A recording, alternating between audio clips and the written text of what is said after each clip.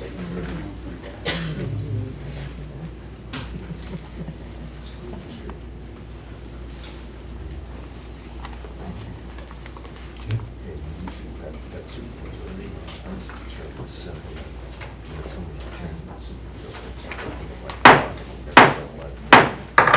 evening, ladies and gentlemen. Welcome to the January 10th, 2012 meeting of the Moses Lake Irrigation and Rehabilitation District. Let the record show that all directors are present. And at this time, thank you. At this time, if you would please stand and join me in the Pledge of Allegiance. I pledge allegiance to the flag of the United States of America and to the republic for which it stands, one nation under God, indivisible, with liberty and justice for all.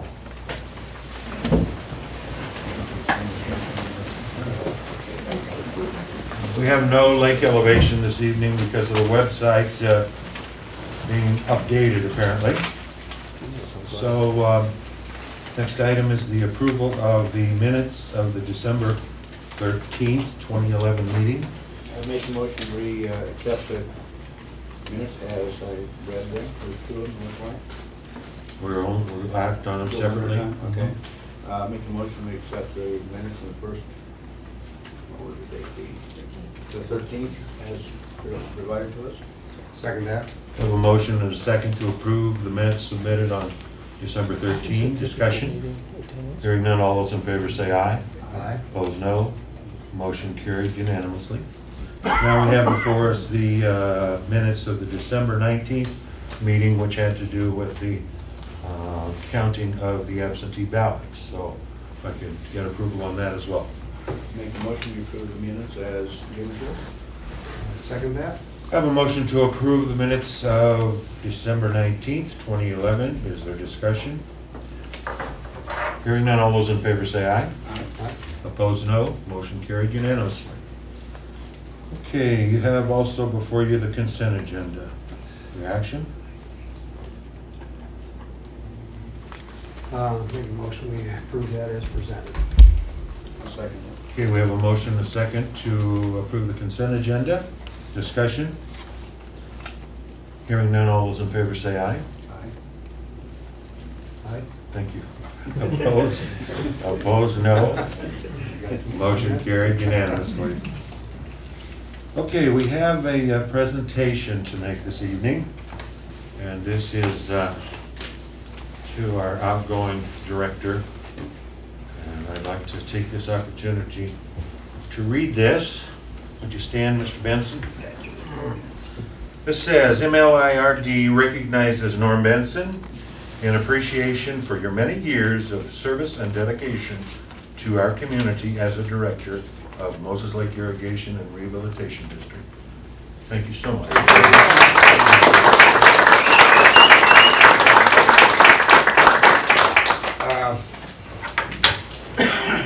There's not a lot needs to be said. I think our record kind of speaks for itself.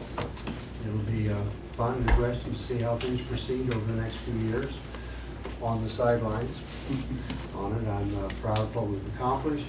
I know not everybody's always agreed with it, but that's why we're a democracy. So I'm proud of you that you've incurred no debt. Keep going forward as we are. Mick, you can put your name tag up here. I'm not up there, man.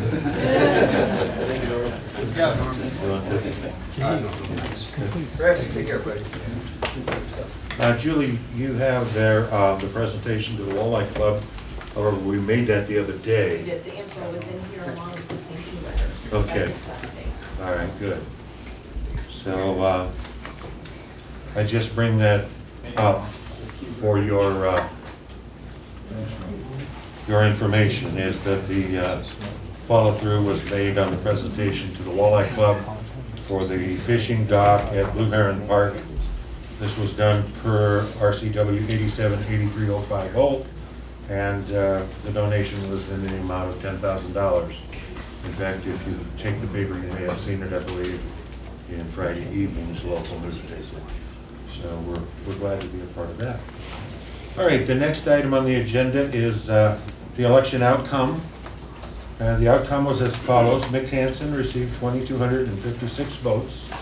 Bill Bailey received 1,997 votes. Therefore, Mick Hansen was elected to the Board of Directors of MLIRD for the next 3 years. So, Mick, if I could have you stand and take the oath of office. Raise your right hand, please. And just repeat the words after me, if you would. All right. Pursuant to RCW 8703082. Pursuant to RCW 87 03 03 082. 082.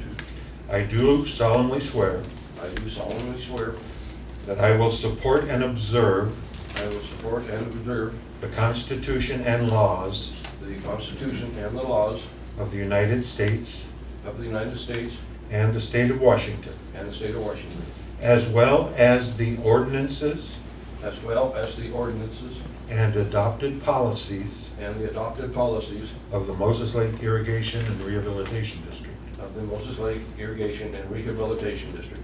I will faithfully discharge the duties I will faithfully discharge the duties as a director of the Moses Lake Irrigation and Rehabilitation District as a director of the Moses Lake Irrigation and Rehabilitation District to the best of my ability, to the best of my ability, to impartially preserve, to impartially preserve, protect, and represent to protect and represent the interests of the Moses Lake Irrigation and Rehabilitation District.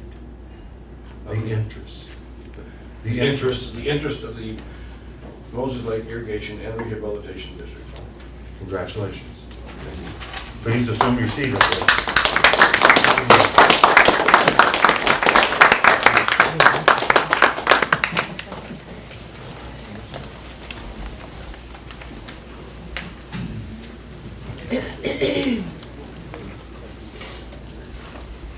I brought a map, and I don't know if you have one or not. I see you got one under here, and you got a proposed one. I don't know if you got the very latest one or not. I have.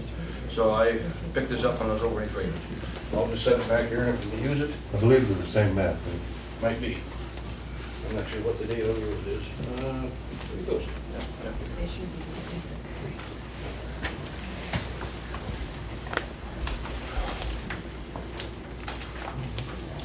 Welcome aboard. Thank you. Okay, the next item on the agenda is the election of a new chairman of the board. So I will now open it up for nomination. I'd like to nominate Mick Hansen. Nomination for Mick Hansen. Any other nominations? Nominations will be closed, with there only being one nomination. It seems to me that you are now the chairman of the board of directors. All right. Is Norm still here? I think he left. Did he leave already? Okay. I wanted to thank him as well, myself, but he's also working on a deal to try and get an airplane, jet fighter, some kind of a deal for out there at the Airman's Beach.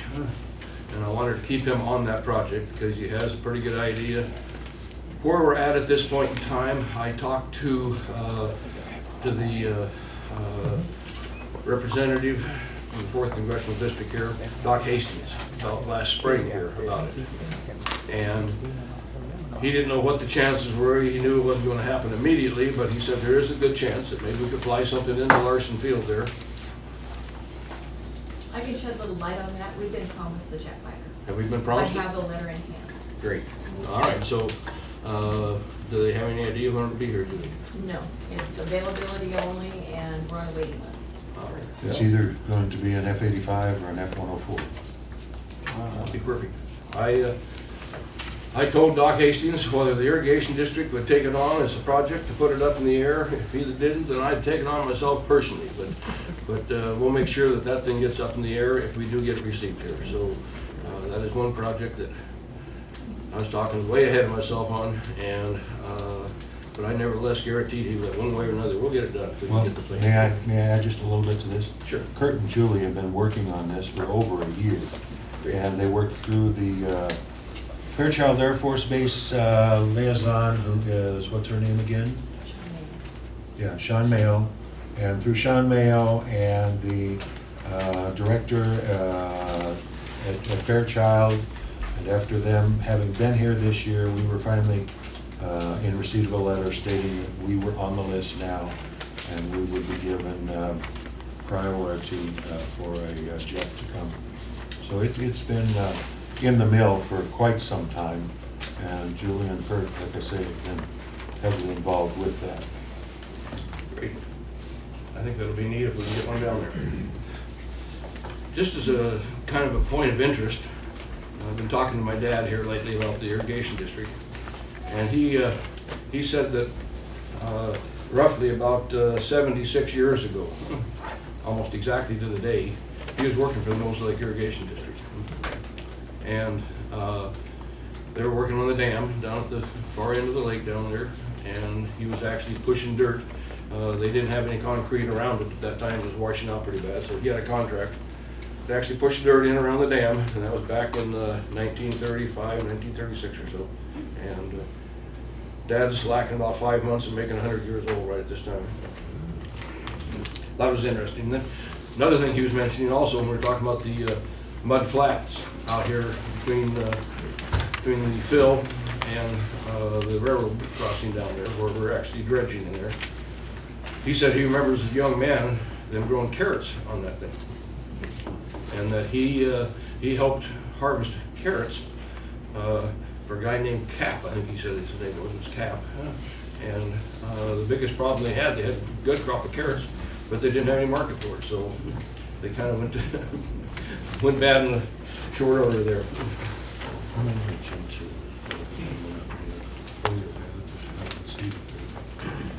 We've got at least one chair still left open here. If you'd like to, one of you come in here, grab that. I don't know how many we've actually got out in the audience there, but Come on in. yeah, come on in. Have a seat. Scoot down one.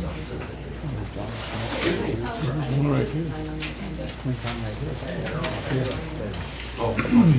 Well, that will be changing.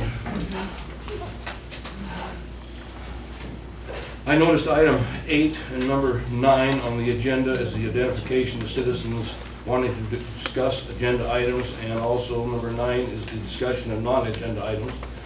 This is one thing that we will be dropping at this point in time. If you have a question at any point along the way, you're more than free to feel that you can raise your hand, and we will call on you. If the night is getting late and we've got a big agenda, we may cut you short on it, but at any point along the time, we're going to be using Robert's Rules of Order, and we will be not asking at all for an agenda or a non-agenda item. You are welcome at any point in time to discuss it. So those two things we're going to drop off. I'm going to start on my own agenda here at this point in time. Just So if that's the case, when was that all decided? Was it by a vote that this would take a different direction? And if so, then I'd like that to be part of the record. okay. I think that I'll go ahead and put that in the form of a motion. I think as chairman, I have the right to decide how the meeting's going to be ran, but that's fine. Let's go ahead and just keep motions going here, so we're going along the way here. And I would put that in the form of a motion that we do away with the agenda and the non-agenda items as far as requiring people to say in advance what they want to do. Second? I'll second it. And the reason I'm doing that is because that's kind of the way we used to do it in the past, and everybody kind of got to participate as they went along. And I think that's the right way to do it. So I'm going to second the motion. And if I might, I'm going to speak against the motion simply because of the fact that it is an item that allows us to stay on task and on goal and keep things under control when the audience at times can be unruly and get out of hand. So I would speak against it. Okay. Any other discussion on this motion? If not, all those in favor say aye. Aye. Aye.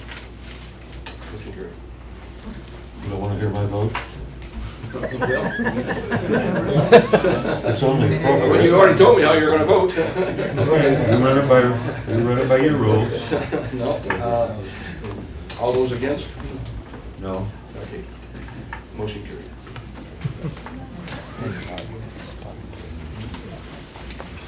Julie, do you happen to know if we have a resolution for a vice chair or not?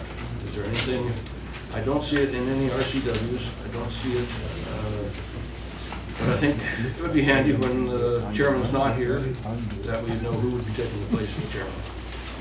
And if you're not aware of it, I would like to propose that by next meeting, and I'll put this in the form of a motion, that we start a resolution to have a chairman and also a vice chair that would fill in the place of the chairman when he's not there. Second motion.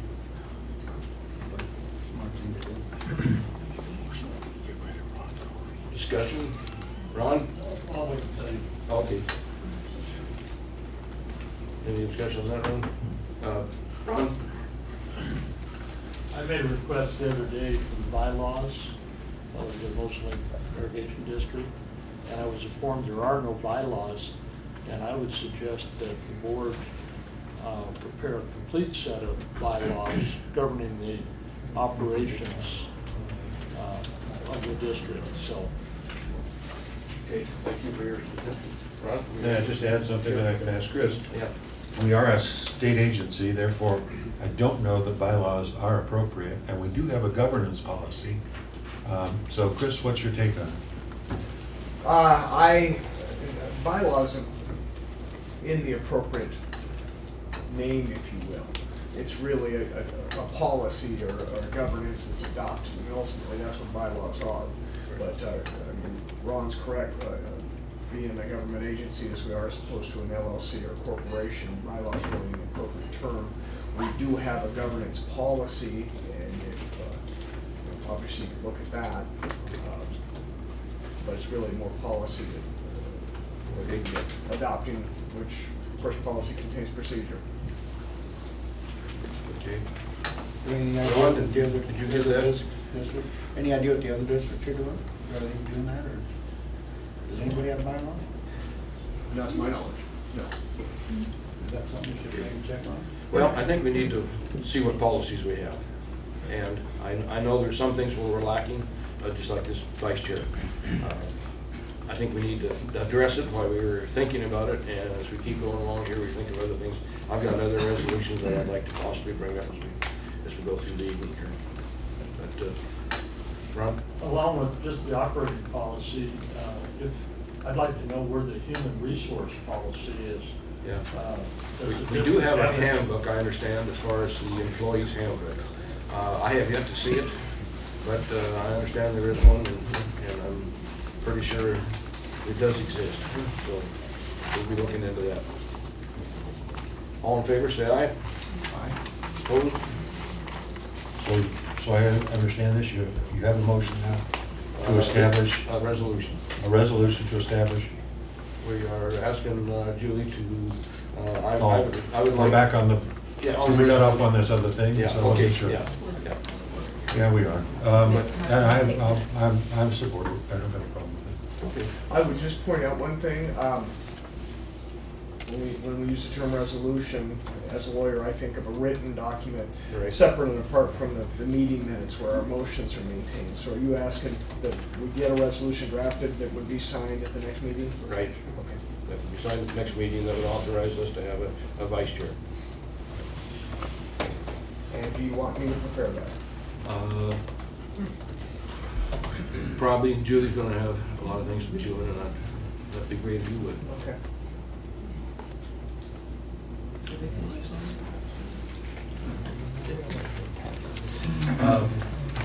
Next thing that I'd like to make a motion, move, is on our general audience participation guide.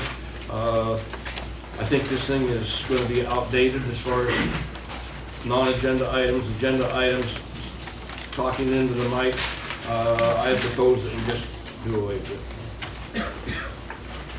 Well, I think we just need to open it up to the public if we're not getting it.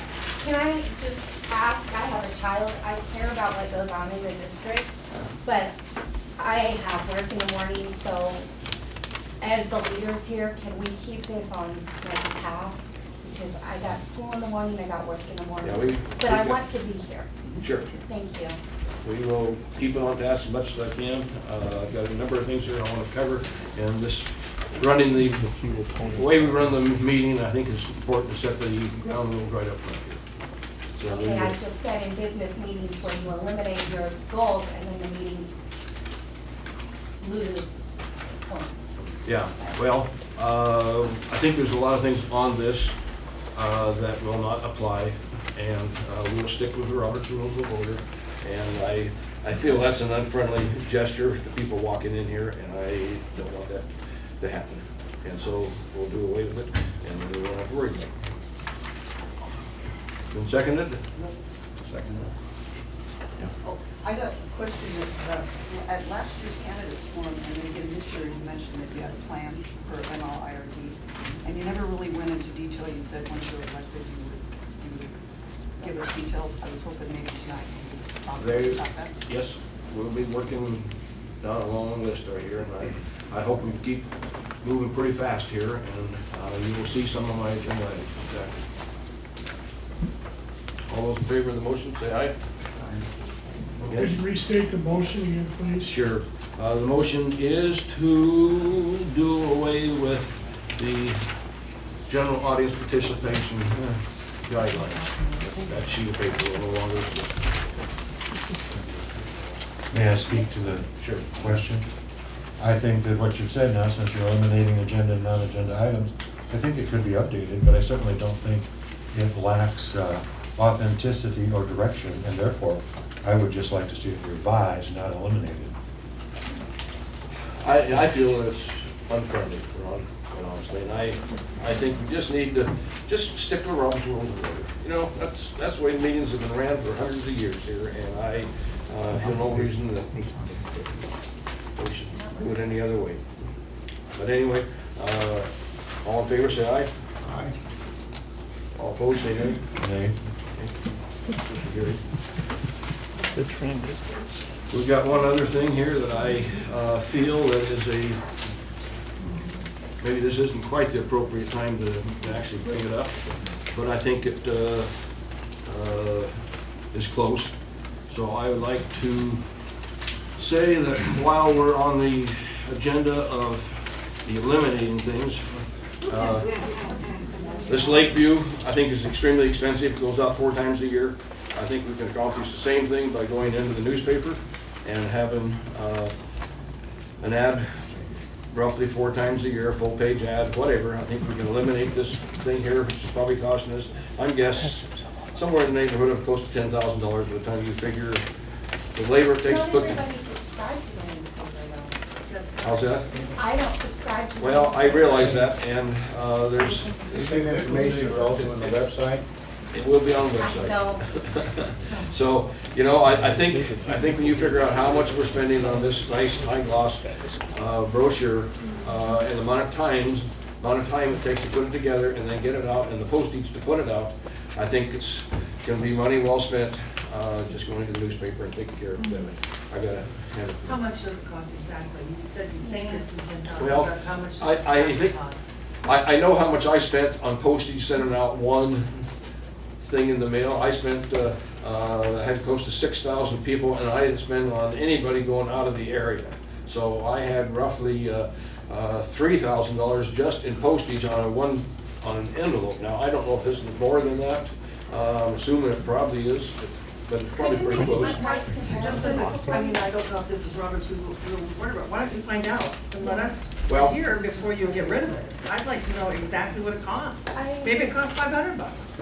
I don't know. Yeah, well, I can guarantee that it's cost $500. Well, no, but And I I'm know saying, how that I much- would really like to know the cost. Well, I'd like to know likewise, but I also know when you start looking at it, how much time is spent putting it together, and we've got to start figuring out how we're going to make our secretarial work here easier. And Well, I just want to say, as a recipient of that, I've really appreciated it. It's given me an update. I do not get the newspaper.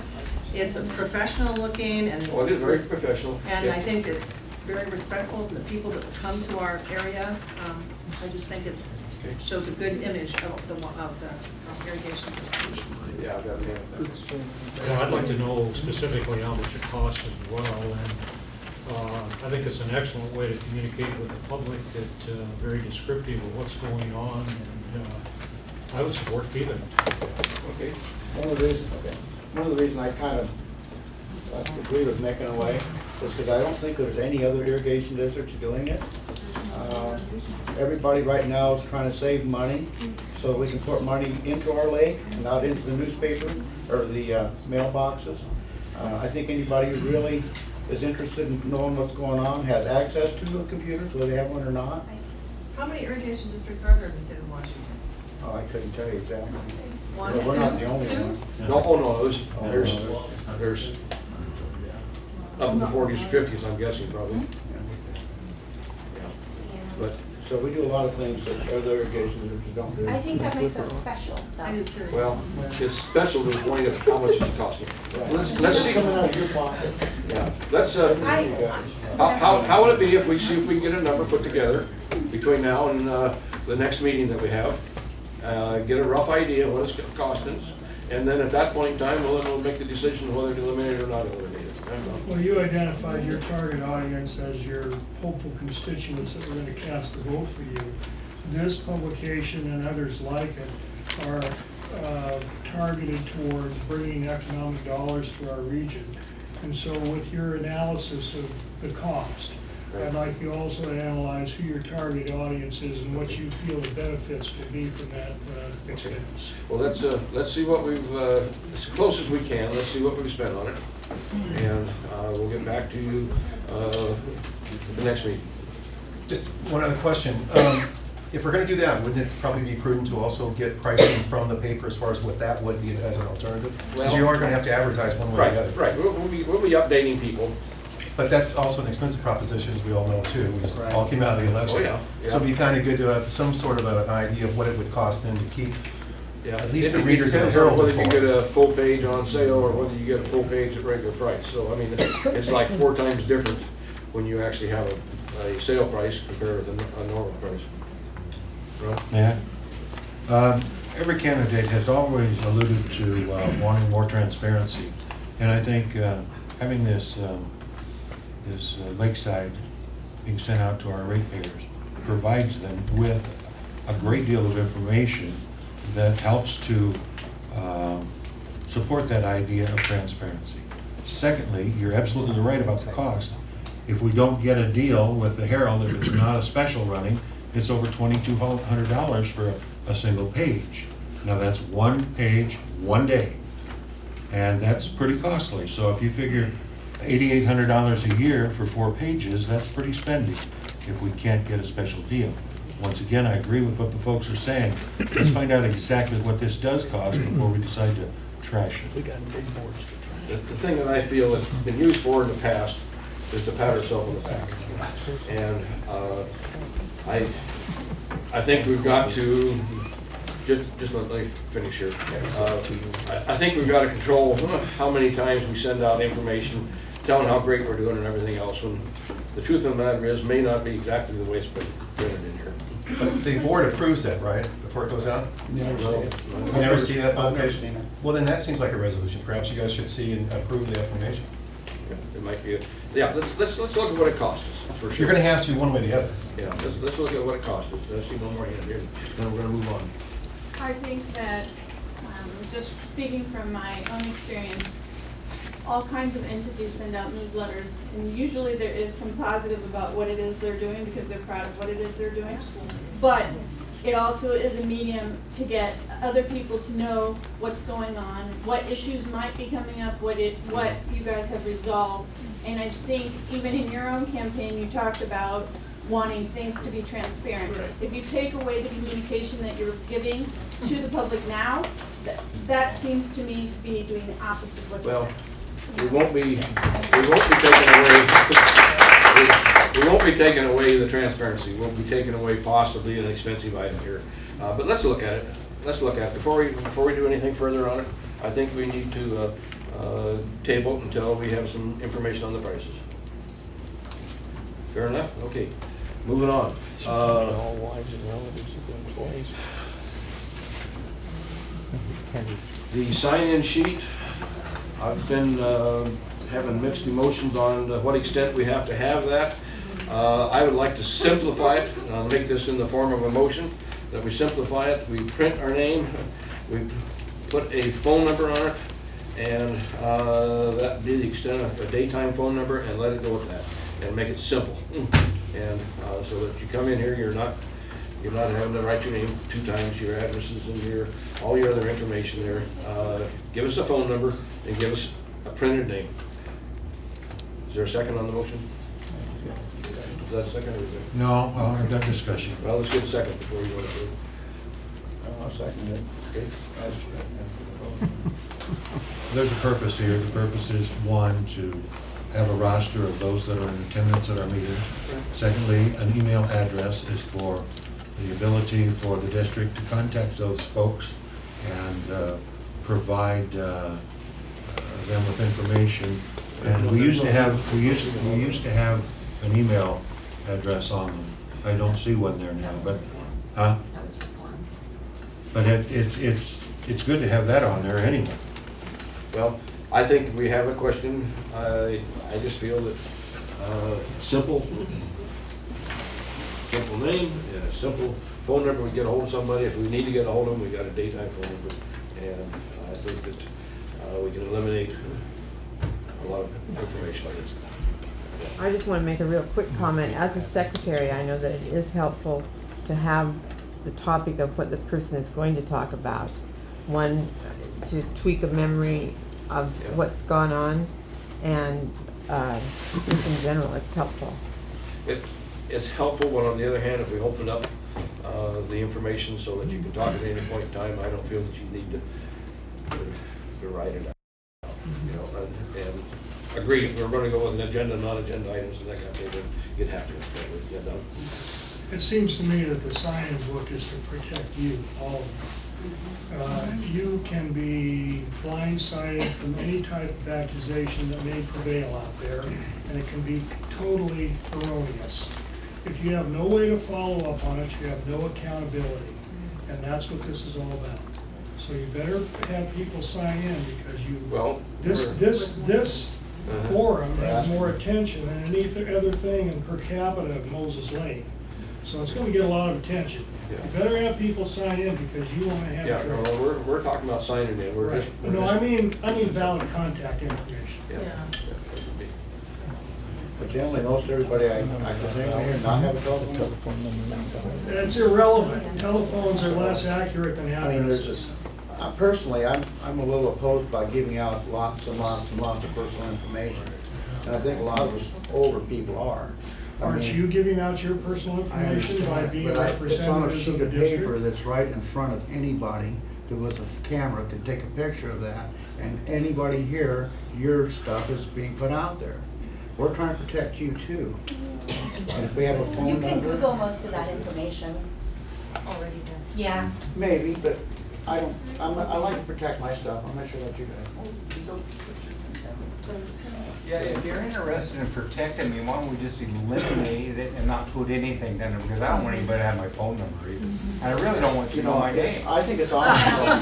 So don't do anything. I think it's optional to put your phone number, honestly. I don't want my I'd like to know name or who's my here. phone number on that paper, somebody might take a picture of it. So let's just eliminate the whole thing. It could be falsified information anyway, guys. It could be. I mean, unless somebody's checking your IDs. Yeah, that's true. Just get rid of the whole thing. Yeah. So, Ken? The one benefit I do see to having the address is if you have to respond to one of your, a member of your audience, it would probably be in written form and I don't know. I'm just trying to make it simple for people to walk in here and not have to give a signature and a whole bunch of other stuff here.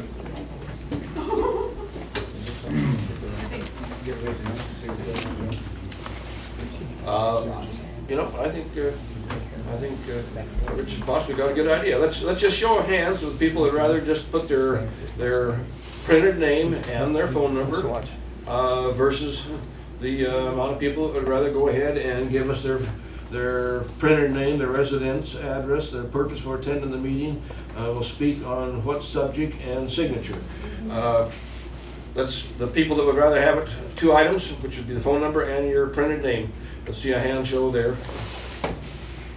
Oh, 1, 2, 3, 4, 5, 6, 7, 8, 9, 10, 11, 12, 13, 14, 15, 16, 17. 17, the other way. 1,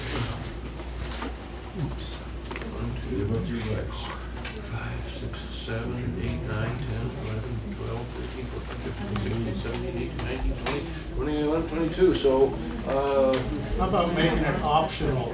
23, yeah, one over here, so. Optional. Why not make it optional? You don't If you want to sign put all over your here. personal information, you're free to, Well, but they don't have to give information to city council. Let's leave the sheet there. Let's leave the sheet there and let people do what they want. My address is Yeah. available to everybody. Nick, all these people talk about their names and stuff. I ran a city as a mayor for a while, and if somebody has a complaint to the district, you got a secretary there, and she's going to ask them for their name and address so that they have to respond later. Number 2, you don't want your name, a signature on anything today because people will replicate it, and if you want it to go around and spend 5 years trying to clean your background from identity theft, because that's all they need. And really, you're wasting paper and time. If you want to do something, when you want to talk, stand up and be identified. I'm Mike Brown. I live in the district. Why I do, I don't know. I don't get water from it. I live here. And I'd be identified. You don't need to say, oh, I got to identify myself so somebody can look back. I can tell the secretary who I am. I say, Judy, I'm Mike Brown, and I'm talking on this. This is my question. And that's all that has to be done. And I ran something that's a lot bigger than this little irrigation district. Well, and that's all we do. We don't do this anywhere. This is only pretty much to Moses Lake. yeah. Well, Mike, I think the audience has answered my question. And I'm willing to withdraw my motion. And if you're willing to withdraw your second, we'll leave it just the way it says. That's It's optional if you want to sign it, fill it up. Sure. and, do Yeah, it. let's clear this up. Is it optional or is it going to be a requirement? Because, No, it's an option. okay. I can't force you to put anything down you don't want to. And if you don't want to put anything down when you come in, I would like to have you just at least print your name and your phone number, but that is an option. And a simple form, the person could sign out there, or not sign, but put down if they want to talk to the directorate during the meeting. Yeah, it's on And still. their name and phone number and so forth. The secretary can pick it up before the meeting, give it to you. You have the option of recognizing that person for comment. Exactly. Okay, that's Ron? I can see, since you've done away with agenda and non-agenda items, I can see that there's no reason to put purpose or what subject. I would like to see an email address on here, though. Phone number, email address, and name would be adequate, in my opinion. Email address is for one singular purpose, as I can see it, and that is, we have tried for years and years to get more people involved with the irrigation district. To my knowledge, this is the largest meeting we have ever had as far as audience participation. We would love to have your email address to keep you informed when the next meeting is, so we can remind you to be sure and be here. We want to keep extending this invitation on a monthly basis. That's For no that cost reason, to us at all. I think it's important to have an email address on the paper. Would you put that in a motion? I can just be No, a, I think we're making motions here, so let's just go ahead and just say a motion and I'll get. you make it, you've made all of them so far, so don't let it go. You want it? I'll make the motion. I'll make the motion. We add email addresses to the phone. That's an option. You want to second that, Ron? Okay.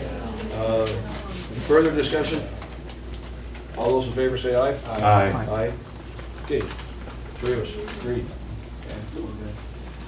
Okay, Rich, you have been trying to make a motion Yeah. for 2 years. Yeah.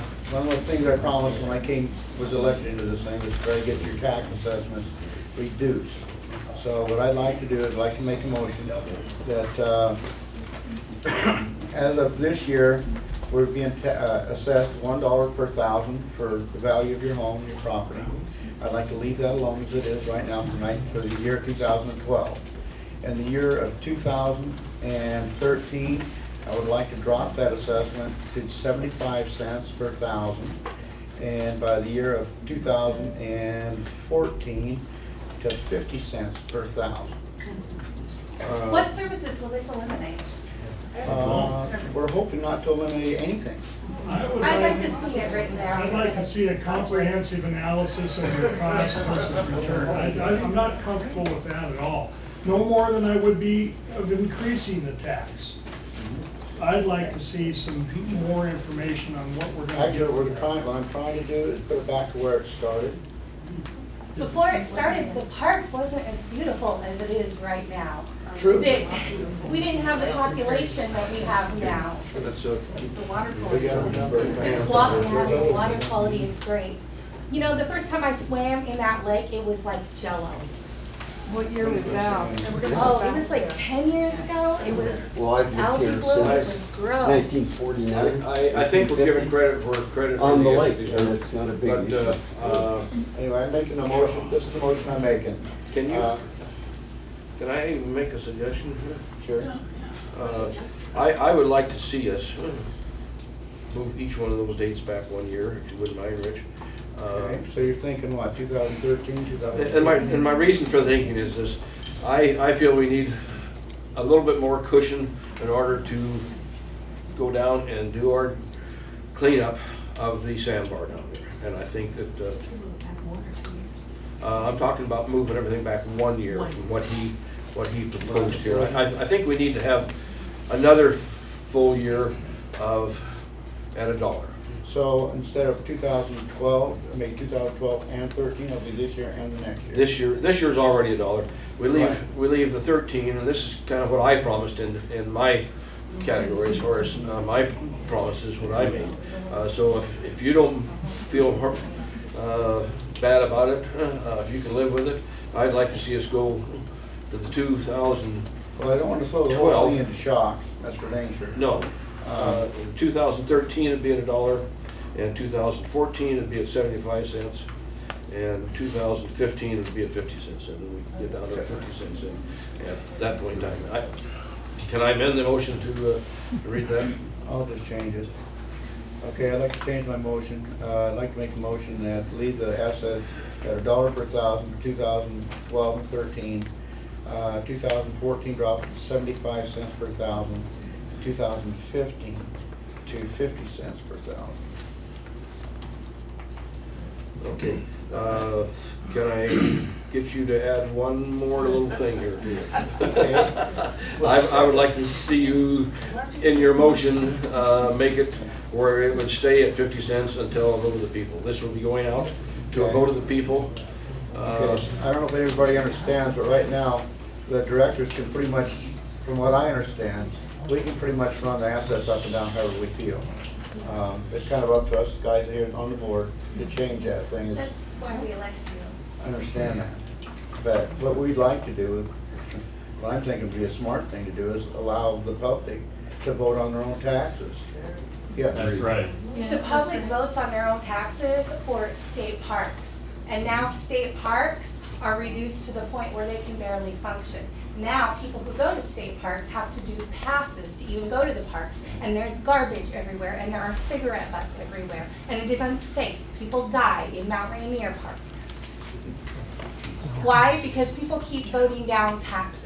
At some point, we vote for people to lead us and to make decisions that we don't have. You know what? I don't have the time to look at your budget and to go, this is important to me, that I think you're wasting money on. That is why we vote you guys into office. I work. I got a kid. I don't have time to make that Let me finish with decision. this motion before we get into the discussion here. Because, you made the motion, you put the amounts on it for the years. The fact that it will not change until it goes to, we're gonna put it to a vote of the people, and how soon do you wanna have that happen? Well, if we're gonna do it, we're gonna have to do it by this September Okay. of this year. Okay. By the end of End September? of September. Okay. And then that'll stay at that rate until it goes to vote of the Until we people? take the vote again. Okay. If we feel we need to adjust it, then we'll adjust it. Okay. Is, All right, okay. Yeah, let me do this. question, is this legal? I mean, is that a process which it would be a legal Well, obviously process? it's legal because that's how they've raised it. Well, the board's raised it. What I'm saying is to put it to the vote to the people versus Well, voting the elect. I guess we need to. yeah. I'm just wondering if there's RCWs there that pertain to this? If you read RCW 8784.070, that's the way most lakes irrigation and rehabilitation should be doing it as far as that part of the RCWs. Now, if you want to go up and look into some of the other RCWs that up there have to do with the other irrigation districts, and we've gotten into this argument a number of times in the past, and we will be trying to get it straightened out here, one way or the other. We're not getting in an argument about whether it's legal to do it, because that part has already been Determined that it is legal then? You're saying it is legal? Chris, you were verifying that that is a legal thing in the process? The RCW speaks to this that clearly? That we can put it to a vote of the people? Yeah. Oh, yes, it's very much legal. Chris? Well, I think we gotta ask you. Hey, I'm the district's attorney here, so Yes. I respond to the board. I gotta keep it that way. Yeah. I'd like to know your opinion, Chris.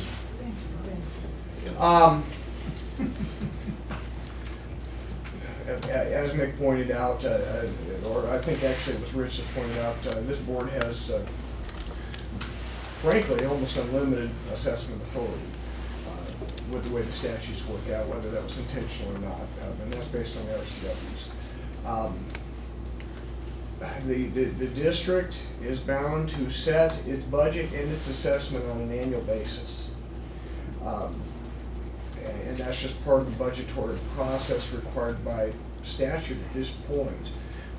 The board can create a policy right now, but still on an annual basis, it will have to vote to establish its assessment each year.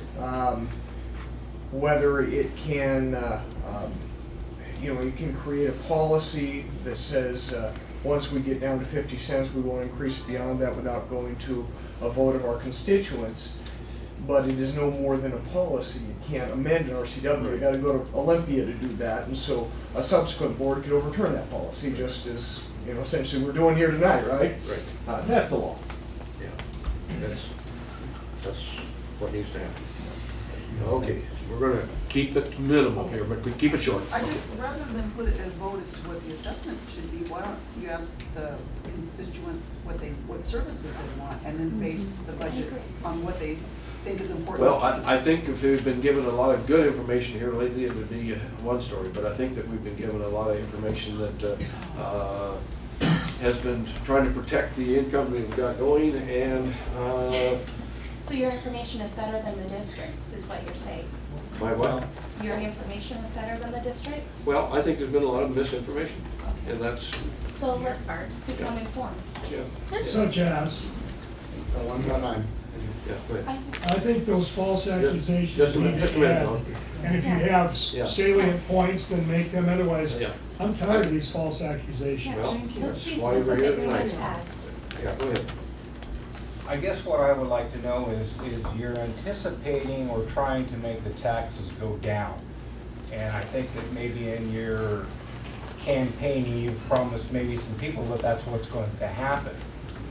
I guess my concern is the cost of doing business to maintain our lake and our park and all the stuff that we have to do, is it gonna go down? I get that's what you're saying, that the cost of doing business is gonna go down. I've never heard of that lately. Is that something new? I made a campaign promise that we'd be cutting the taxes in half and doubling the output. And I plan on doing that, and that is still my campaign promise. Would you say that one more time, please? We're cutting the taxes in half, and we're doubling the output. Okay, thanks. And the outlook? In the output, got it. And the output. Go ahead, be done.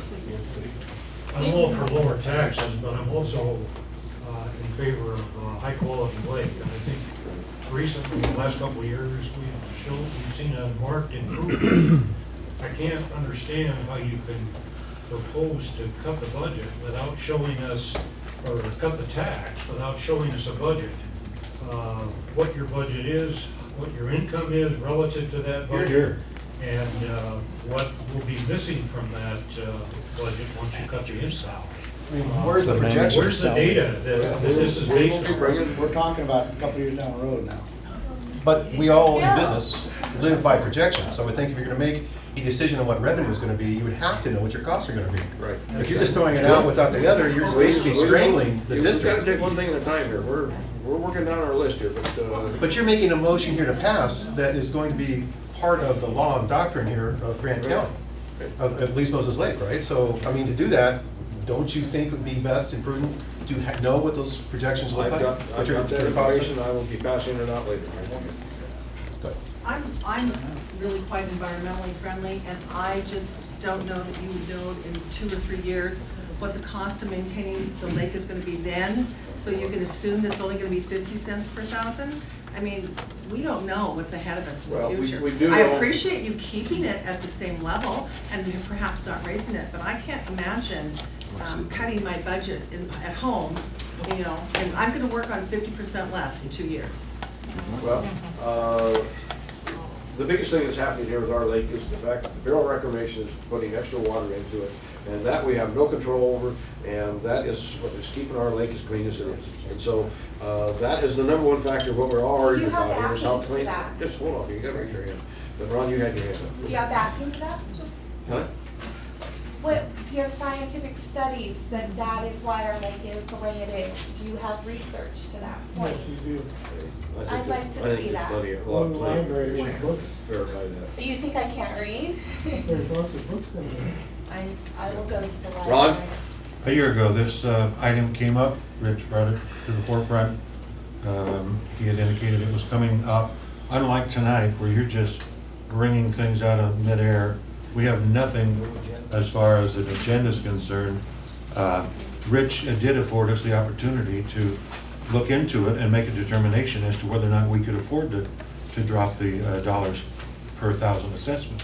And the general manager came back and he told us that if we did, that we would have to discontinue the dredging project, that the weed, milfoil, and herbicide treatment program would have to be discontinued, as well as reduction of services at the park and a few other issues.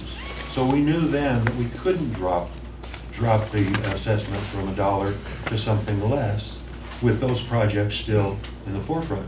So these folks are asking for some basic reason behind doing this before you make a motion. And I think they're entitled to I it, think as that, is this board. Yeah, I think that as we go down here a little further, we'll be giving them a proposed amended budget, and you'll see where the money's gonna be coming and going to at that point. Well, then, if that's the case, I would propose that no motions be made relative to this issue until those things are shared. I think that we both made a promise here, and that's why we were voted in. And I do not plan to renege on anything that I promised in my campaign, and I don't think Rich is gonna do it either. So, without further ado. Could that budget be passed out here tonight? Yeah. It will be. It will be. We'll pass out the budget. Without further ado, all those in favor of the motion say aye. Aye. I need the motion restated, please. Okay. I want to make a motion that, to leave the tax assessment at $1 per thousand for 2013. Want to drop it to 17 cents for 2014.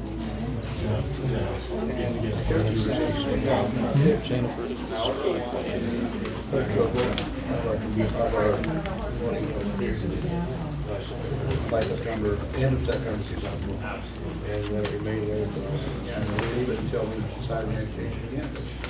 Could I ask for a reread of the motion in a more quiet room so we can hear this motion again, please? Okay.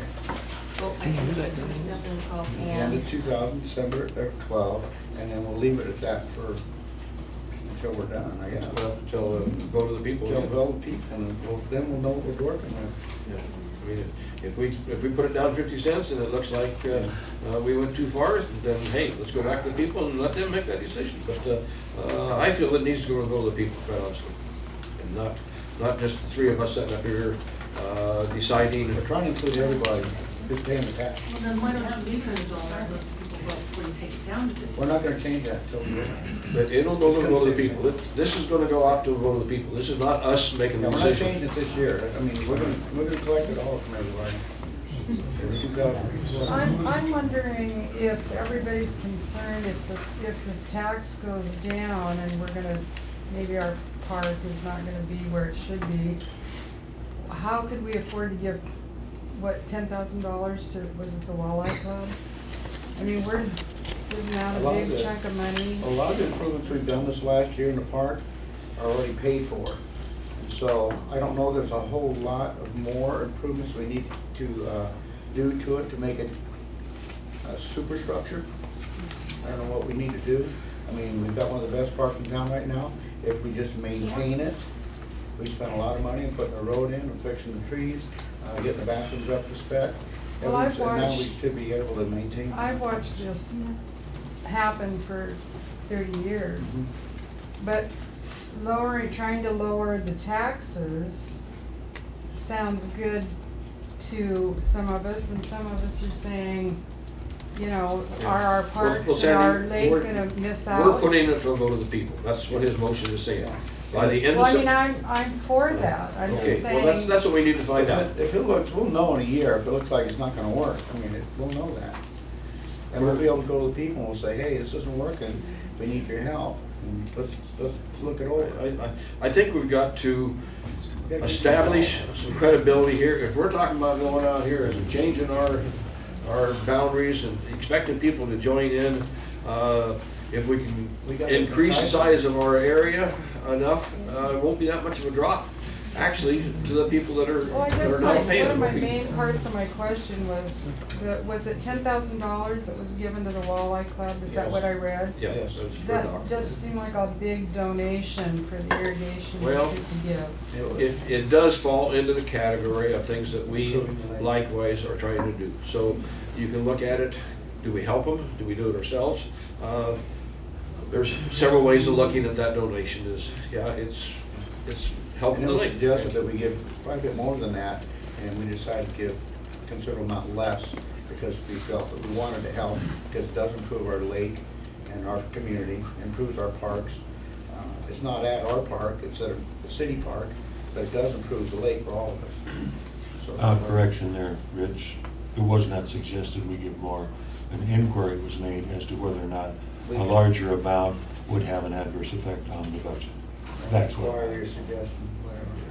Kobe, you had your hand up. So, yeah, so if I understand this right, you guys are trying to, you want to lower the taxes but increase the size of the district? That's the proposal further on down the road.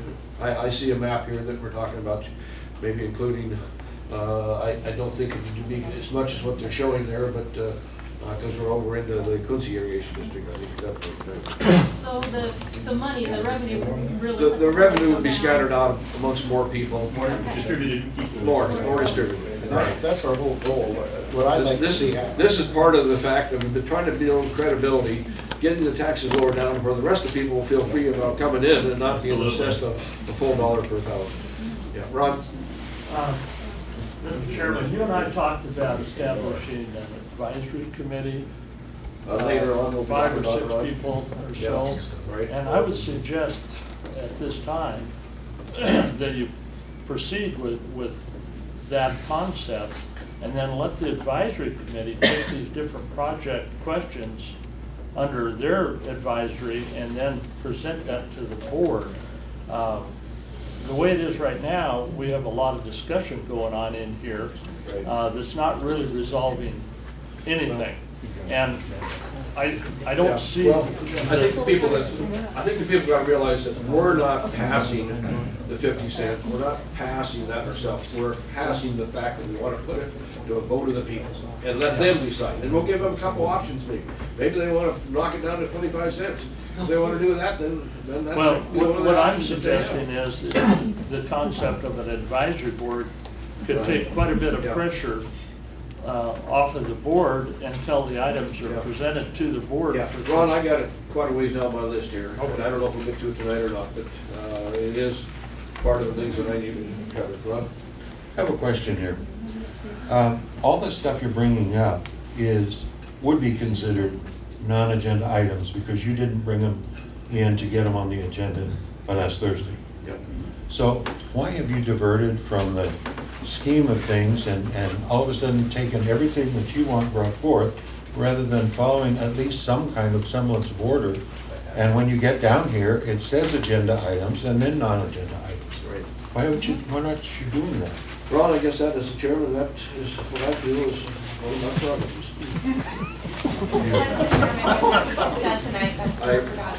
I'm sorry that you have the agenda planned way beyond your chairmanship, but at this point in time, I am simply on the agenda. I just want to understand that if there is an agenda in the forthcoming meetings, if you so choose to vary and go your own direction, that is your Well, plan. if I lay out the agenda, then I would assume that'd be what would be happening.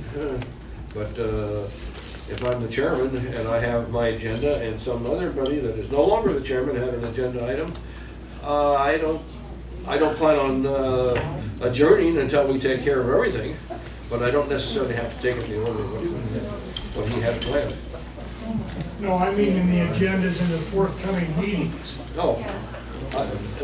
It'll be an open agenda, so at any point in time, if you have anything that you want to bring up, you'll have that option to do that.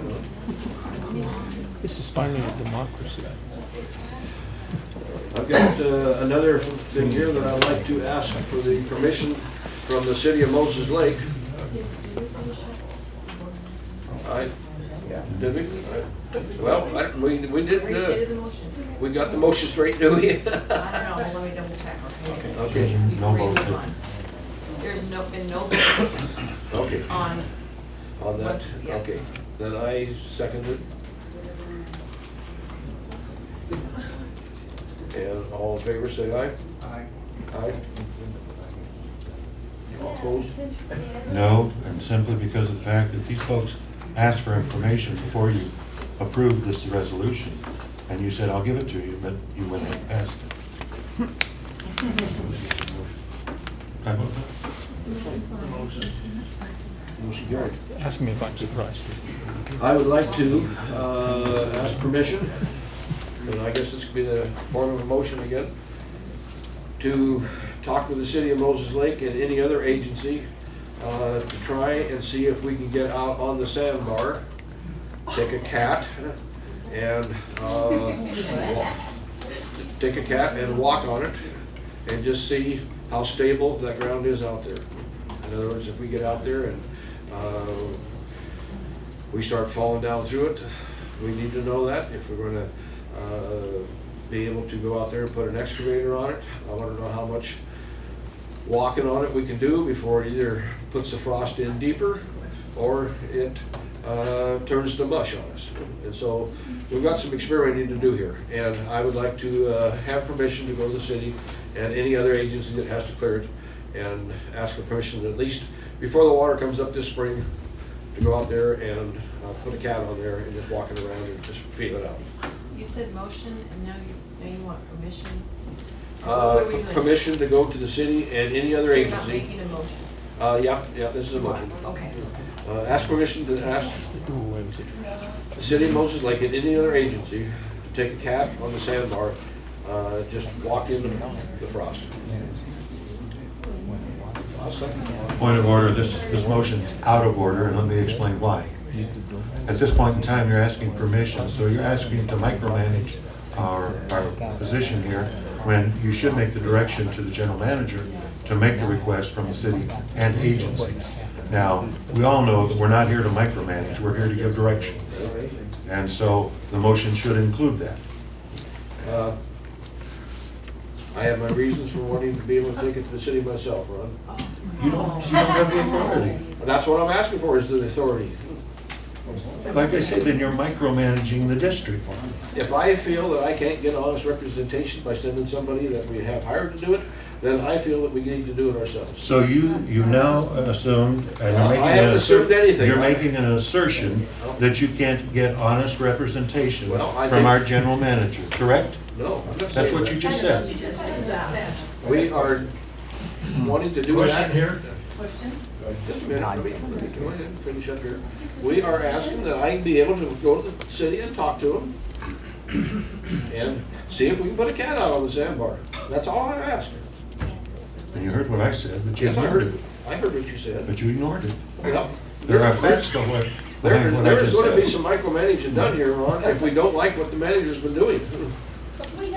Todd? Yes, sir. Why don't you let them go to the city? It can't hurt anything.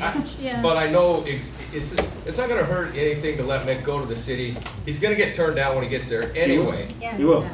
The Department of Ecology has regulations on the shoreline, and they won't let them get within 100 feet of that shoreline anyway. Without permits, you'll have to have a court permit, the DOE, the DNR, all those people are gonna be involved. It takes, Let me go in and find it. let them go. Why are we protesting them? Just let them go.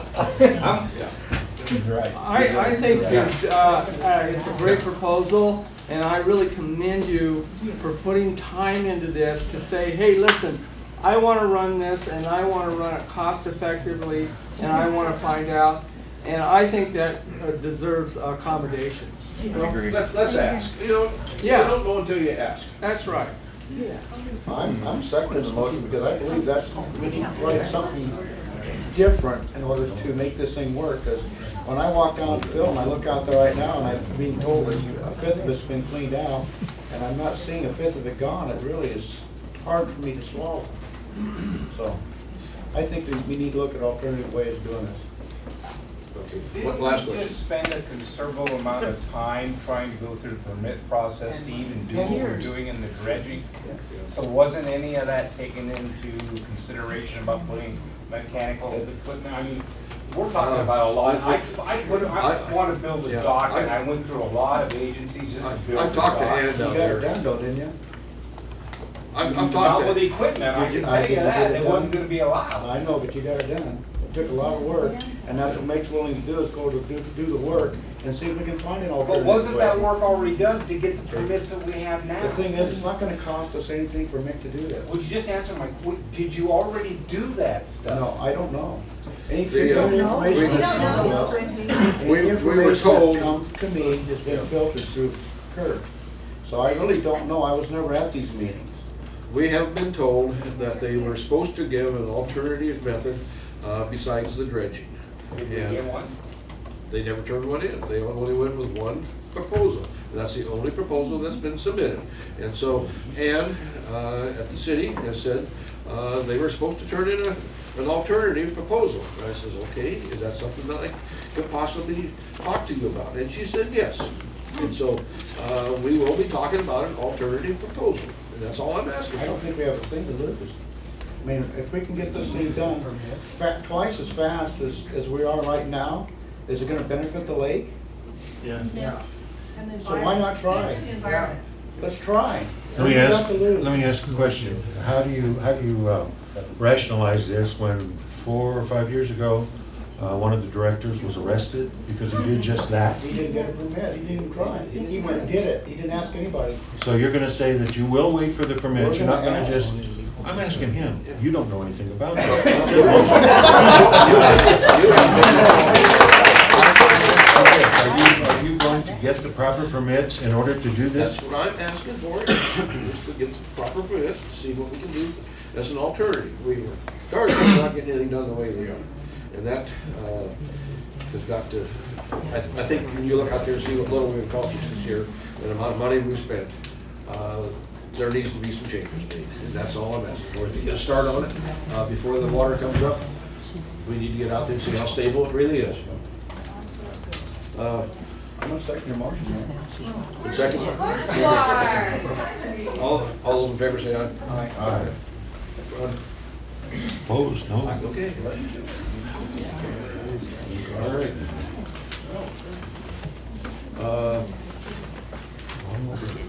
Chris, maybe you can help me, seeing as how the manager's not here tonight. We were supposed to get a lowboy for the dredge, and we got the wrong one, I understand. Is the other one coming shortly, or what's gonna turn our lowboy loose, do you know? Go to your agenda.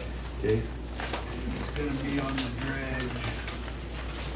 Parker One, dredge project. Okay. Yeah, and I'm just asking if you've got an update on it. There's not one here for it right now. And I won't answer anything that I do not know the exact answer to. Kurt has wrote down the projects and what's happening with them, so. A whole bunch of them in there. Where is, Yeah, I see. where is the manager tonight? Our conference, what kind of conference? Is it some, It has to do with herbicide treatments. Water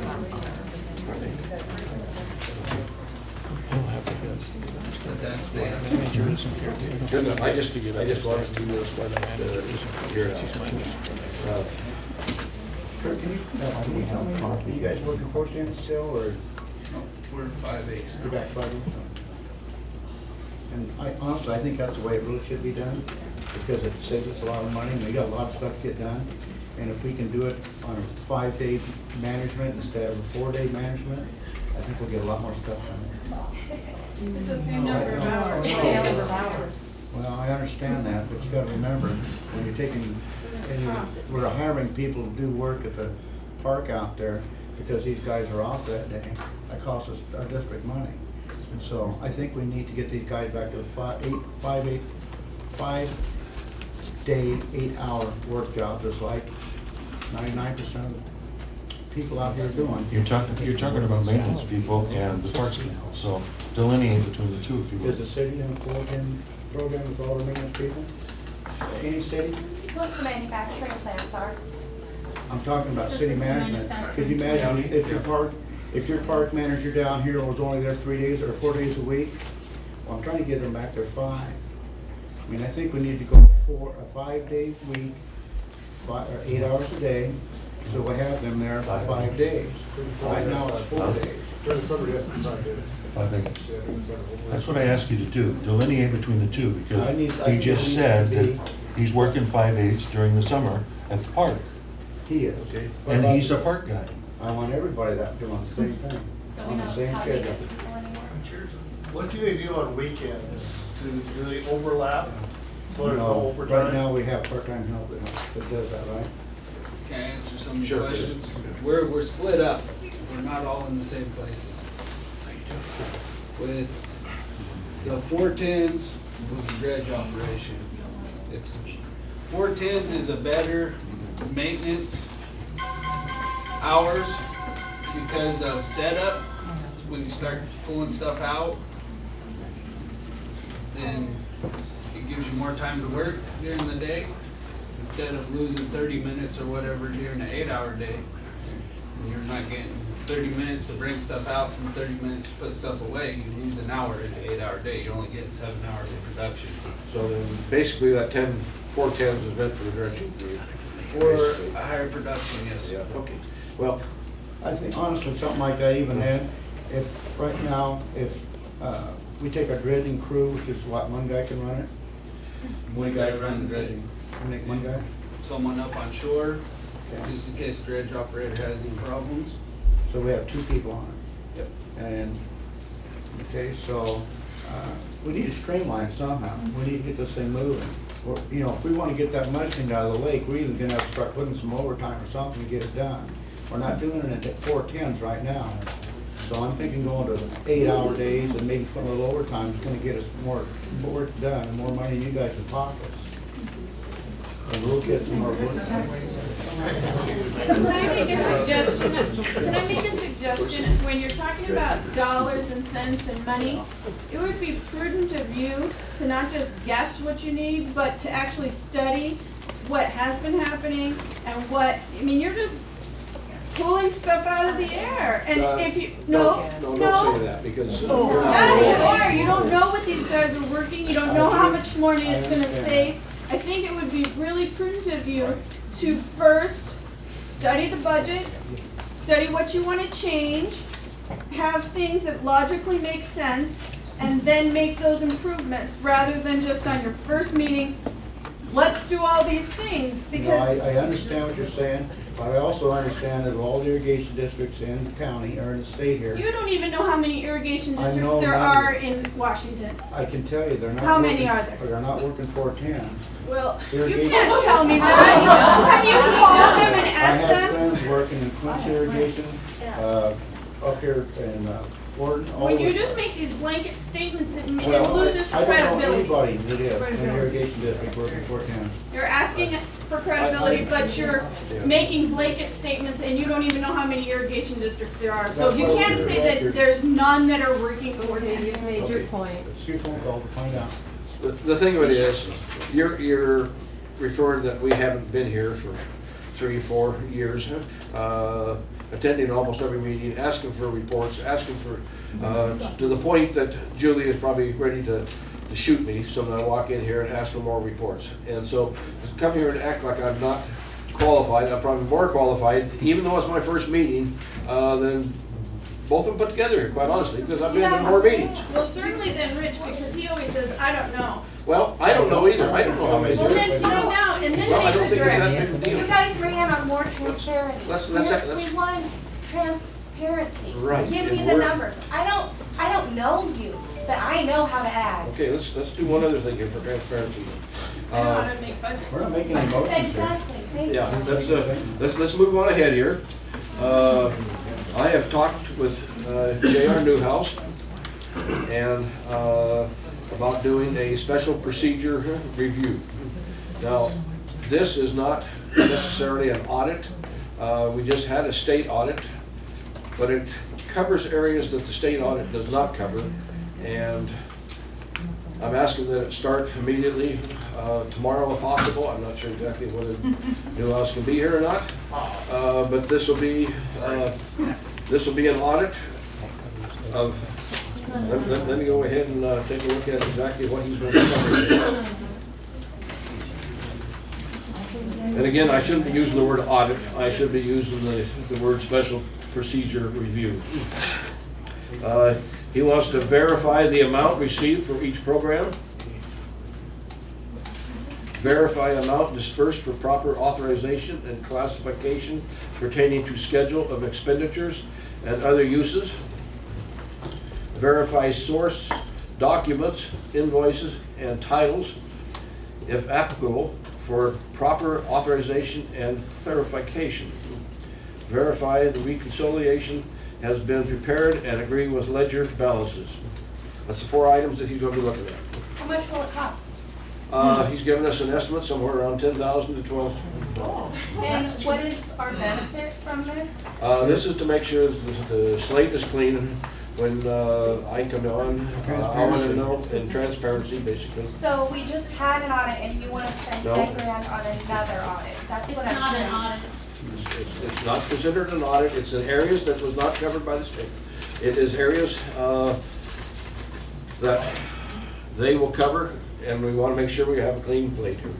And this Are there is, dollars in the budget for this? Yeah. yes, there is. It's gonna give us a lot better, clearer In the amended budget. Ron? side of what's going on. Couple of questions.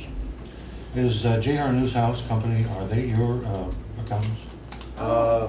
I go not to JR himself, but I go to Clayton Lynch. Yes, Right. right. J.R. Newhouse and Company, Clayton Lynch, is also the district's accountant, Okay. accounting firm. Now, it seems, first of all, to be a bit of a conflict to ask your accounting firm to do this. It seems a bit of a conflict to ask this district's accounting firm to do this when they're only going to be accounting for themselves. And when we just got, and we've had clean audits for the last 4 or 5 years, it seems like a total waste of money. Now, if we were gonna, if you really felt like there was something going on underhandedly, then it should be from somebody else, not the people that currently directly deal with you and the district. Do you know of anybody in Moses Lake that does that?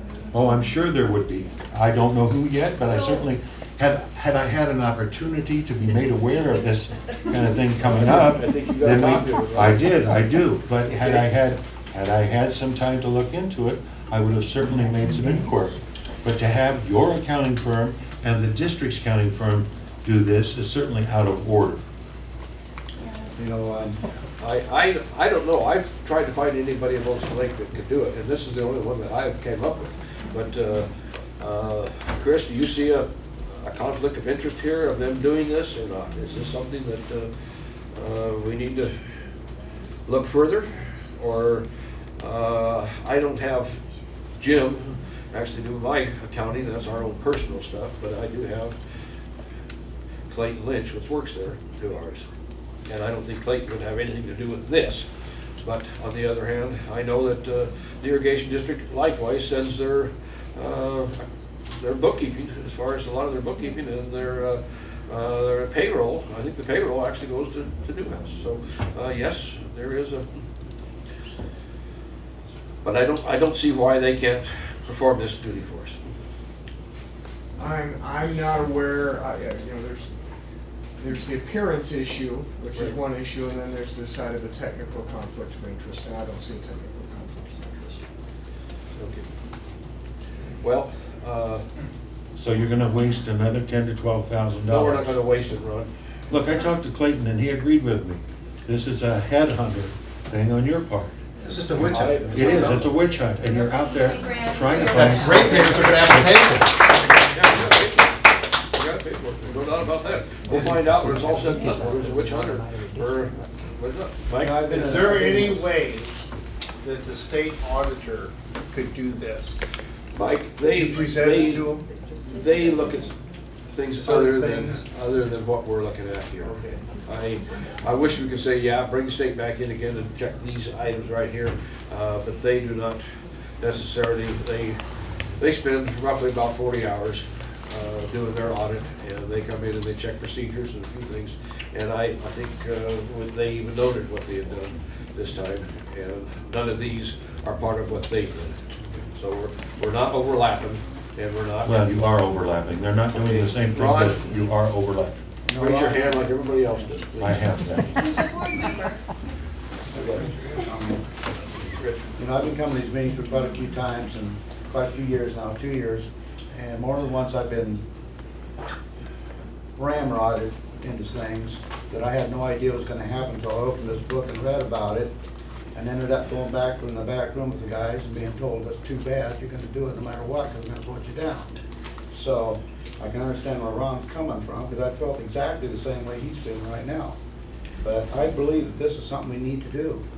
We're talking about transparency and making this to where this is above board and everybody trusts what we're doing. We need to look at what's going on and know that it's gonna protect everybody here. It's gonna protect all of us. It's not a bad thing. It's a good thing. So I think we need to really look at this and know that when we're done, we're putting two sets of eyes on it now. We'll have the state look at it, now we're gonna have an independent look at it. If they both come to the same agreement, by gosh, we've done a great job, we'll pat ourselves on the back and go down the road. If it makes it look right from now on, then we won't have to deal with this ever again. Really? Does that make Just, sense? well, I'm just trying to understand more, because, you know, I know what an audit is, I know what a review is. What exactly are they doing here? I guess that's where I'm still confused as to what are they investigating? They are investigating things that the state did not investigate. I got that, but I'm still curious to what maybe Well, is top three. basically, it's invoices being checked to see that every invoice has somebody that submitted it and that the check went to pay that invoice. So that's it, a very, very small So an nutshell. invoice from one of the vendors, Any of the vendors, yeah. any of the vendors, and that there's a check to go up against that? Yeah, just checking, Does the auditors not do a financial review? not to the extent of chasing it down like that. By law, they don't have to if we don't take in over $2 million a year. Okay. So it's less than an audit that the city would be involved in.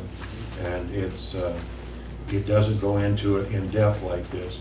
But again, some of the parameters about what they do overlap into these areas, and they do check a number of these issues. They don't check them all, but Right. they check enough, you know. Which is an audit. And that's where they say, we have no findings, there's nothing wrong, everything is okay. But the feeling then, if I understand what you're saying, is that somehow there's been some fraud committed on the behalf of the staff? No, we're not Well, saying that's that at all. basically, you're verifying the invoices that have been paid were legitimate We're saying we're invoices. asking a lot of people wanting transparency, and this is where we can start from ground zero, saying, okay, after this is done, we're gonna be transparent. we're gonna know from now on. Know that the invoices were correct invoices. Everything. We're checking everything. So that implies that the invoices out there that We're not were, implying anything. okay, but you're verifying that those invoices that have been sent are legitimate invoices. That's a verification. That's a good way to say And that's the core of what this review, or I can't, again, It's a little more complete than what the state auditor would. is that it then? Is there another area that they're doing? I think, call for a vote here. All those in favor, say aye. Chairman, I would just point out one thing. You've indicated that you're going to amend the budget to pick this money up, but we have to have, before we approve an expenditure, we do have to have it in the budget, so we've just got these out of work. Okay. Okay, we can, so I've got to, a couple other items here before we actually get into the budget. But we can hold off on this. Remind me to come back to it, then, Rich. All right.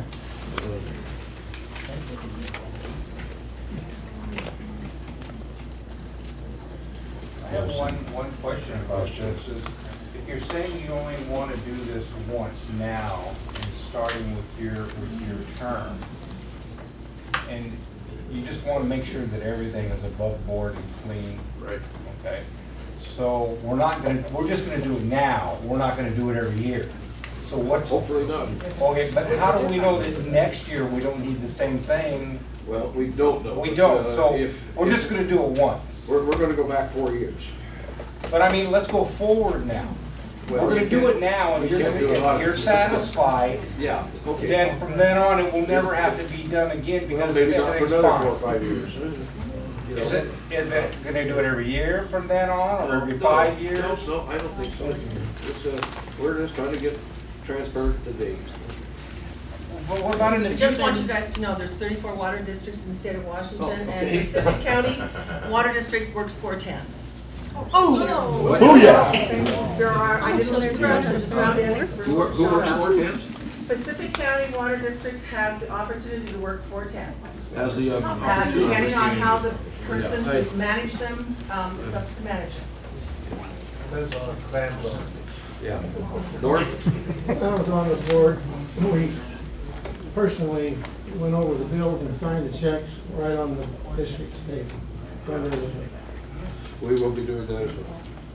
But thank you for your. Okay, I don't know how many of you are aware of it, and you're probably thinking we're coming in here just as sweet as can be here as far as the money being paid and all the debts being paid. But I want to let you know, this packet is refunds that have been overcharged for the people out here that have mobile homes. This is the people that have homes on Laguna. This is the people that have on Cove West and a number of other areas out here.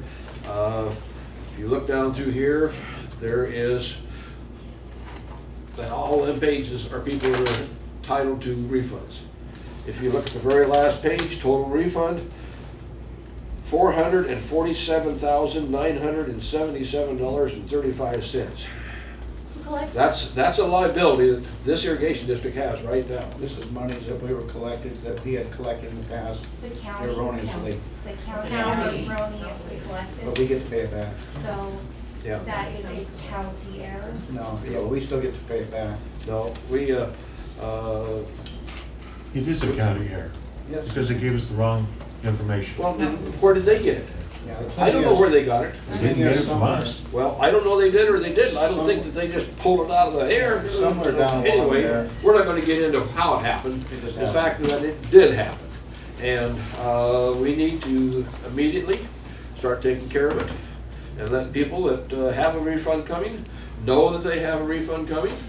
And We want to invite them into our district.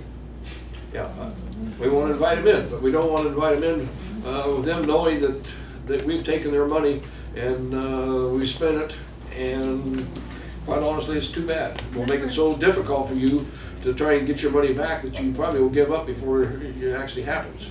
So, Mr. Hansen, who found that problem and who brought it to the district's well, I think the district actually went out, and Chris Reese was a major part of going out here and finding who was really in, who was not in. So they're to be commended for finding out that. Yeah, I agree. I think the staff's done a hell of a job. I think that We would have known without it. Yeah, yeah. But anyway, nevertheless, we've got the problem. And I'm going to give this to Julie. Hope she's got a big bank account. And I know that, yeah, that the county does have a Here, list take care of this. of all the people, and they have them in form for being able to just put them on an envelope with a sticker. May I make a comment on that? Sure, Julie. Okay, I have worked on this from the get-go. I know you. And we have been to the county, we've had a surveyor, we've done the boundaries several times to get them right and accurate, going all the way back to 1928 when the district was formed. Looking at the original boundaries, Chris went through all the records of the county, looked at those people who petitioned their property in the county. There's a process where you legally petition your property in. Okay, so then we did meet finally after neighborhood meetings and making it public that we had a problem, we knew about it, we wanted to work towards correcting it. We did meet with the county in August. They did provide me a CD. There's several lists actually on that CD, not in a program I can use.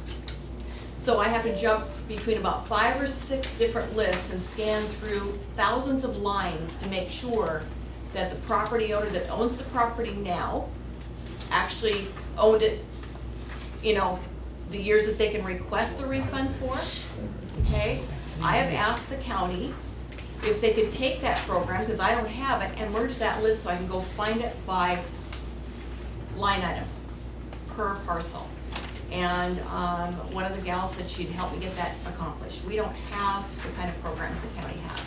So right now, I've been limping along with a list that takes umpteen hours of my time to research to make sure that the proper people on those properties are getting their refunds. It is a process, it's not simple. Well, Julie, And some of those yeah. we may be going back to the vesting deed on them. So it's not as simple as taking that list and slamming stuff out in the mail, just so you know. Yeah. There's a lot more to the process I can explain to you if you want to do that later, but it's very detailed. But let me give you what I got here. This is what Lori printed up. And I've also got a letter here that I keep a copy of, and I think we'll go ahead and just, I made a few extra copies, not near enough for this whole audience, but maybe we can go ahead.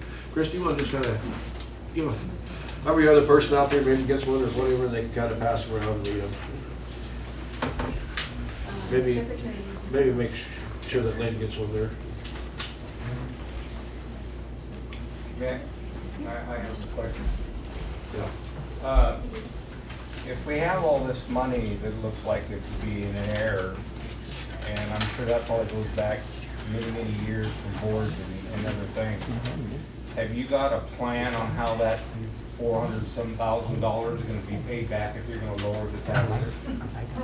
Yeah. They're gonna put it to the voters. Yeah. It's all part of the proposed. So that I understand, I want to make sure that I understand this, is that we're going to lower the taxes, right. We're going to do more with less, right. And we're going to pay $400,000 out that we owe. And all this is going to happen in what time frame? This right here, let me go ahead and read the letter, if I can. I'd like to know what the time frame is, because Well, basic math doesn't tell me that we can do that anytime. I don't know how many people are going to respond to it. I don't expect that everybody will be, so we probably won't be paying all this back. I'm not sure, quite honestly, if this amount includes the schools. The schools have had a major portion of it taken out, and I don't know. They've been paid in full.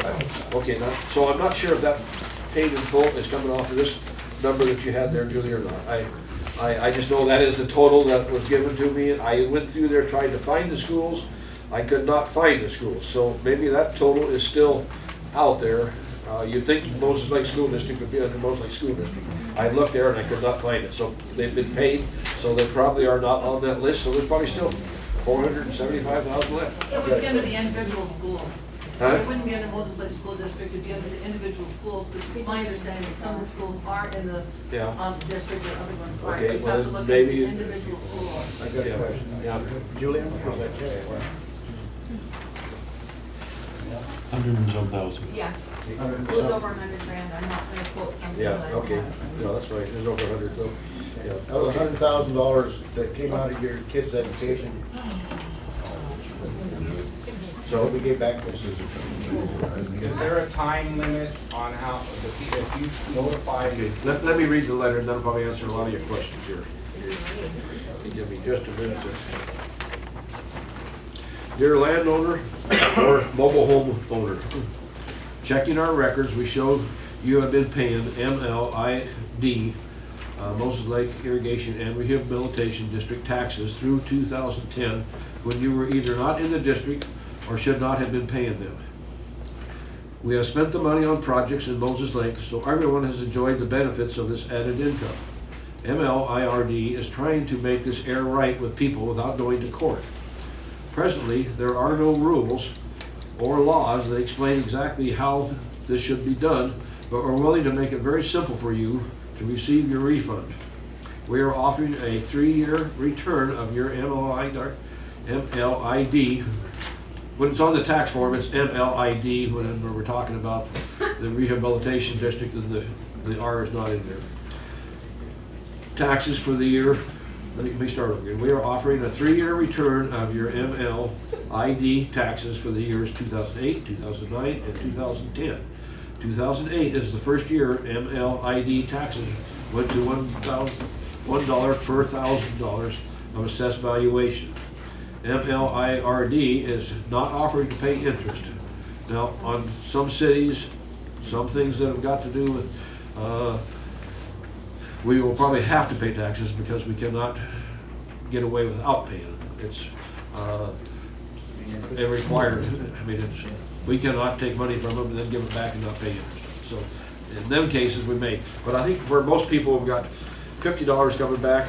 We're trying to keep it real simple so that when they come back in here, you can say, okay, you paid $50 here, you paid 50 here, 50 here, 50 here. And we don't have to go back and say, okay, you've got 3 years and 2 months and 1 day on this one, and then on the second half of this, you got to figure the interest there. I think it's worth a try, and I would like to hope that maybe we can just keep it real simple.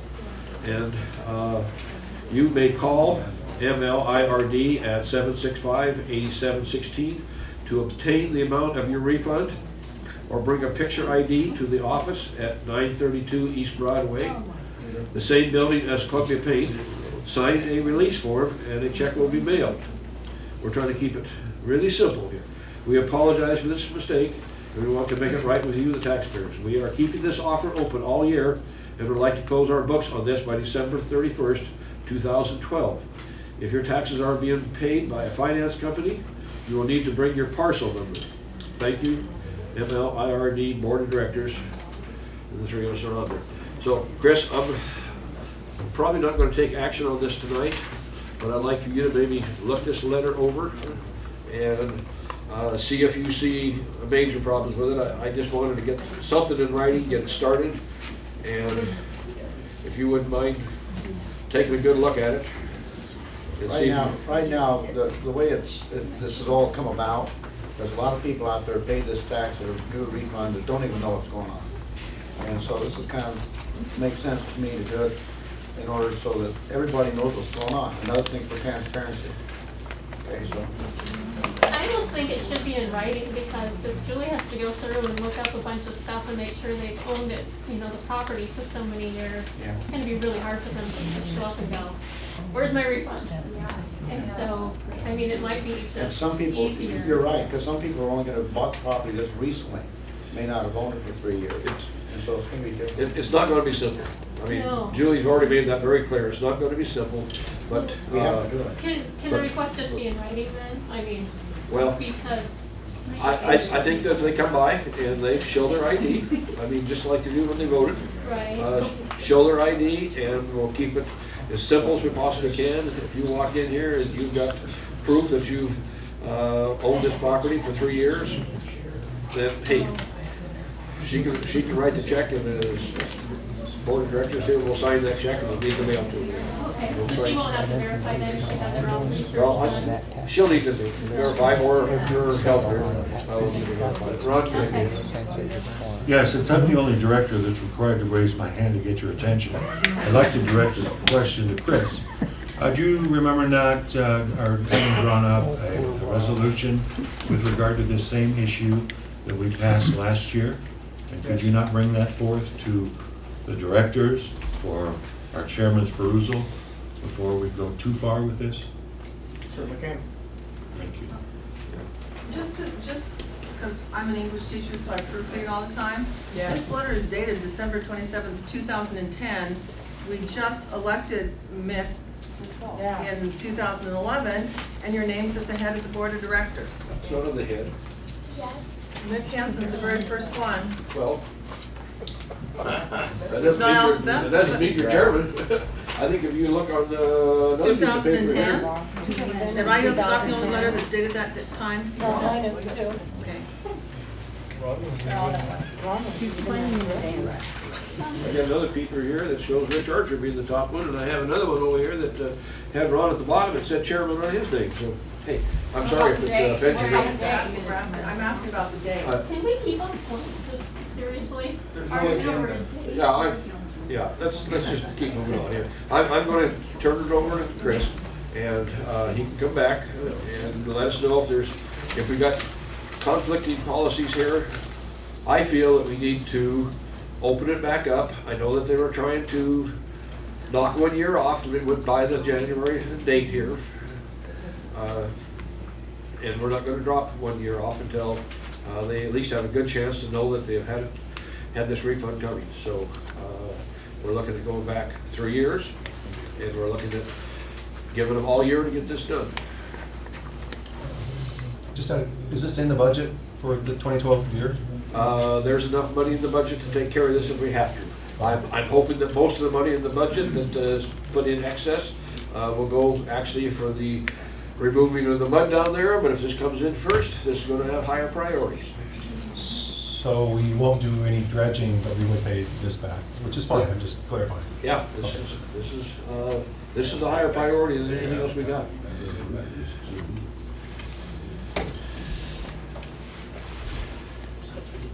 One thing that I've had problem, and I mentioned a little bit earlier here, and that is the public information request.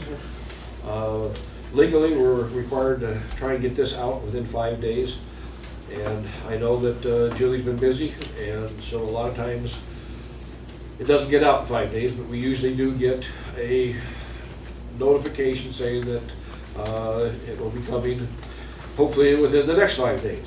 And sometimes it's still beyond that. But I think that we're walking on a very thin line here of what can get us in trouble and what is allowed. We are allowed 5 days, 5 working days, when somebody gives us a public request information to get that in the mail and get it turned out to them or whatever. And the rest. Go ahead and state the rest of it. And if you didn't get it done in that much time, then you need to make sure that it happens there. But I think that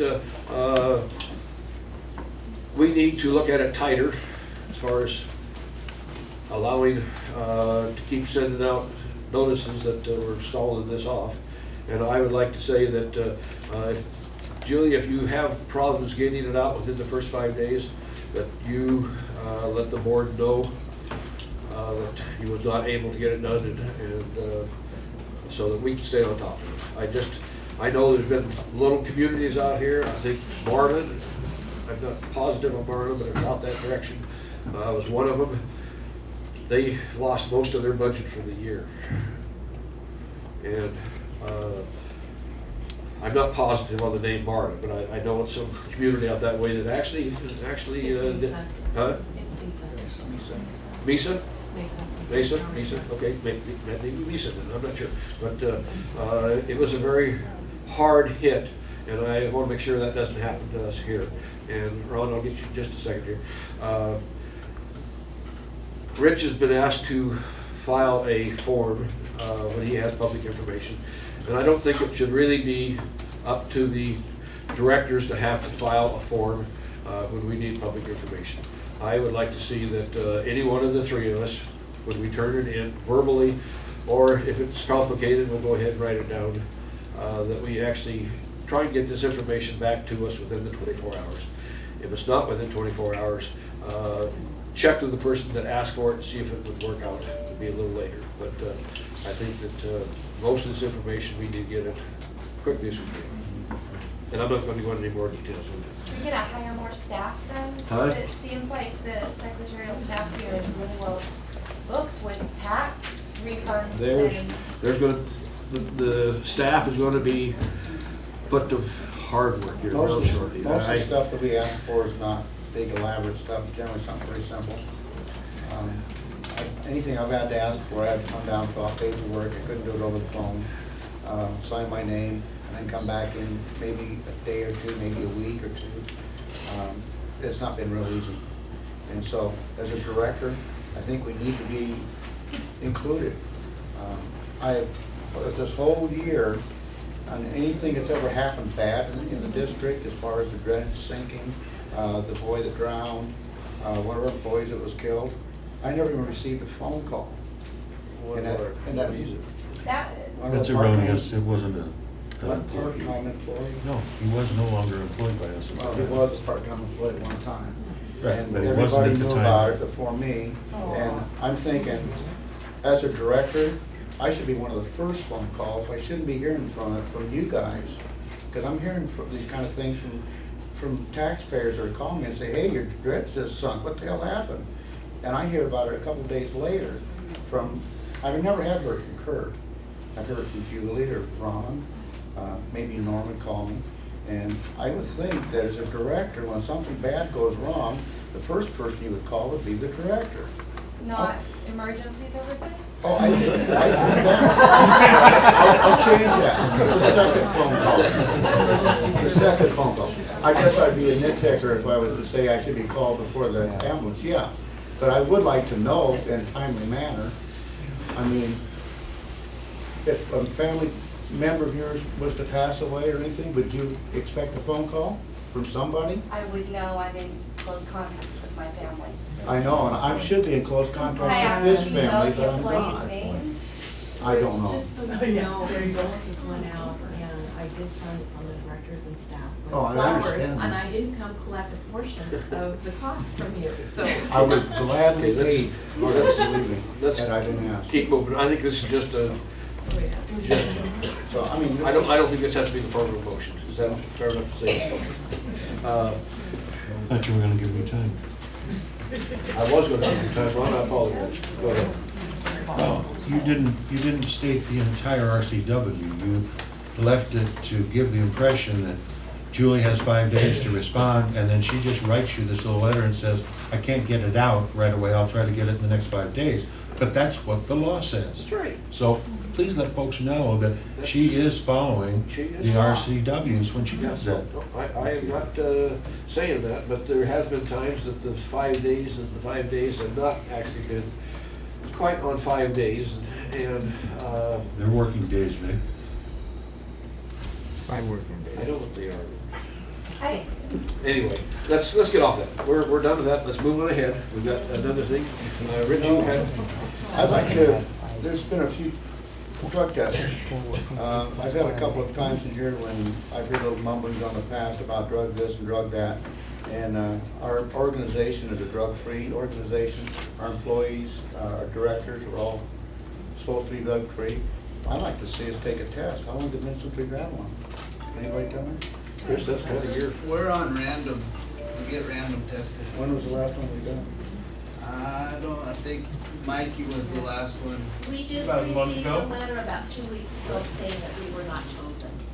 Also, it's Well, it's there's chosen. two different kinds of drug tests. I can clear this up. Sure, Your sure, DOT please. and your Go ahead. non-DOT. Yeah, go ahead. The Wenatchee Valley Clinic does a random, and they send us letters based upon the program that they have that's required by law. Okay, because I'm not. I receive the letter, I complete the form, the employee goes to the clinic that day. We're Okay, so we covered. go to the clinic up here at Yes. the Samaritan. No. Is that the- Oh, the clinic over here. Yeah. Just right up here on Pioneer. Yeah. Yeah. Well, I think Rich has touched on something here, and you've never been tested. No, I've been tested. Ron, you haven't been tested? How long's it been since you've been tested, Chris? Well, I see the sign out there. Give me a cup and I'll pee in it. Okay. Yeah, I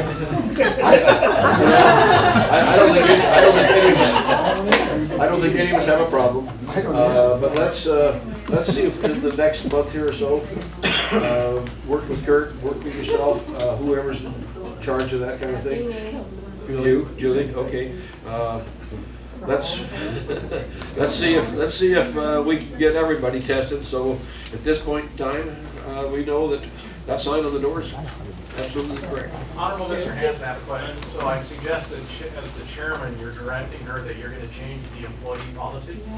I think if the policy is that far out, that That's not what I just said. yes, we'll be changing the policy if that's the case. When we got a sign on the door, that says, we are 100% drug-free. But you want to change that policy? Well, it says directors, employees, and everything, that's, everybody that's hired or got anything to do with it. Are you going to direct Honorable Mr. Reese Go ahead. to review the Chris, policy can I and ask you a change that question? legal requirement? Does random mean that we can ask Hold on, for? there's too many conversations. Yeah, I'm sorry. Please, please. Does a random testing, does that mean that we can ask for one randomly? Well, if we're That asking would be for random. it's not- It would be random. You could surprise you. No, yeah, I'm not sure what it would. Is there something that, by asking for a drug test, would that put us in any kind of conflict with the employee? You know, it's, you're asking me to recite what our employee policy manual states, and it's been a year and a half at least since I've looked at that, back when we last made revisions to it, and I'm sorry. Well, maybe we should have Chris take a look. Right. Chris, could you report back? Take a look in there, and See if we're. if we're that far out, then that's not what I call random drug testing. When you've got directors that have came and gone in the 3-year period, they never got tested. Well, basically, are you asking that the directors be included in Yes, that process?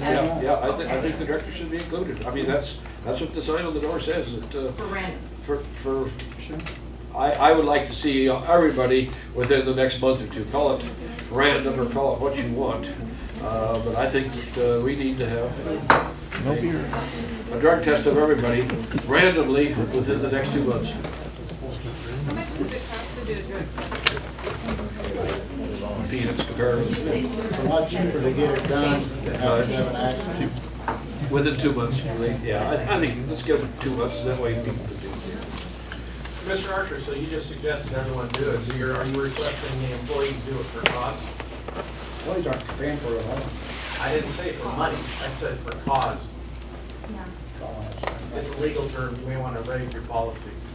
So are you requesting that the employees, for cause, take a mandatory test within the next couple of months? That's why we've turned it over to Chris. If we are in a violation there, then we'll take care of it and word it the way we have to. But Chris is going to report back, and I don't think, I don't think we have a problem. Quite honestly, but it's kind of like the audit. Let's make sure. Okay. You didn't suggest you had a problem. You were suggesting that the employees. No, you're out of order.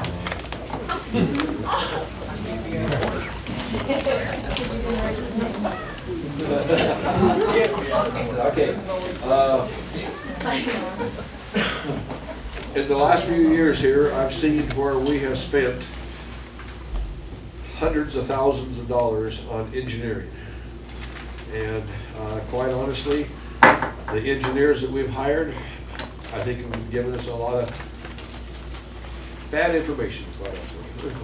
Information that has not been 100% what we can count on. It hasn't been, as far as a lot of the money being spent. I think, to give you an instance, I think we spent close to $100,000 down in Conley Park finding out what the public wanted. This is an engineering firm in Spokane that we hired, and we got all said and done. One of the people in the audience says, well, now that we got all this information, what everybody wants, when can we start? And the answer to the question was, well, we haven't got any money. we gotta go for a grant before we can do anything. So, to spend $100,000 on finding out what everybody wants and then not be able to do anything, I would like to see a hold put on hiring any engineering firm until it's approved by the board. And I'll make that in the form of a motion.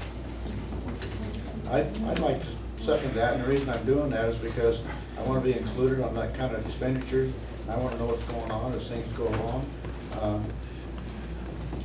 I want to know what's happening, so I think that's a good idea. I'll second the motion. Ron? Take a vote. All in I don't have a favor, problem. say aye. Aye. Opposed? Motion carried.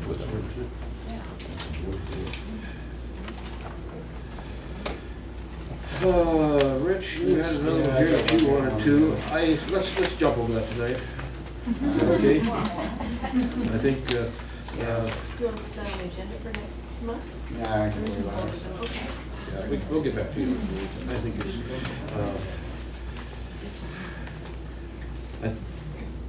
I noticed that in the past year, we've had quite a bit of rental going to Kurt's pickup and being used to go around on different jobs here, being paid for his pickup.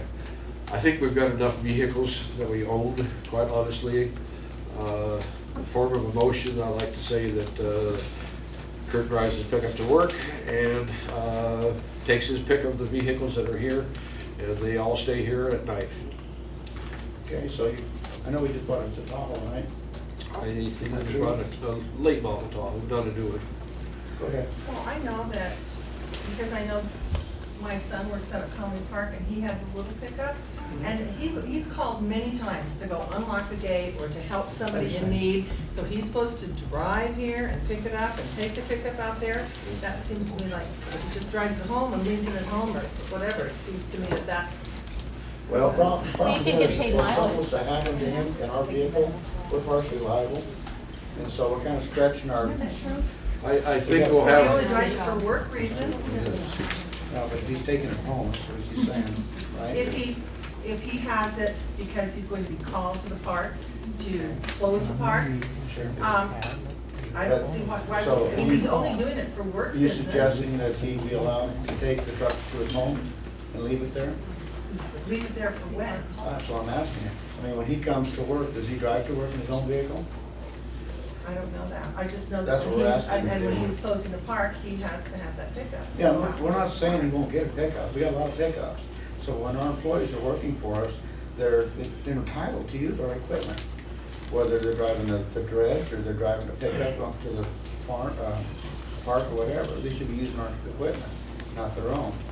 And so that's, well, I understand, Nick, that's what you asked us to do. Chris, can you enlighten us at all on this? With the Ford Ranger that. Excuse me. Oh, Chris Reeves. No, Chris. I'm not familiar, frankly, unfortunately, with the district's policy with regard to use of either district-owned vehicles or personal vehicles. I Okay. just haven't been asked to render an opinion on it, so I don't know anything about it. Chris, number 2, please. We have a staff member that works at the park through the year full-time. There's emergencies that happen down at the park. This is why he has the Ford Ranger. Where's he that we live? have. He lives a block up the road right here. Okay. that'd be very easy for him to stop and pick up. Not when It they have would one be. car. The point is There's customer line. There's, we, That's not the district's problem. when the park locks at night, sometimes people get locked in. Yeah. We respond to We, sheriffs, we respond to the fire department if there's an emergency on the water out there, Yeah. to let them in. So it's pretty much, I guess you could call it an emergency response vehicle to give access. Is there a reason does he have a key to get into the back gate? He does. Okay, so he can drive over here and jump in and go over there. It's gonna take 5 minutes, right? Assuming that's not your kid drowning in the lake. Yeah. Or not? I don't think he's gonna get there in time to save a drowning person. Mike? I think in regards to key to open up for emergency response, there's also, PUD has keys and locks on that gate. On the that park they should gate? be able to get in there, to be able to get down to the transformers for outages and emergencies. You could do the same thing with the sheriff department.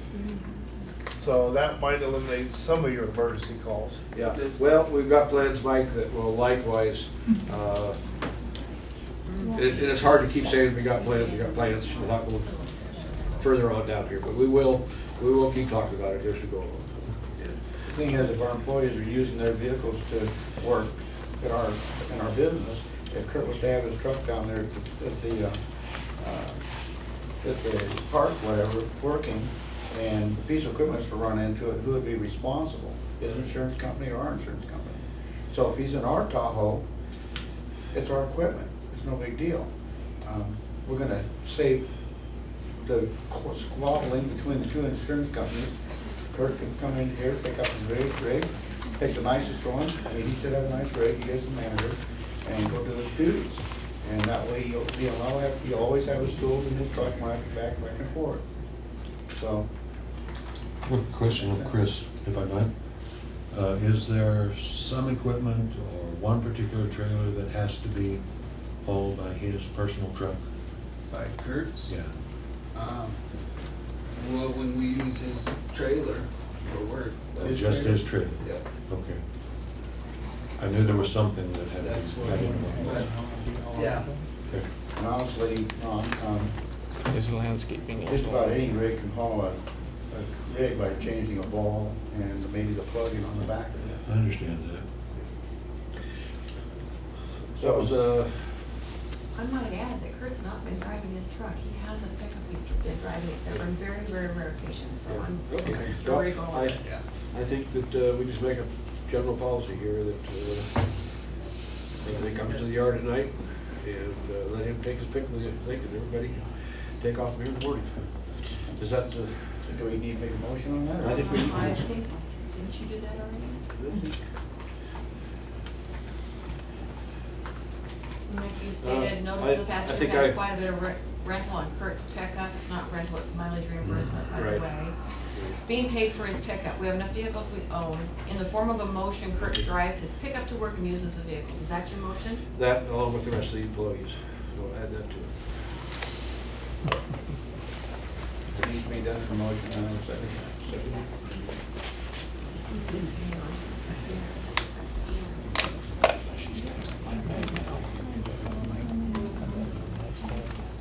Ron? Take a vote. Okay, all those in favor say aye. Aye. Motion carried. Can I get some clarification on this, Mick? Sure. You want everything back in the yard? This yard here, or does it matter if we leave vehicles? If you got a yard over here that you can lock them up, Okay, We have 2 yards, don't we? One here. we got 3 yards actually, so. we got 3 lockable compounds. Sure. So I don't think it makes a difference where they're locked up at. The more secure, the better. And I think this would probably be the most secure. The one with the camera on it would be the next, and then the one out there at Company Park would probably be the least. But as long as they're locked up, I don't think you're gonna have a problem.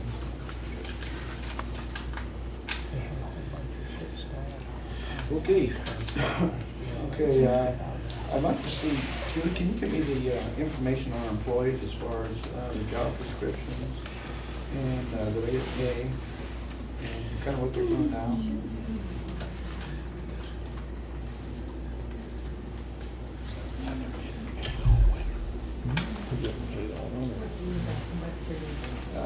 Kind of what their, I guess what their duties are. I mean, I it think changes. if you go to the general manager's report, which is a part of every one of our meetings in the back, you will see a very extensive list of what the employees are working on, if that's what you're asking.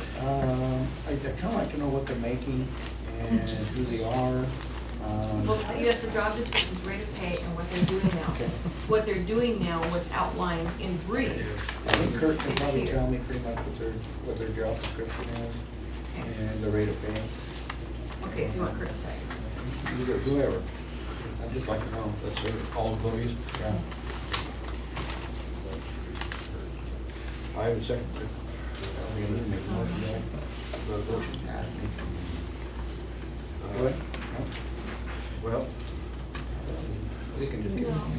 You could take care of it without an motion?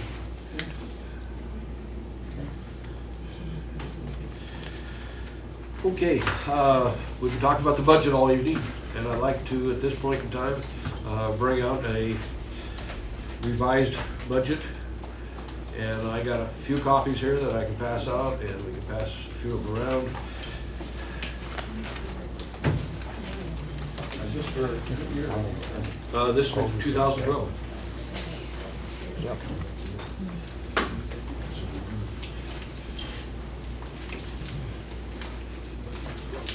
I've been wondering how we're gonna cut money and still make it fit, so. You know damn well. Just gonna be something to get take home? Yeah, in fact,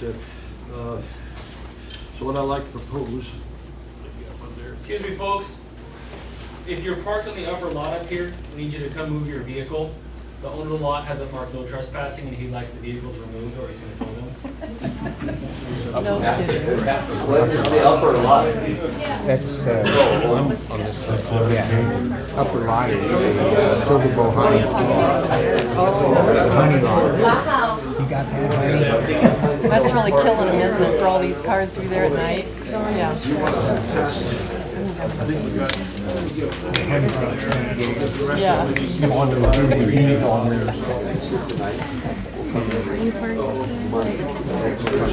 Yes. Then there's maybe a lot of other questions that everyone's asking for. Automatically be answered.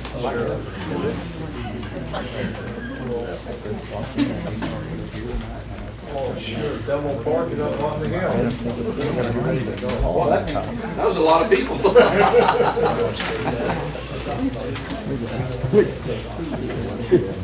Well, I'd like to go ahead and keep moving on until everybody gets back.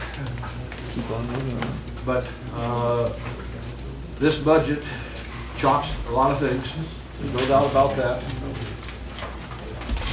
I would like the area where the general manager, the assistant, administrative assistant, and all the techs and everybody has been left off as far as the amounts go. I like that filled in if we possibly could. And this tonight would be taking a look at it and take it home with you. We will be not adjourning this meeting tonight. We will be moving it forward 1 week, continuing it. And at that point in time, I'd like for everybody to come back to this proposed changes that we got here and take a look at it. And, we'll see if we get it approved at that point in time. But we will not be approving it tonight. This will just be the opening look at it. I would like to have it be considered a reading tonight though, so I would say that we'll present it as the first reading. Rich, could you make a second to the reading of it? Yeah, so, yeah, I'm second it, to do a reading, yeah, that's it. And I think rather than discuss it tonight, we'll leave that discussion up for next time around. We got a little more time, and when everybody's a little more knowledgeable of what's going on here. That's catching everybody pretty cold here. Chairman, so this meeting's continued to when? Next Tuesday night, at 7 o'clock.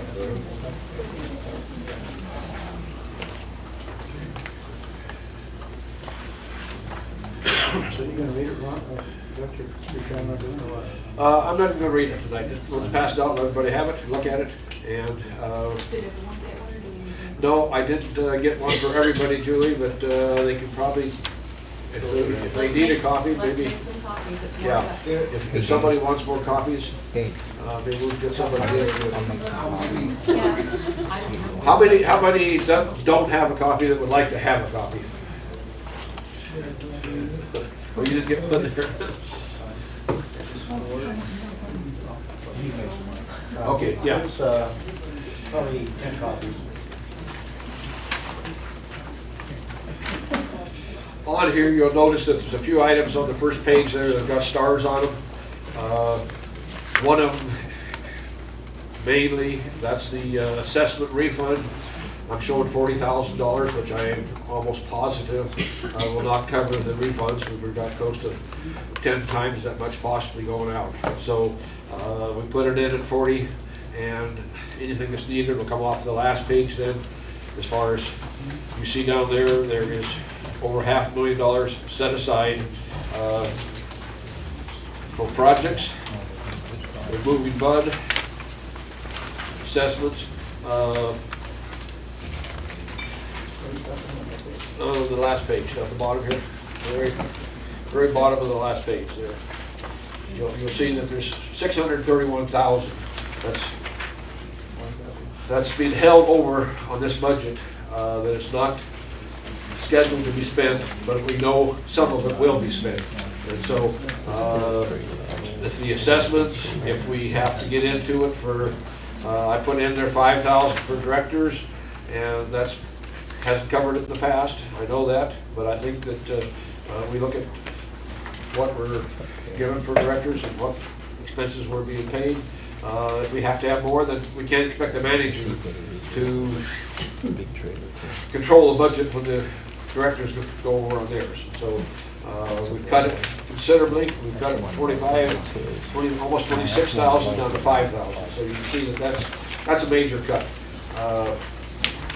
I think a year ago I see Rich Archer had 1,300, and that was for attending all the meetings and everything. And I personally will not be taking any compensation, and so that leaves whatever Rich and Ron take up here. So where it says 0 on the dredge, does that mean you're not gonna dredge this year? That's exactly right. We will not be dredging this year. I think in your campaign, you said that you were gonna leave everything the same as far as the dredging goes, and then you would take a look at before the next year. No, I said that we will be using the dredge to do cleanup work around the edges, and using it where it should be used as a cleanup tool, rather than going out here trying to move the mass of the material with it. And you can't do anything with 0 budget, so that means you're not gonna do anything. that means that this year here, that we'll probably be going out there if we get permits, and we'll be moving it in the dry rather than in the wet. But to sit here and do what we did this year and think that we've done something, we're joking ourselves. I just think, yeah, it just makes sense that, you know, we should be looking at alternative ways to get this done, because the dredging process is going really, really slow. If we're hoping to be able to go and clean up a lot more parts of the lake, it's gonna take us 5 years to get this one part done, at a minimum. That's if everything goes smoothly. If we can't get it done in the 5 years, we may not ever get it to the other parts of the lake. We need to get this going. One question, Rick, have you contacted Bureau of Reclamation? You know, they built the outlet, Billy Platt Lake to dump water, to come right down the creek, and they're planning on almost running water full bore down that year round. Yeah. Where's that gonna move all the silt that's sitting in the part that's not the lake, which is Crab Creek from the Alder Street fill back? That's not part of the lake, that's separate. Where's all that gonna go? See, that's kind of part of the concern is right now, is because this part of the lake is so plugged up with mud, there's no place for the water to slow down in order for the mud to drain, to drop out of it. And so it's just going further and further down the lake and plugging our lake up even more. And so if we can get a handle on this and get it moving quicker, get that mud out of there in a more efficient way, we're gonna be way ahead. Because by doubling the water coming down that water, or the creek, it's gonna move twice as much dirt. And right now, we're just barely keeping up. You won't even keep up. We're not gonna keep up, we'll lose. And right now, that island that's building on the other side over there, I've never seen it before. I mean, that's just what's happened this last couple of years. The dredge will only move 50,000 Yes, cubic sir. yards a year. There is a reason for that, and the reason is that just in the last couple of years, the elevation of the lake has probably been about a foot or so lower than it has in the past history.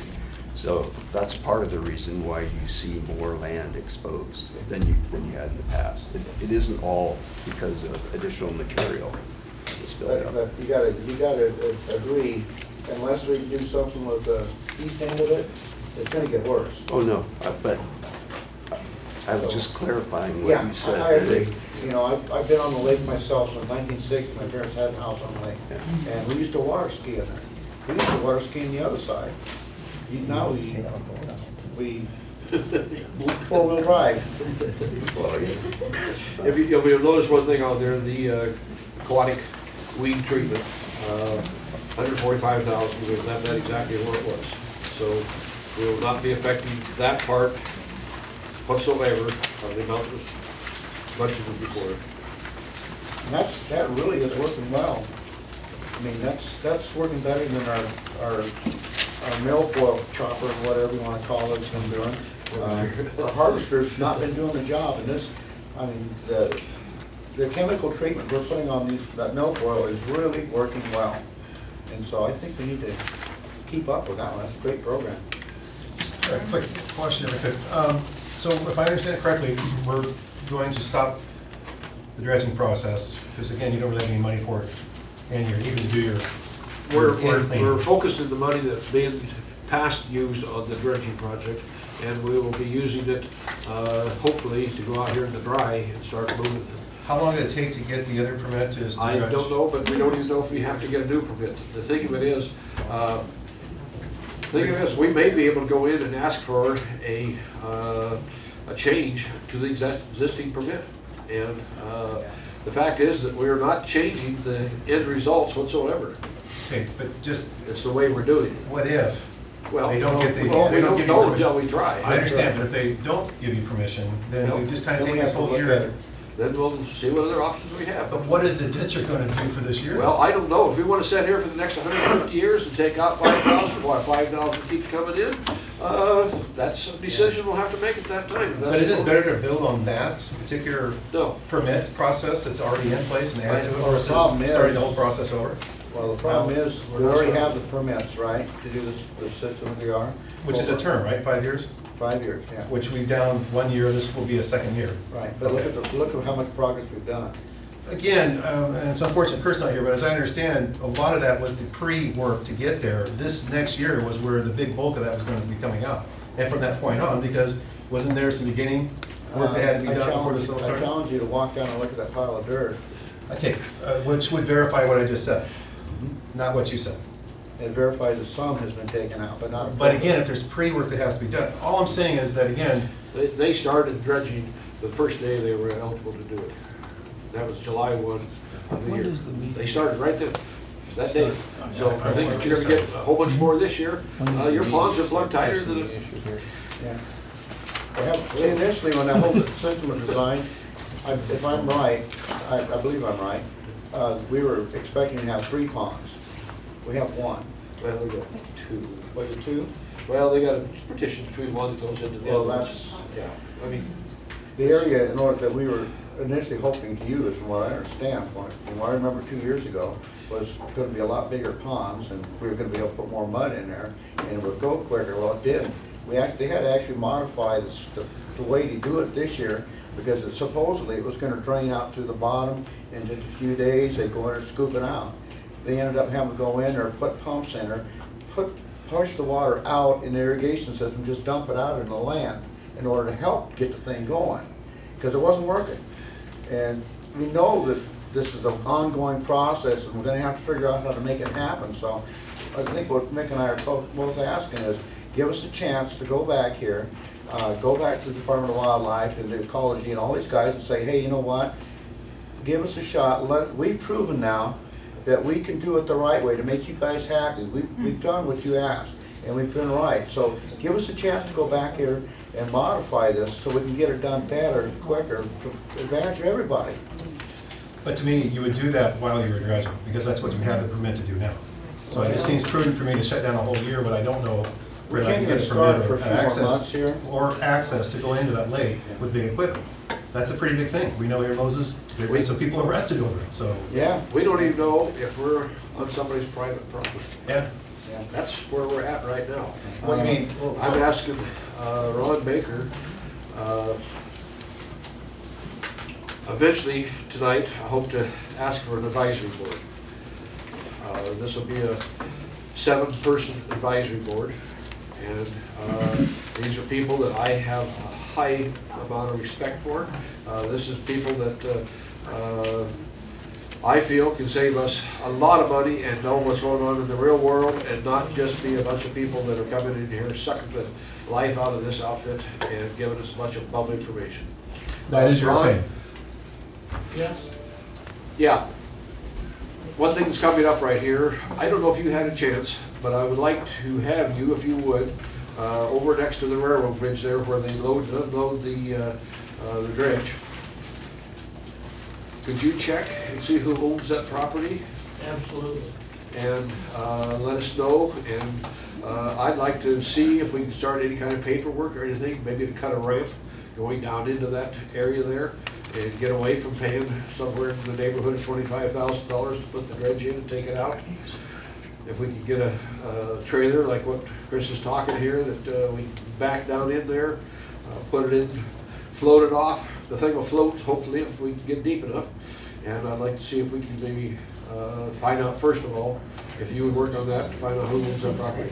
I can do that. Probably have the information by the next meeting. Okay? Yeah, Norm? I got a letter at home from, it was written from the Bureau to your hotel, asking that very question, and the answer was the Bureau recommendation, or the Department of Natural Resources owns everything below the high water mark. Owns everything below high water mark? I think what happened. What happens is these people who got title of the property and they're paying on it out here. Well, like the irrigation district one time had title to 10 acres under the lake, and give it to the city, because it was worthless. But I think what happened back in the early days, the railroad, the railroad owned a lot of land, and the guys sat there in the office back in Chicago and split it up, not knowing where the lake was. Okay. That's Well, why- Ron, maybe you could confirm that for us, that it belongs to the Bureau. For you next week. Okay, thank you, Norm. I'm hoping you're not right, but I'm afraid you are. We're hearing a lot, we've heard somebody conflict. Okay. Got a question for you, Mick. You're aware of the fact that Kurt has asked for modification to the dredging project? I have heard that, yes. And that it is a means, because of the fact that the different entities have been pleased with the progress that's been done so far, it's a means whereby the water would go through the pre-treatment that we provide and then eventually be allowed to pump back into the lake. Now, what are you gonna do about that, if that's granted? Well, let's find out. But we won't have any money to do anything. We have money to do. You said it only cost $100-some thousand to run the dredge this year. But you're telling these folks that I'm we're saying not. we got money to hopefully go out here and do it in the dry. If we can't get permits to do it in the dry, then we still got the same amount of money. And we'll make that decision when we find out if we can double, triple the capacity of the dredge, then let's take a good look at it again, because at this point in time, I feel that it's nothing better for us than a cleanup tool. You know, I wish you would extend me the same courtesy as I extend you by not interrupting when I'm trying to say something. Go ahead. The point of it is, you've not allowed for any money in the budget for the dredging project. You've already told these folks that you're gonna put it on the back burner. We're not gonna do any dredging. Now, what if we get approval to put this through this new procedure where we're putting it back into the lake? What's your proposal then? Let's take a look at it, Ron. What's the proposal then? What are you gonna do? Let's take a look at it. Let's see what we can do. If we can do 3 times, 4 times the amount, then hey, we need to take another look at it. Then we'll amend the budget to make room for the dredging project? We don't have to amend the budget. We've got the money in the budget to take We care of it. have to make an amendment to the budget if you have nothing for the project. Other than the fact that we got that money at the end there that can be used for. Still amend the budget. Okay, fine, we amend the budget. Okay, that's what I asked. Yeah, we can still be amended right up until the last minute of the year if we want to. That's right. Okay. Was that a motion or is that, no, I think we just asked the ramp to be cut in, and Ron will take care of that, okay? Okay, we would like to switch our bookkeeping system to a system that can show us at every meeting what percentage of the money has been spent up to date on that particular budget item. I talked to Jim Newhouse. Can you back up just a minute? I've been looking at the system to show what? I'm sorry. Year-to-date expenditures. Year-to-date, monthly tally on the percentages used.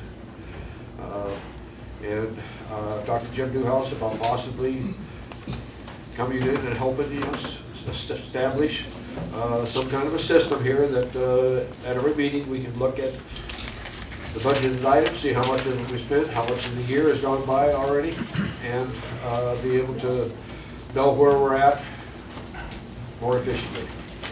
And I do not want to start this at the time that we're doing our special procedure review here, because I think our office is going to be overloaded with that. But as soon as that finishes, I'd like to see us switch over and hire a new house to come in for however long it takes to get a new bookkeeping system put into effect here. And I don't think it's that complicated. I think a lot of what we're already doing is already there. So I think that we just need to take a look at it. It's get it started at the time that what is. Question of Julian. Julian, there are a number of bookkeeping systems out there that provide you with this type of information. Is it not something that you could incorporate as the administrative assistant? I believe our system will do that. Okay, if it will do that, then Maybe it would. Lynch says our bookkeeping system is fine. We'll So- do everything we need to do. Okay, if that's the case, then I don't know that we need to Well, take it any let's, further. Excuse me, I'm not done yet. Let's just see if we can't do that and implement it in such a way that it can provide that additional information on a monthly basis. Okay? That'd be fine. If we can do it in-house, then we won't need anybody else. But if we have problems, they said they'd be more than willing to help, whatever it takes. All you need to do is ask. I think Ron brought it up a couple meetings ago here, and that's one of the things that I think we definitely need to do here is have a tally going monthly.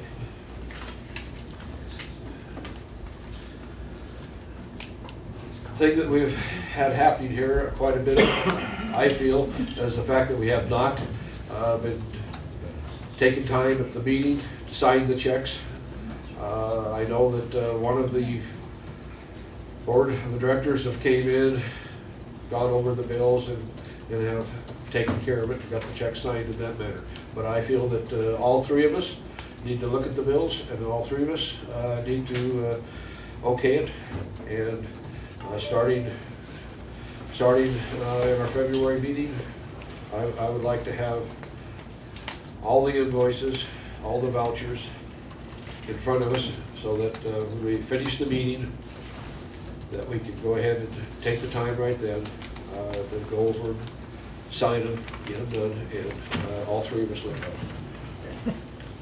That's a long motion, but I would shorten that into a lot shorter form, that all three board of directors see the invoices. Does it need to be made kind of a motion, or do we just adapt it to that?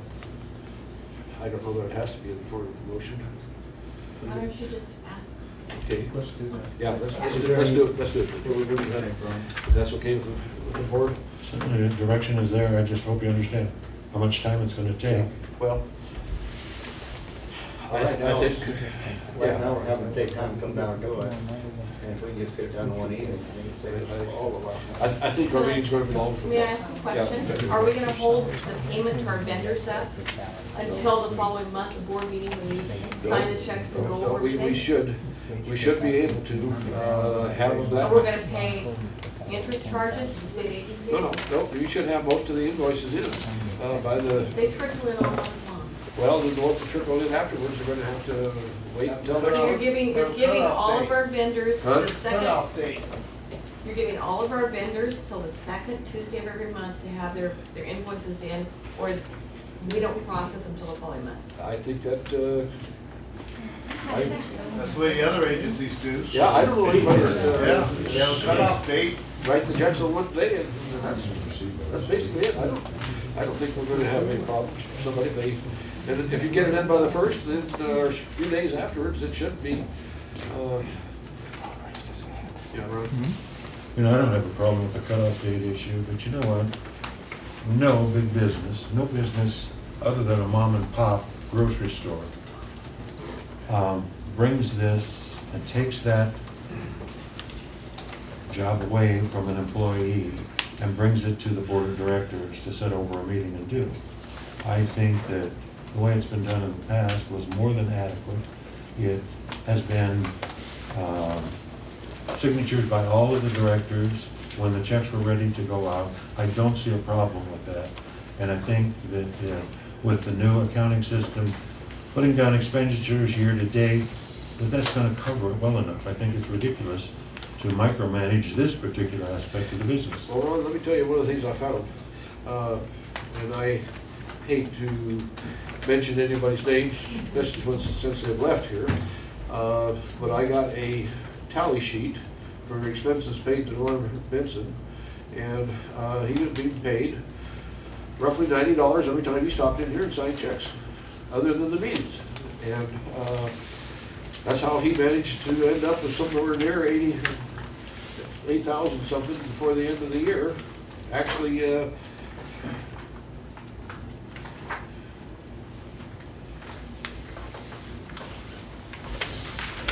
all right, let's see what we got here. Annual compensation maximum $8,600, so he was at $8,100. Regular meeting compensation, $90 per meeting. Special meeting compensation, $90. Activity compensation, $90 per hour. And I don't think there's a damn one of us working $90 an hour. Well, I think more myself than you do there. Well, that's fine. I don't think we should be paying your bill though. And why we're on that. It just makes sense to me. Let's get her, we got a meeting, we're being paid $90. So the point of it is, if it says that that's allowable, then all you want to do is catch a board member doing that to bring it to the public. I think it's a ripoff for somebody to come in here, spend a few minutes signing the checks and going out the door and getting another $90. I can agree with that. Or $90 an hour for some activity. I can agree with that. Okay. But I think $90 an hour reimbursement for work done extra than just being at a meeting certainly falls within the parameters of what a director should be compensated. I don't see a problem with that. Can I just make clarification here? No director's been paid $90 for coming in and signing checks. This is a worksheet in each of your folders, and I haven't had a chance to go over all that with you yet, Nick. Well. But this is for regular meetings, special meetings, activities, and you asked for records Yeah. request Right. specifically on Norm's, and he listed all of his activities over here. What does activities mean? He has been involved in all the activities and events that we have, and he's been, Well, so that's where this is coming from. yeah, Okay? I can show you where. He has not been paid to sign checks. You won't find that on his sheet. Oh, I'm not gonna look for it right So now. we're paying him to go down to the county just him park, alone. things like that, or? There's As a times director, Norm- wouldn't that be one of his responsibilities? Would you like me to respond here? Yeah. Norm had received his, what is it, C, commercial driver's license, so where he could operate equipment out at the park. So he was assisting in driving truck with the employees. He was helping with a number of issues at the park, which are above and beyond whatever he has to do at the district. That service would have been paid for by the district to someone. So I see no reason to point the finger at Norm for doing that. I guess we're paying $90 What was he an hour. doing? Yeah, that's pretty, 25. Why don't you hire a professional truck driver? Yeah. I got a CDL too. Yeah, I, Quite a few people in this room. anyway, I just feel that $90 an hour is much higher compensation than what any of our board needs to be compensated. And I'm sorry, you're worth that much more. Did you hold the rest of the I'll drive that truck. Which- understand. Yeah. Oh, yeah, I'm sure. Well, but what we just read, what Julie's just talking about, it's RCW 87.03.460. Anybody wants to go look it up?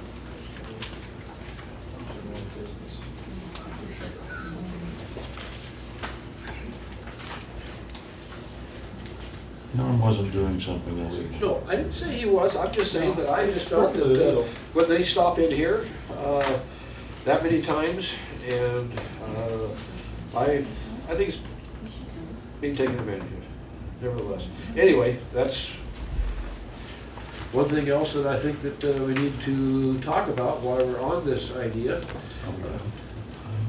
Okay. Is the EDC. EDC is Economic Development Council.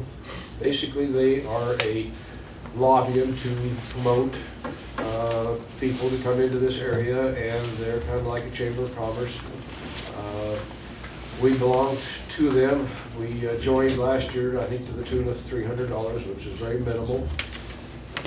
But I think if you want to look at one of the Attorney General's rulings, the irrigation district cannot pay its employees or pay dues to a lobbying establishment. They're not a lobbyist.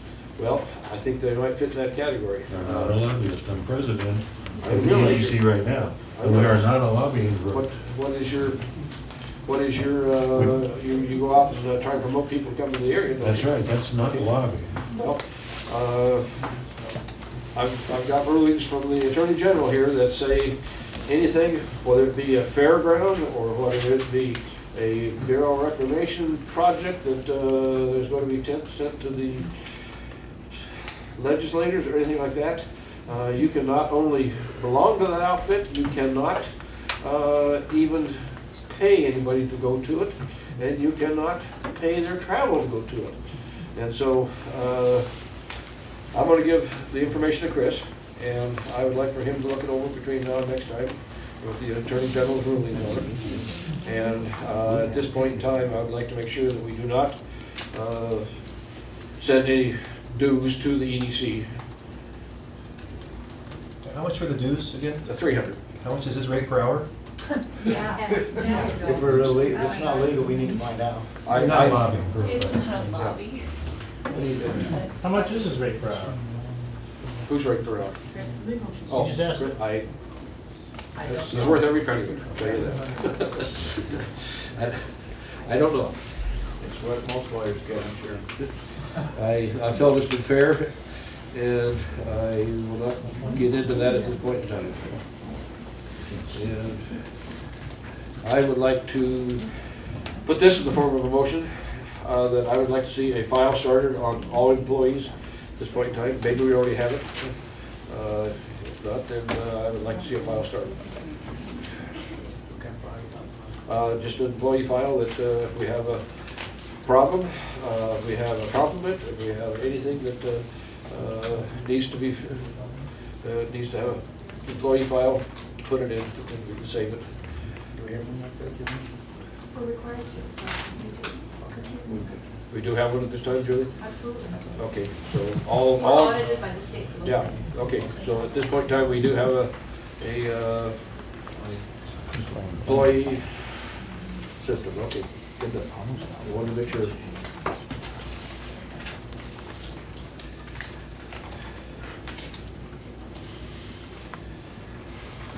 I've got some things here that have to do with Kurt. I can bring him up tonight. He'll be back when, next Monday, is that what I heard? Julie? I'm sorry. Oh, okay. No, I think he's coming in Monday night. Monday night. Well, why don't, in favor of time, let's keep moving here. I would like to have permission to go to our legislators and get started on 2 items. One of them is how we vote, and I can give you a proposed RCW change here that I think is close to what we had last year that was not taken care of at that time. But I would like to be authorized to talk with our legislators, and I will give you what we're proposing. Dick, Yes.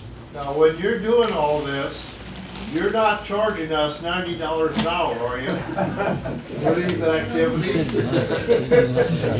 You caught me on that one, Mike. Yeah. You caught me on that one. Okay.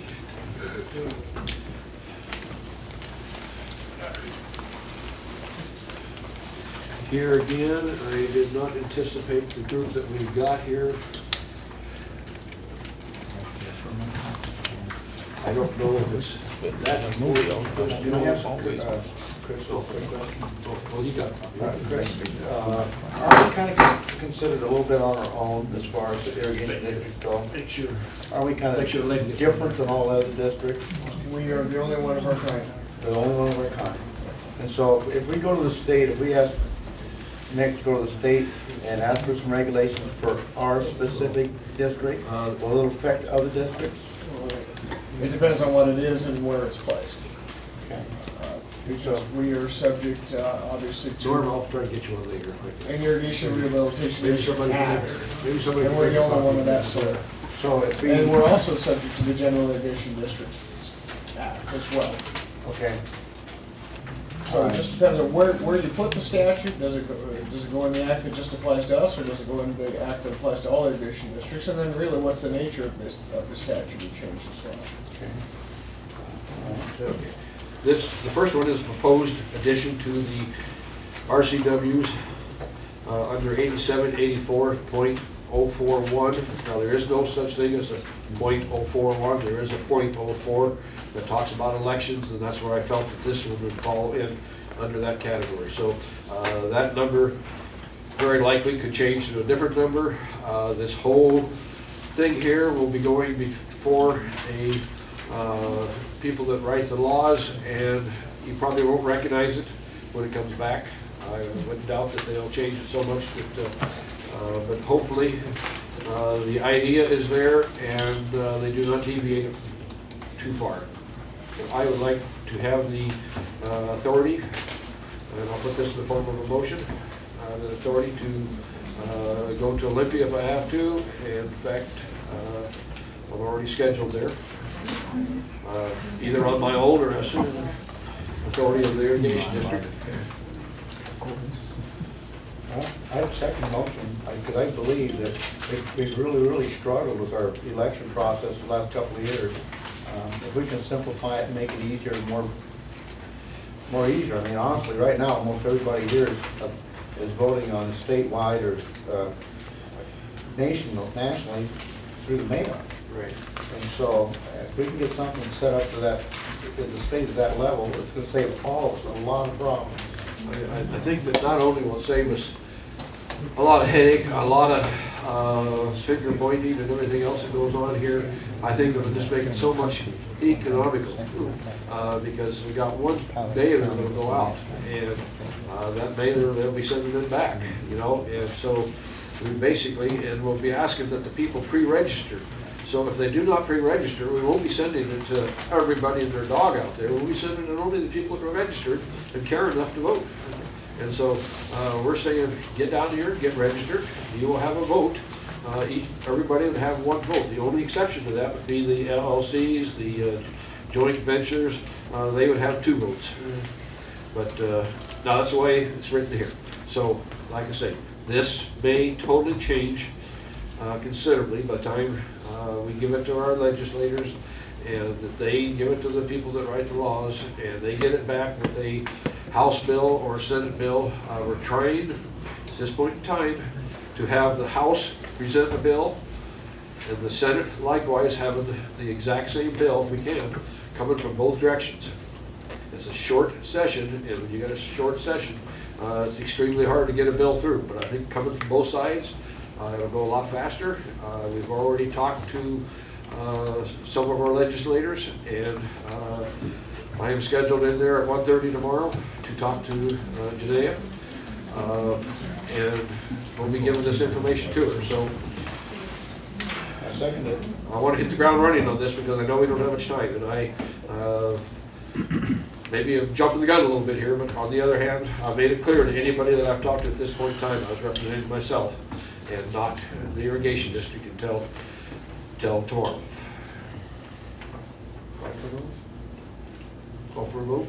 Ron, ready? Favor? Aye. I'm gonna speak against it simply because I think, one, you're ramming it down our throat. Two, I think that the legal counsel should have an opportunity to look at it and advise us accordingly, and to bring this in at the last minute and not give us a chance to even look at it. Of course, you two probably have already talked and seen it, but I haven't. So I would like to have an opportunity. So, Ron, let me correct this a little bit. This has got very little change from what I gave you last year, and you came back and said, we can't do this because of the fact that it might affect our water rights. Now, maybe that's going to happen, I don't know, but I'm willing to take the chance. I hope Rich is willing to take the chance, and Chris could add his 2 bits to it, but on the other hand, when it goes over there, those are the people that write the law, and they're going to be the ones that change it and put it out in a form that we probably won't even recognize with this. So, Chris, I apologize if I'm hitting you cold with this, but it is almost what I gave you last year, if you'll recognize it. Are you looking for an opinion from me on this No. right at this point? Okay. No, I'm really not. I think that we've talked it over as far as last year, we talked it over, this year. Like I say, we haven't got any time here. We've got to get over there, get it in, and within the next days or so here, because it is a short session, and they do not get much done other than taking care of the budget. And it looks like this year is going to be the gay marriages. I don't know what else they're going to be talking about. Yeah. I just want to make one comment. I worry a little bit about absentee landowners. Some people may live a long ways away and not be able to get here to register. Is it fair to deny them the vote if this should go through like it is? Also, you commented about lobbying here a little bit ago. Is that what you're going to do when you go over to promote this legislation? Yes, exactly what I'll be doing. Okay. I will not be paid wages, or I will not be even compensated for my gas or travel. Let me make this clear right now, in fact. I will not be compensated for this job in any way other than travel pay when it would apply. But you said a lobbyist, you couldn't even pay for their travel. I won't in that case, no. Okay, so that's a change from previously when you said you wouldn't take any pay. Now you want pay, no pay, but only for travel. Only for travel when it can apply. Because I have it in the minutes the other way, earlier. Oh, that, okay. The only time I'll take compensation is for my gas when I'm not doing something that would be illegal to do. But other than that, that's my only, going to be my only compensation for this job. I will not take pay. I'm asking for an advisory board. I'm not expecting to pay any of them. And I do expect to help pay for some compensation for gas if they got to travel. But I do not expect them to receive any money, so therefore, I do not feel that I want to be compensated in any way myself if I'm working next to it.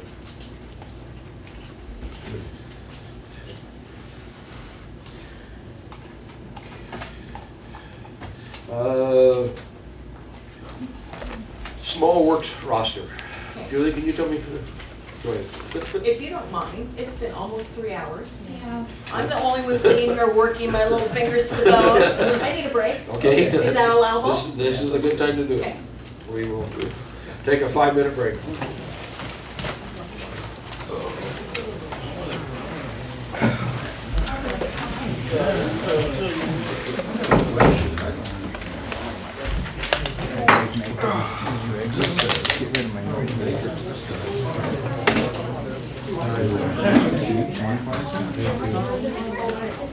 Since high school, I moved here in,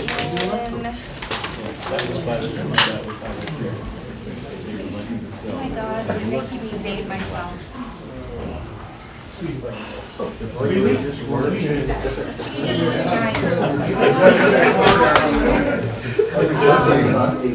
Like 2 years. What's your next vacation? As a matter of fact, between now and the next meeting, I am going for a while. Where you going? It's kind of a Getting out here going to Hawaii, but. Oh, wow, that's great. Yeah, well, no, I'm sweating now, making sure we're gonna get everything done. Oh, good. You go back next week? This is something. I'm leaving next Wednesday, my last day. Okay, so you gotta. So I'll be here next week. Okay, you're gonna be here all this week, and for the next meeting. And I'll be here through Wednesday. Great. That'll let us back off on you. Regulate the amount. I'll try to My get in-laws are. much of that. You get what you can, you know, you can't expect you to marry. Oh, no, they're English speaking also. I assume the priority for next week's the budget. Yeah. And they're, as the attorney said, they are literally limitless. Sleeping. They can levy whatever they want. Their budgetary needs. Where is I don't know how to go back. But I'm right. I believe I was doing that, and it's not a mountain. I do, it's not even, it's not a long way. I kind of, my brother thinks I'm a longer, I'm not actually Republican, but little things I know make a difference. And when you have a lake, it affects me. Well, what an exciting. Your problem with this. I lived on the lake. Nobody bought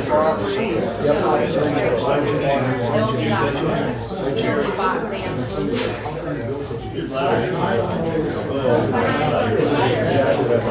This is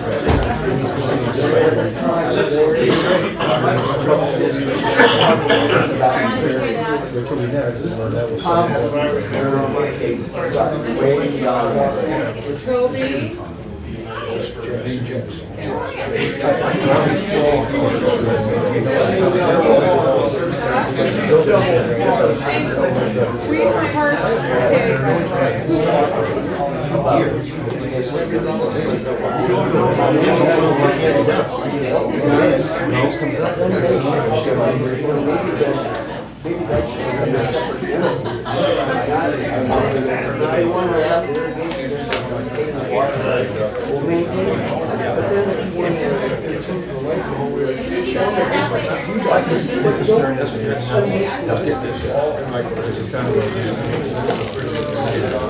How's it, are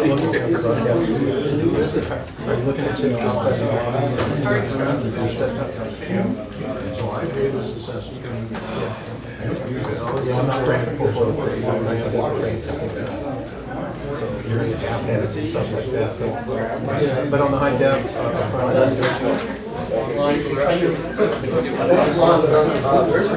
okay. Oh, it's so you better come say hi. How about you?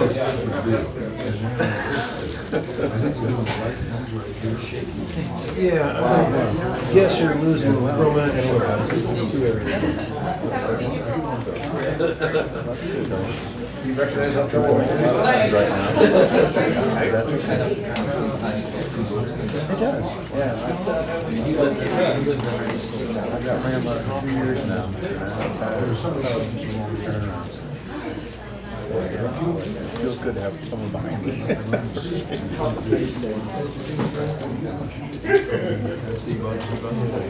Okay, so.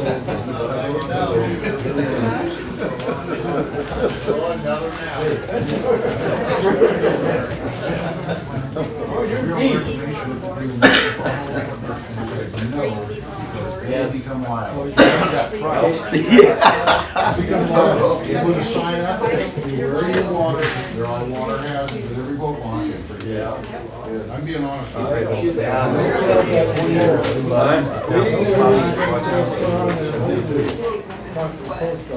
The Coast Guard.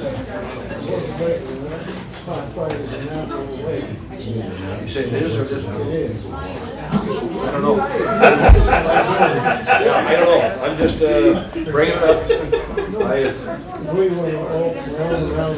Yeah. Well, it's crazy, we sit here and watch these, either that or we better make a project and go out here and get some of these rocks knocked out. I don't know which. I'm out there in May Valley now. This is Kelly Ryan. I'm here at the Moses Lake Irrigation District. This is a meeting that's running long. We're going to go ahead and stay with the broadcast here. So it's about to resume again in a couple of minutes. Rocks all over out there. It's got an exciting 2.5 hours. I'm not quite sure how long we're going to go tonight, so but we are going to go to the end of the meeting. So stay tuned. We're just taking a 5-minute break, and we'll be right back. Big sign.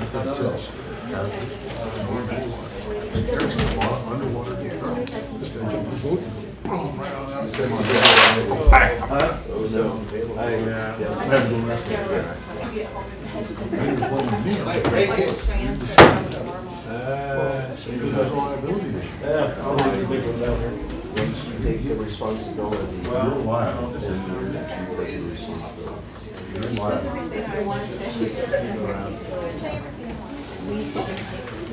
Too late.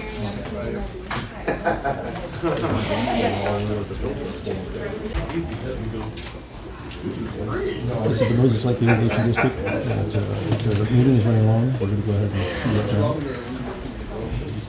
Well, I'll be out here For tomorrow. I got a 7-year-old that's had a babysitter. we're Not make it all.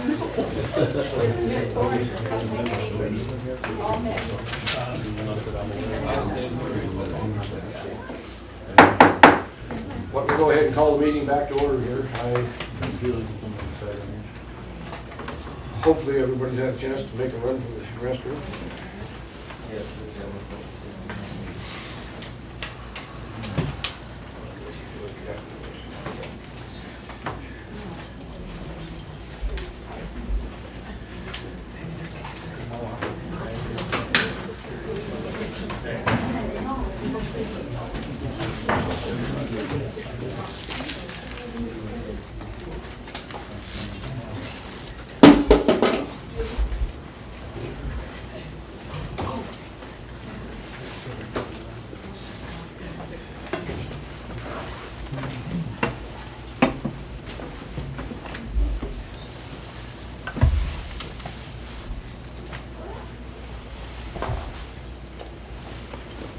You ready?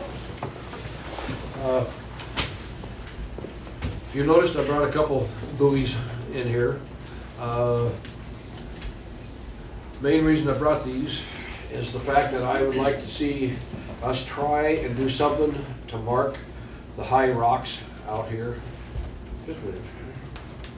Just a point of order, I think we have a motion on the floor that hasn't been acted on yet. I thought we broke in a different spot here.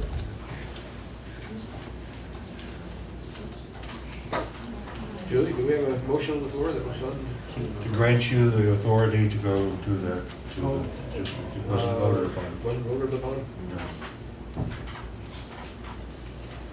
To go to the legislature? Yeah, it was. I didn't vote no. Okay. Okay. You want to vote against? Absolutely. Okay. I think that means you said against. Okay. What was that? Uh, What was that? That's about giving Mick permission to go to the legislature. That's about And getting the you vote. voted on it? Yes. And it was yes by you? Yes by me, yes And- by Mick. There's and- no by No Ron. from Mr. Coe. It's hard to hear when they don't talk very loud. Yeah, I'm sorry. I kind of stuffed up tonight, and I hope maybe next meeting here I'll be opened up a little better here. Anyway, while everybody's gone here, I grabbed a couple floats, a float or a buoy, however you want to say it. I've been told that it's impossible, next to impossible anyway, to mark high rocks and obstacles out here in this lake. I don't know what we have to do to get the clearance possibly to see if we can get this done. I feel it's negligence on our part that we sit here and watch people go up here and run into rocks and tear out the bottom of their boats, including our own boats.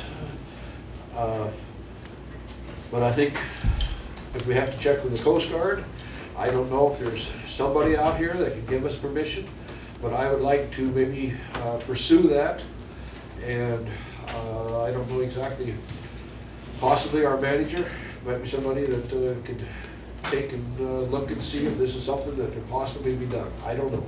I just got 2 examples what we could put out there. Thought maybe we take a look at them tonight and see if everybody here has a preference over one over the other, and use that to present our case with or whatever. The regulatory authorities on that are, I guess, the lead agencies, if you will. If it's within the city limits, it's a city. Okay. Otherwise, it's the county. The sheriff's heavily involved in both. And regulates most buoys and most safety buoys in the lake. I would caution that maybe we want to continue to, instead of putting buoys out there ourselves, maybe instead we want to get involved in lobbying the sheriff to undertake that duty, because when we start putting buoys out there, we become, if you will, like the highway department, who gets sued or gets the state sued for failing to put a caution sign in the proper spot. And if we start marking rocks, then we could all potentially get sued for our omissions as well. It might be a better idea to push the sheriff to see if we can get them. Do you think the sheriff has the authority to possibly do this? Well, the sheriff's the one that puts those buoys out that you do see on the lake regarding the wake zones and things of that nature. Okay, maybe they would be the one that could possibly do a cost share with them or something like that.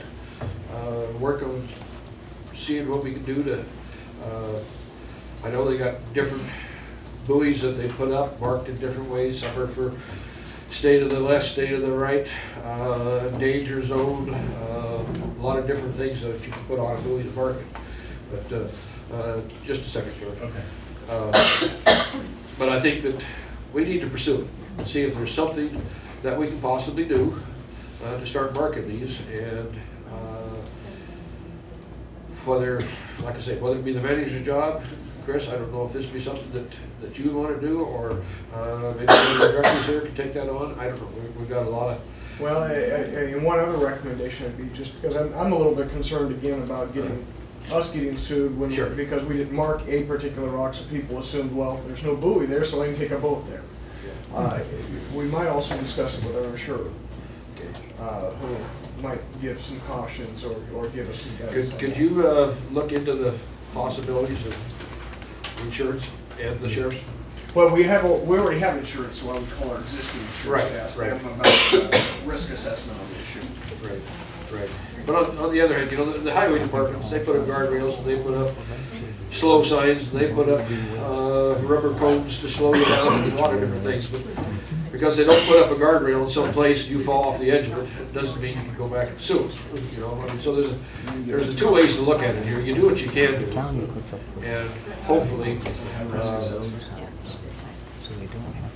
There's a lot of water skiers and stuff too. It's not just a boat hitting, it's a water skier. Yeah, George? In respect of, with these buoys and everything, then that implies that these waters are navigable waters. And the only navigable waters here in the state of Washington is Lake Washington. That's it. Well, if they can put buoys down there for no lake wakes, that kind of thing. Right, so but then you're implying that, if Chris was right, and if a boater comes by and then we didn't put up a prop. Well, let's check in. Okay. If we can't do that, then let's start looking at seeing what we can do to knock the rocks down or do something here. But Ron, you had your hand.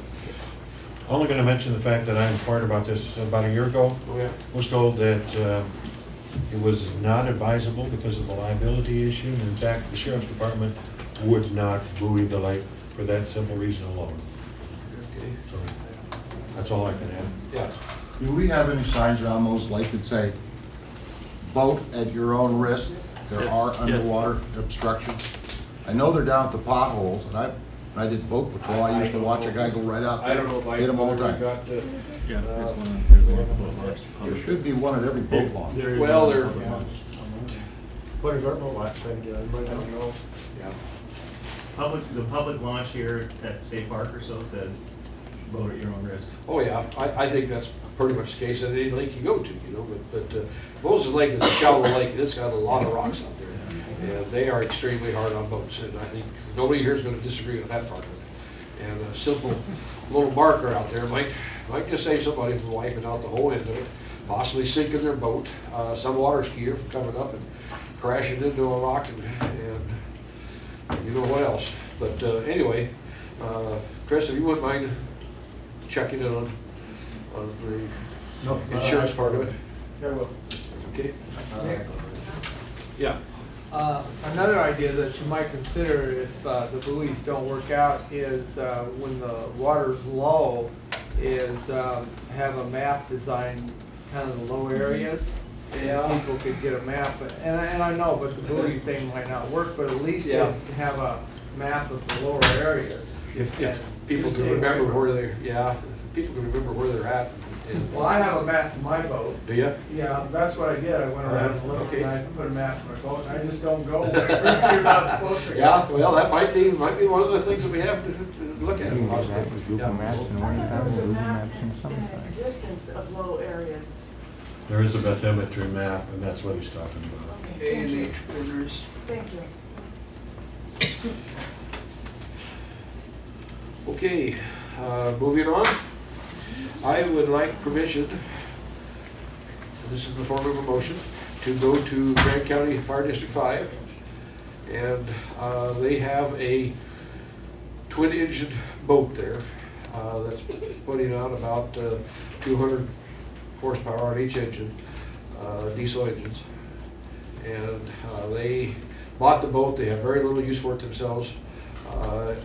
They cannot hold title to it, and likewise, we would never be able to hold title to it. But I think it's a boat that might work real good for a tugboat for us, because at this point in time, we've got boats, but they are probably not really what you consider something that can move the dredge and move anything very fast, or even under a wind condition. But I'd like to work with them and see if we could maybe have control of it, pay them for what they got into it, and I'll report back. That'd be, give a second on that. So, Mick, you're basically asking, are we talking about sharing ownership kind of? No, we'd actually take over the obligation. Neither one of us will hold ownership to it. I think it belongs to one of the government agencies that Department of Natural Resources, I think So it's basically, possibly who you're it just is. asking right now permission to go and talk to them? Yeah, let me talk with them, talk with the Department of Natural Resources, see if maybe we can be in charge of the boat instead of them, and have it to where we can use it if we need it. Now, would this be something that if, say, they needed it, we would share with them? Yeah. Okay. Yeah, I think you can share it with both of us. I'll second that motion just to check into it. Yeah, so let me check in it and report back. Like I say, I don't think we can own it, but it might be an asset to our fleet here to actually have it, and have something that's got power enough to shove the dredge up on the shore if it had to. Discussion? All in favor, say aye. Aye. Motion carried.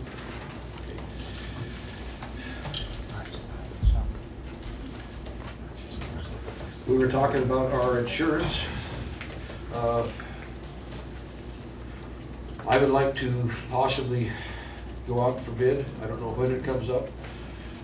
Rich, you were questioning about that. I don't know, does anybody have an idea? Julie, do you have any idea when it comes up for? We went out for bid probably 3 or 4 years ago, and the only company that can touch us because of the type of entity we are is the company that we're insured through. And that company is what, do you know? Canfield? Okay. I would like to, you know when it comes up, when the due date on it is? It's in the fall. It's in the fall, okay. Well, I guess- We're paid through next fall. Paid through next fall. I would like to at least see when it comes up. Maybe that'd be some information that you could have for us. And quite honestly, we've hit them pretty hard here lately. Whether that's going to affect our insurance and how much we're paying for it, whether there is anybody else out there or not, I do not know. But I would like to at least take a look at it. It seems like we're paying a lot if we're paying what was budgeted there. And take a look at possible changing that. At least put it up for bid if there's any other bidders. I don't even need to even worry about that. I mean, if it's gonna be worth the fall. Okay. think it's getting closer, you'll just kind of inform them how close we're getting, say within a couple of months. Maybe within the next month or so, Julie, you can get us the information on it. That would be fine. Why don't you let me know who you'd like to go out to bid for? Okay. Since we've been through this process once before pretty completely. Yeah, okay. Okay. Let me, can you get us a list of people you have checked this before, so we don't double up? Okay. Yeah, maybe by you could have that information for us. The rehabilitation district proposed budget lists Bob Trask insurance under insurance and bonds. Yeah. Is that a different thing from our insurance? He's probably, I'm guessing, working through Canfield with what Joey's saying.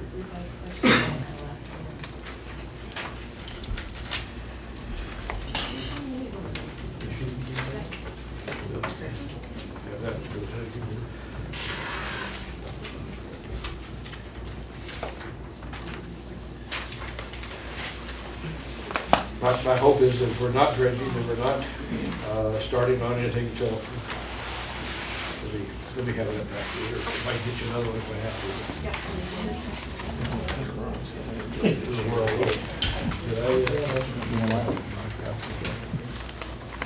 to. I guess we have to do another one.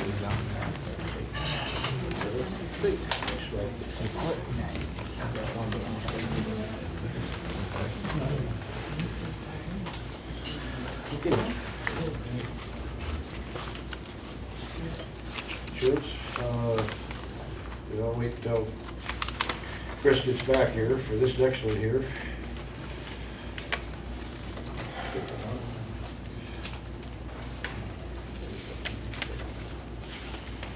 All right, well, I've been talking about having an advisory board, and basically what this advisory board would do was do a lot of what we've been hiring engineers to do in the past.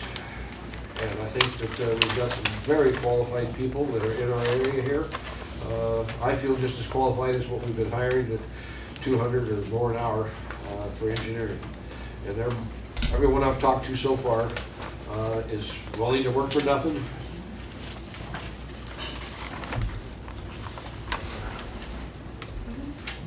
And I think it would be a great way that we can take advantage of our local people around here and save a lot of money in the long run. And I think that you'll be amazed at the quality of people that I would be appointing to this advisory board. And I'd like to put in the form of a motion that I be allowed to appoint a 7-person advisory board.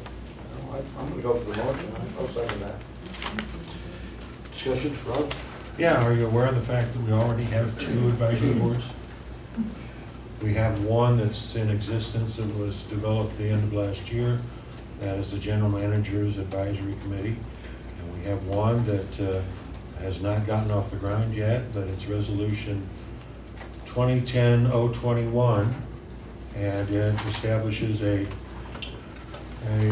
Park and Rec Advisory Committee that oversees not only the Park and Rec portion, but it also oversees the functions of the district. So I think before you do this, you might want to check into that, because it's in existence and it's kind of a duplication of effort here until you know a little bit more about what it is. I mean, you just kind of pull this out and throwing it out in front of us, and maybe you should look into what's already in existence and how to implement that or make it work for you. Yeah, I'm not looking for an advisory board manager. I'm looking for an advisory board for the board of directors. That's right, and that's what the other one is. Are those paid people No. or volunteers? Who's on that committee? Do you have the names? I don't know. Kurt has a committee that he set up at the end of last year, and the other, and I checked on this after you and I, excuse me, he does. I don't know about it. Well, okay, that's fine, I don't know, but I'm just telling you that in 2010, before I even came on the board, I had information that we had a committee, and so I started checking. And I pulled this up and found that we have a resolution establishing this. So you might want to check into it before you start making appointments. Is there any reason why we can't Add another board? I guess you can, somebody said 15 boards, yeah. All the boards you want. Basically, when you do different projects, don't you have different boards for each project? Isn't that how? Well, that's basically what this board would be here, is helping with excavation, helping with engineering, helping with legislature, helping with a number of things that our board is actually getting into in this next year here. And I would like to have this power of this board. In my opinion, I'm just kind of talking out there. I would like to see a board that's a little more direct contact with the directors. I mean, there might be one that reports to Kurt, but I've never heard about it. I just told you that it exists. I just told you that we have 2. And the other one is supposed to report to this board, but it's not been implemented yet. So is it not something you want to look into before you do this? And then secondly, I would certainly like to see a list of these appointees before you make the appointment. I you know, just to give you carte blanche and say, yeah, Mick, go ahead, appoint all these folks you want. So I would like to see a list and give Rich and I an opportunity to look over it before you make this appointment and you get this approval. Yeah, well, basically what I'm asking this time is that it be a resolution and that we come back with the authority to establish a 7-person advisory board, and we'll vote on it in a week here. So will you provide us with the list of your appointees? Yep, I can tell you right now if you want. Well, fine, have you got it written down? Yep. Okay, I can tell you. provide us with a copy of that so we can take it home this evening, please. Okay? You probably have it. No, you don't have it. But I can get it into the minutes. And then you can check the minutes. Dave Hendricks, he is a person that does excavation under extreme conditions. And he's right now up in Alaska.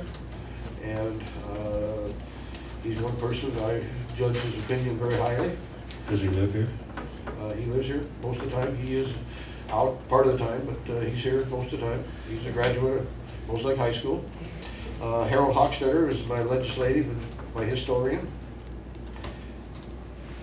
Dale Geese, if you know Dale Geese or not, he likewise graduated from Most Lake High School here. He speaks world renowned as far as talking on seeds and different things. On what? On seed and sprays, insecticides. He's an authority.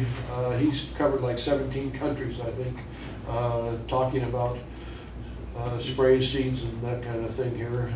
He actually owns a seed company out here that he sells to a number of countries. Mick Hansen, you might recognize that last name. Happens to be an older brother of mine. I'm sorry, what was the first name? Armand, A-R-M-A-N-D.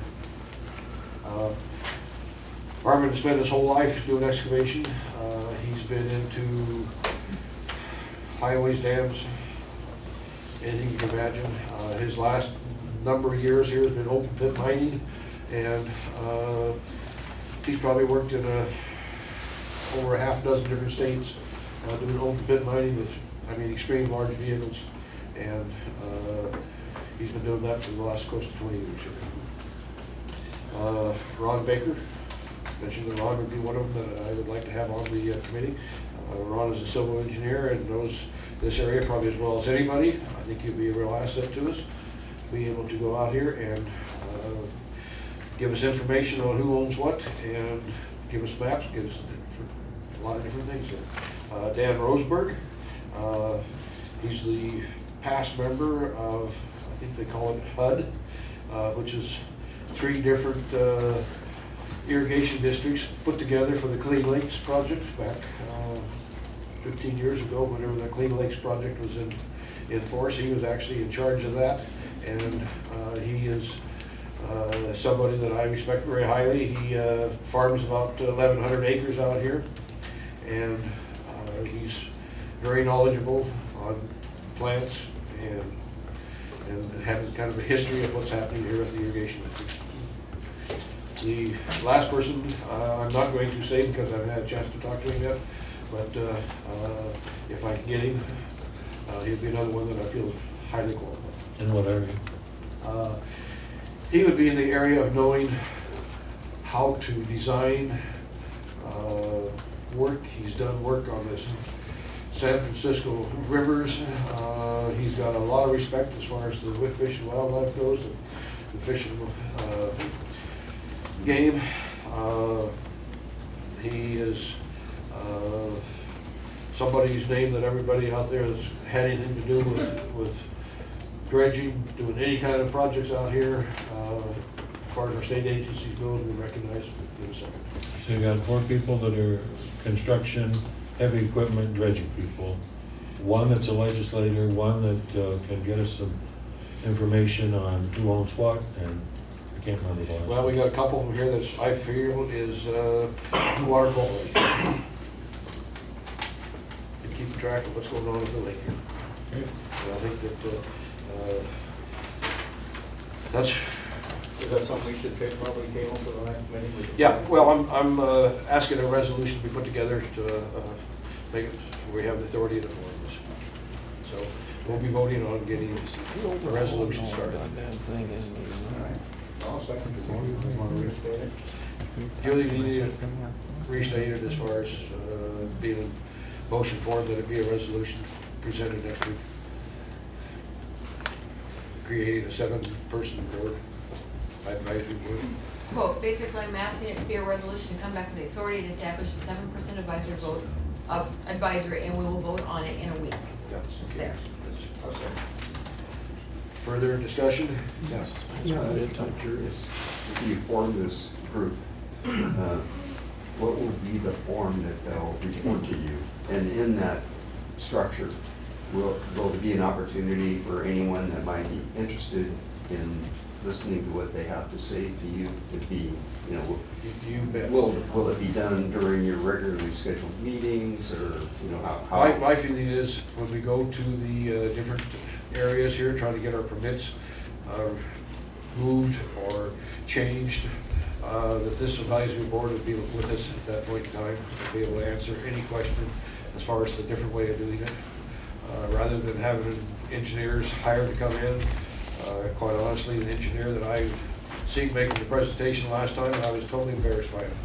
You know, but what I'm talking about is like someone like me who might have an interest in the information that's taking, that's transpiring between the 3 of you and the 7. Well, you know, we've had forums in the past, and I do not want to participate in a forum that is operated in that manner, but we very well could have a forum that is open discussion, and let the advisory board be there to hopefully answer any questions that we have. But you don't have anything envisioned like where every so often they report to you in a structured way so that.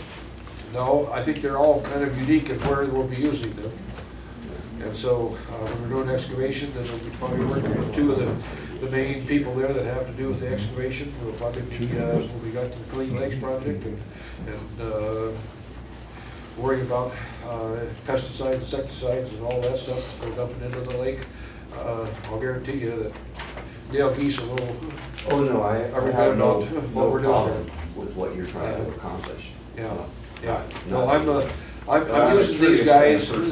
I'm using these guys as a sounding board, and the areas that I feel very comfortable in the excavation end of it, but I don't feel very comfortable out here telling who's pesticide to put in the water and how much to put in and all that stuff. But, or even if it's effective.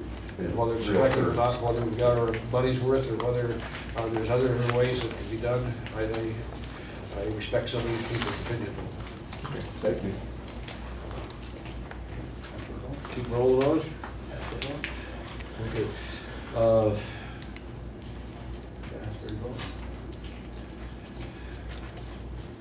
Well, I covered that. All right. We have a motion on the floor. Oh, we still got it on the floor. All right. All in favor, say aye. Aye. Aye. I'm opposed simply because I think you should look into what we have in existence before you take this step. Okay. Well, back. Which was a moot comment. I do have some stuff that I want to cover in executive session, but we're not ready to go into executive session yet. So, let's get back to the agenda that we had at hand.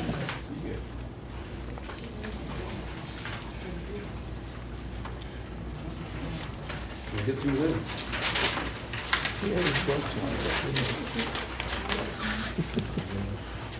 General manager's report and comments, which Chris is going to be you. Knew what he wanted to do. Or Julie, or which one of the two of you are going to do it? I've been asked to read them. Oh, okay, great. Now we're back on. Copy. Yeah. Have a copy in here. Number 11. We're on to number 11. MLIRD manager reports. The board of directors, each of these are addressed to the board of directors. This one is regarding bid projects, design bid projects. As general manager of MLIRD, I'm respectfully submitting staff reports to the board of directors in written format. MLIRD 2012 design and bid projects are in the process of being put together by staff. The Conley Park crack seal project and the North Outlet redesign project slated for 2012 season. The crack seal project. Crack seal project is to seal asphalt cracks in the parking areas of the marine area and the upper VST parking lot. The North Outlet redesign, which is our dam at the south end of the lake. The inspection of the outlet structure in 2010 concluded that the structured life was short and the recommendation was to have a plan to rebuild within 8 to 10 years. I, Kurt, am currently working on the RFP for engineering on the redesign plans. Once the plans are complete, MLIRD will have the ability to go after federal funding for reconstruction. A note, as is on the bottom of each one of these, so I'm just going to read it one time. This list may not be totally inclusive depending on what the agencies of jurisdiction and what is required after reviews of submittal. Second report is regarding interagency agreement with WSDNR, Washington State Department of Natural Resources.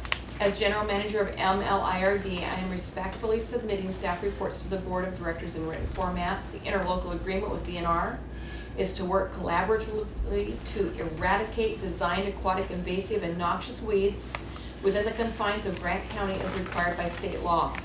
This also includes an agreement with Grant County Noxious Weed Board, the Department of Ecology, Washington Fish and Wildlife, Washington State Parks, and the Bureau of Reclamation. Grant monies of $75,000 by DOE were allocated for herbicide application in 2011 and 2012. This project has been active since April of 11. Applications are scheduled for late spring 2012. The next report's regarding the Parker Horn Dredge project. The permit process has commenced for an additional provision to the existing 5-year permit for the Parker Horn Dredge project. The provision is requesting clean water return for the secondary infiltration pond on site. This requires engineering, biological reports, and agreements from Columbia Basin Railroad. Lake management. The lake management is broken into sub-programs for the purpose of written presentation, and the programs are harvester, zebra mussels, algae, water testing, herbicide treatments, and aquatic survey. The harvester program. The harvester operations requires an aquatic hydraulic permit which covers 5 years of operation. The permit process to continue for the 2012 season is in progress. This operation will continue as management plan and permit dictates. A new map is also in progress for the operation which is required with the permit. Zebra mussels. Zebra mussels are prolific invaders that cost the U.S. millions of dollars each year. These small mussels from Eurasia can clog water intakes and damage equipment by attaching to boat motors and hard surfaces. They can damage ecosystems by harming fisheries, smothering native mussels and crayfish, and littering beaches with their sharp shells. Garrett Goff and I are working on the proactive program for Moses Lake and will be presented at a later date. Algae. Algae has been a problem in all freshwater sources at varying levels with many different situations. O'Sullivan Reservoir was even closed last summer for a period of time due to toxic states of blue-green algae. I have been invited to serve on the Washington State Board to look at this widespread problem with a positive history behind our Moses Lake management.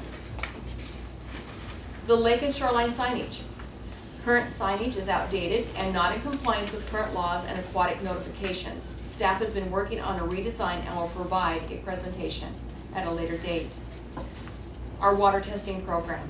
MLIRD water testing program coordinator Garrett Goff is gearing up for an extremely busy year in 2012. The testing is scheduled for bi-weekly in the main body of water.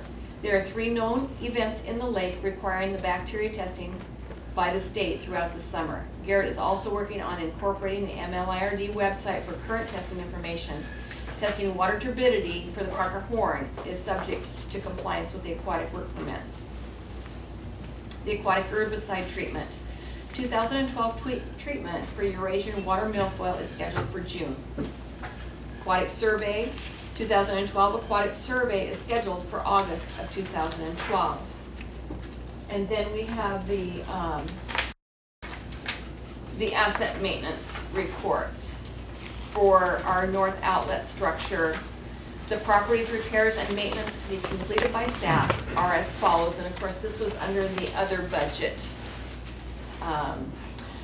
Maintain property free of noxious weeds, clean up garbage and debris, remove weeds, clean generally the grounds, inspect and address all safety hazards, clean debris upstream of the gates, inspect for erosion around structures, inspect functions of gates, inspect upstream log boom, replace signage, and inspect the entire property. The Marina Drive properties. Repairs and maintenance to be completed by staff are as follows.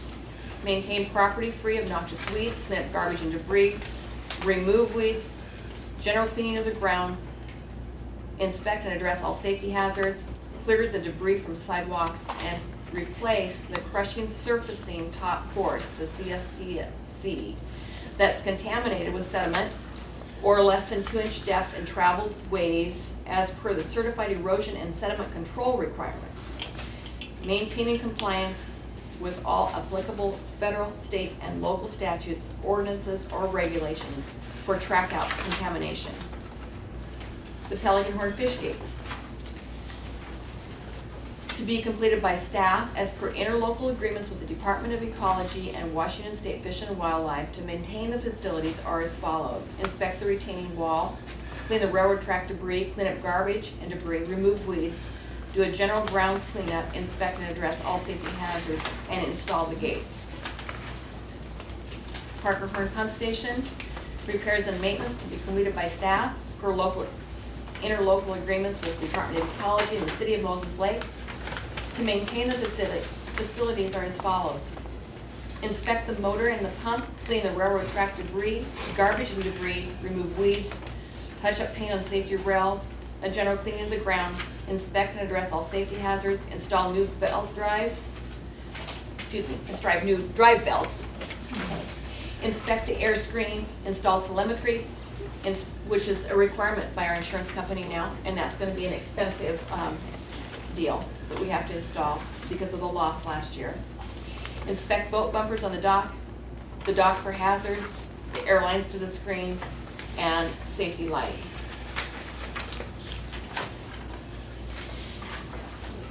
The dredge site. Repairs and maintenance to be completed by staff per agreements with Mr. Penlorick and Mr. Myers to maintain these facilities are as follows. Inspect the sediment fence, clean the railroad track of debris, garbage and debris, remove weeds from hydro-seeded areas, sandblast and paint the gates, general cleanup of the grounds, noxious weed area pre-treatments, inspect and address all safety hazards, install the gate to the stockpile area, maintain the stockpile area, install a sediment fence downstream from the stockpile, haul, cover, or hydroseed spoil stockpile, replace the CSTC that's contaminated with sediment in traveled ways as per the certified erosion and sediment control requirements, maintain compliance with all applicable federal, state, and local statutes, ordinances, or regulations for track out contamination. The Dahl Road Boat Launch. Repairs and maintenance to be completed by staff as per interlocal agreement with Grant County to maintain these facilities. Repair erosion damage in the parking area, clean out the swale area, clean garbage and debris, which staff does several times a year, actually. General cleanup of the grounds, noxious weed area treatments, inspect and address all safety hazards. Conley Park. Repairs and maintenance to be completed by staff prior to opening of the facilities. Replace and repair restroom faucets and sinks, clean and epoxy the floors, touch up interior paint, replace exterior doors, repair or replace the drinking fountain, touch up the railing paint, remove the log boom, install docks, inspect and repair boat bumpers and rails, inspect and repair all irrigation, a general cleanup of the grounds, noxious weed area pretreatments, inspect and address all safety hazards, schedule treatments on trees for borer, install poles, lights, and cameras, service a septic lift station, pump holding tanks, service the irrigation pump, repair ramp area, seal signposts, sandblast paint gates. Conley Park well number 2. Ongoing work on well number 2 with the state source approval process continues. MLIRD staff are working on design and install of appurtenances within the well house. Irrigation piping from the well house to the roadway improvements is scheduled for the last week of January. The domestic water lines design and installation for the existing restrooms will follow. Design and installation of required landscaping and hard surfaces will move forward as staff schedules allow. JD Mower, in prep for the 2012 season. The mower maintenance modifications and inspections required in order to meet aquatic permits, DOT, and labor and industries requirements are as follows. Service all fluids, replace all broken grease zerks, insert all tires for condition, inspect all tires for conditions, wheel bearings, controls, service and motor, inspect lights, repaint for corrosion protection, inspect fuel lines, all CV joints and boots, inspect the belt drive, blades, and lower deck. JD Gator. Work scheduled for staff to prepare for the 2012 season. Maintenance, modifications, and inspections are required in order to meet aquatic permits, and labor and industries requirements are as follows. It's basically the same thing as the mower. Service the fluids, replace broken grease zerks, inspect all tires, wheel bearings, inspect hitch and trailer connections, controls, service and motor, inspect lights, repaint for corrosion protection, inspect fuel lines, all CV joints and boots, and the belt drive. 6-inch trash pump. This is the trash pump at the dredge site. Work scheduled on the trash pump by staff to prepare for the 2012 season. Maintenance, modifications, inspections required in order to meet aquatic permits, DOT, and labor and industry requirements are as follows.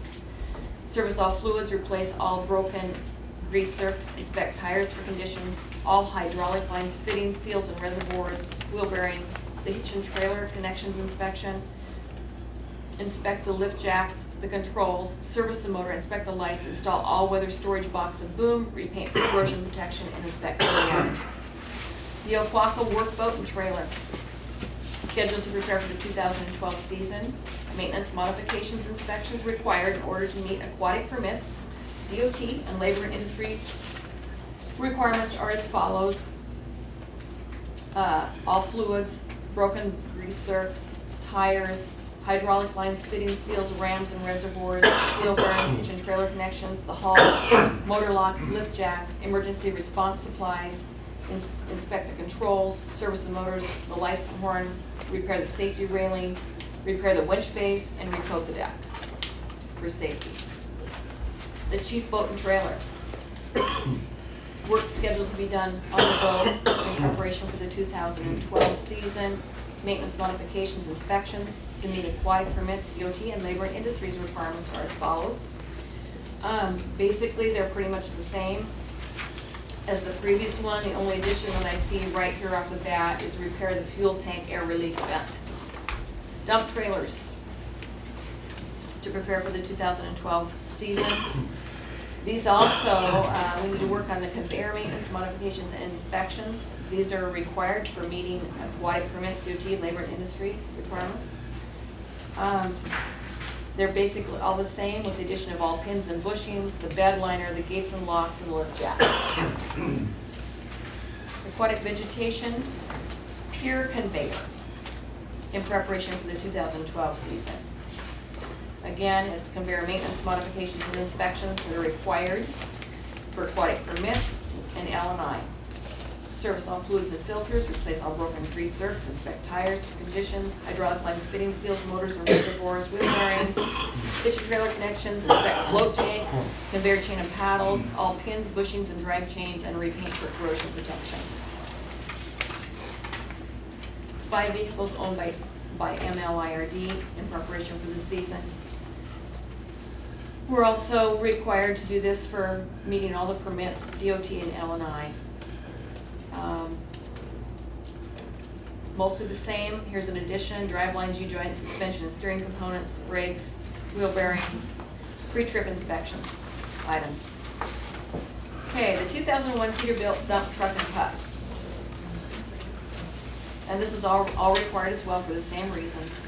Fluids and filters, broken grease zerks, inspect and repair controls, all tires, hydraulic hoses, fitting seals, rams and pump, fuel lines, fitting seals, reservoir, all pins and bushings, install a new battery box, inspect drive lines, U-joints, suspension and steering components, inspect, repair, and replace all locking and non-locking latches, inspect holding tank, inspect brakes, wheel bearings, replace buckboards, reline dump bed, inspect all airlines and tanks, inspect the hitch and trailer connections, and all pre-trip inspection items.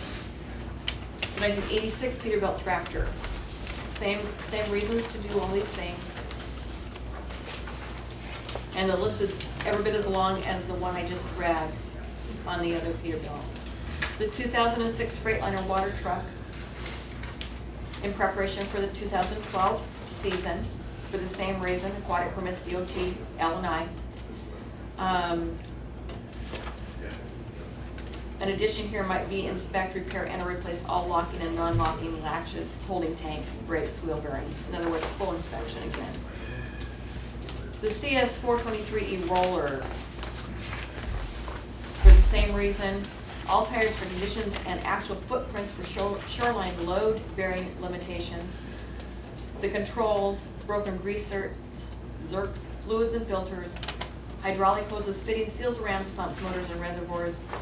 Inspecting all fuel lines, fitting seals, reservoirs, final drives, pins, bushings, retainers, repair and replace all locking and non-locking latches, inspect the drum, inspect the ROPs for corrosion cracks. The 924G loader, for the same reasons. Fluids and filters, broken grease zerks, inspect and repair controls, replace cab air filters, inspect forks for safety conditions, all tires and actual footprints for shoreline load bearing limits, hydraulic hoses, fitting seals, rams, pumps, motors, and reservoirs, all fuel lines, fittings, seals, and reservoirs, final drives, all pins, bushings, retainers, repair and replace all locking and non-locking latches, inspect bucket bit and repair as required, inspect the RPs for corrosions and cracks. The track hose, the 320 CLU, and the 308 CR.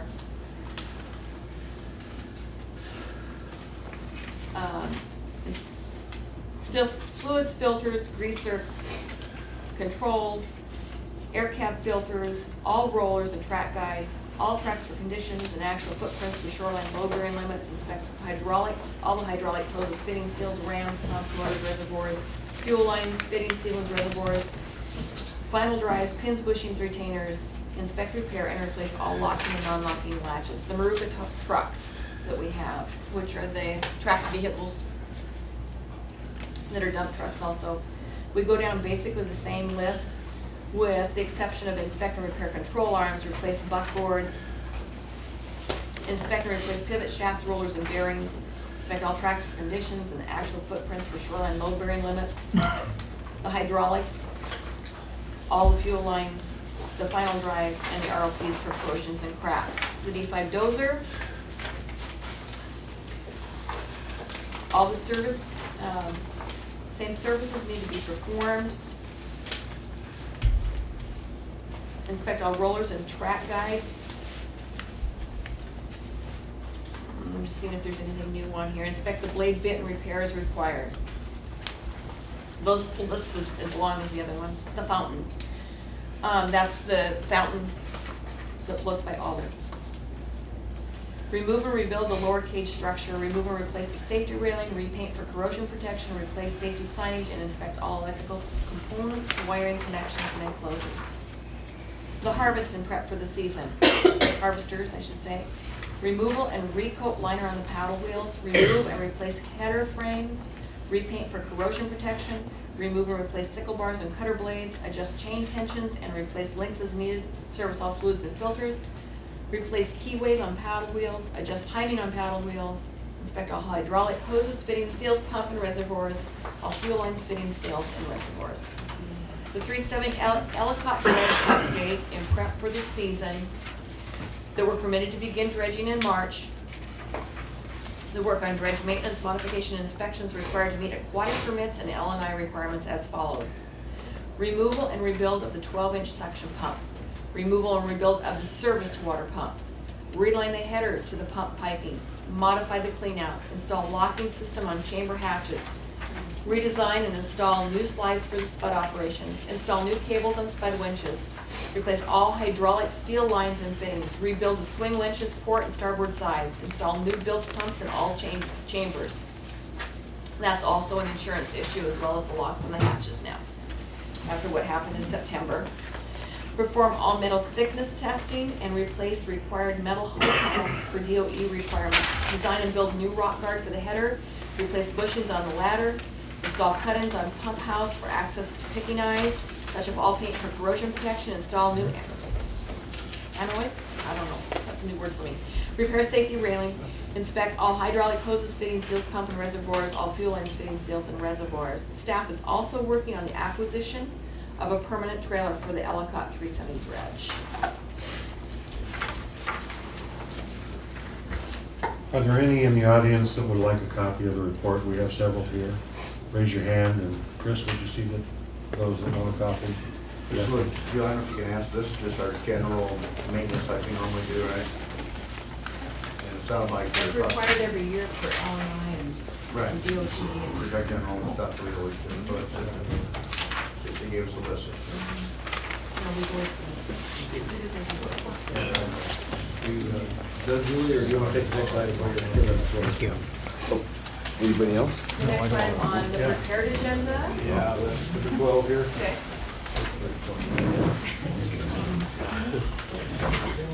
You're still playing. Last meeting, we had the first reading for a petition to add land to the district by Don and Doreen McGraw.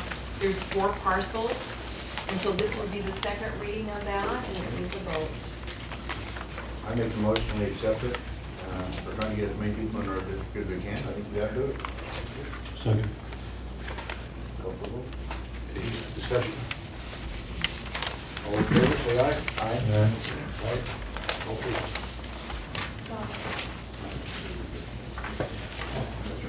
I have a question. We're past it now. In your maintenance and everything on the dredge, harvesters and everything like that, I'm kind of curious, how many hours of operation are these pieces of equipment actually operating? You have to have the pumps rebuilt.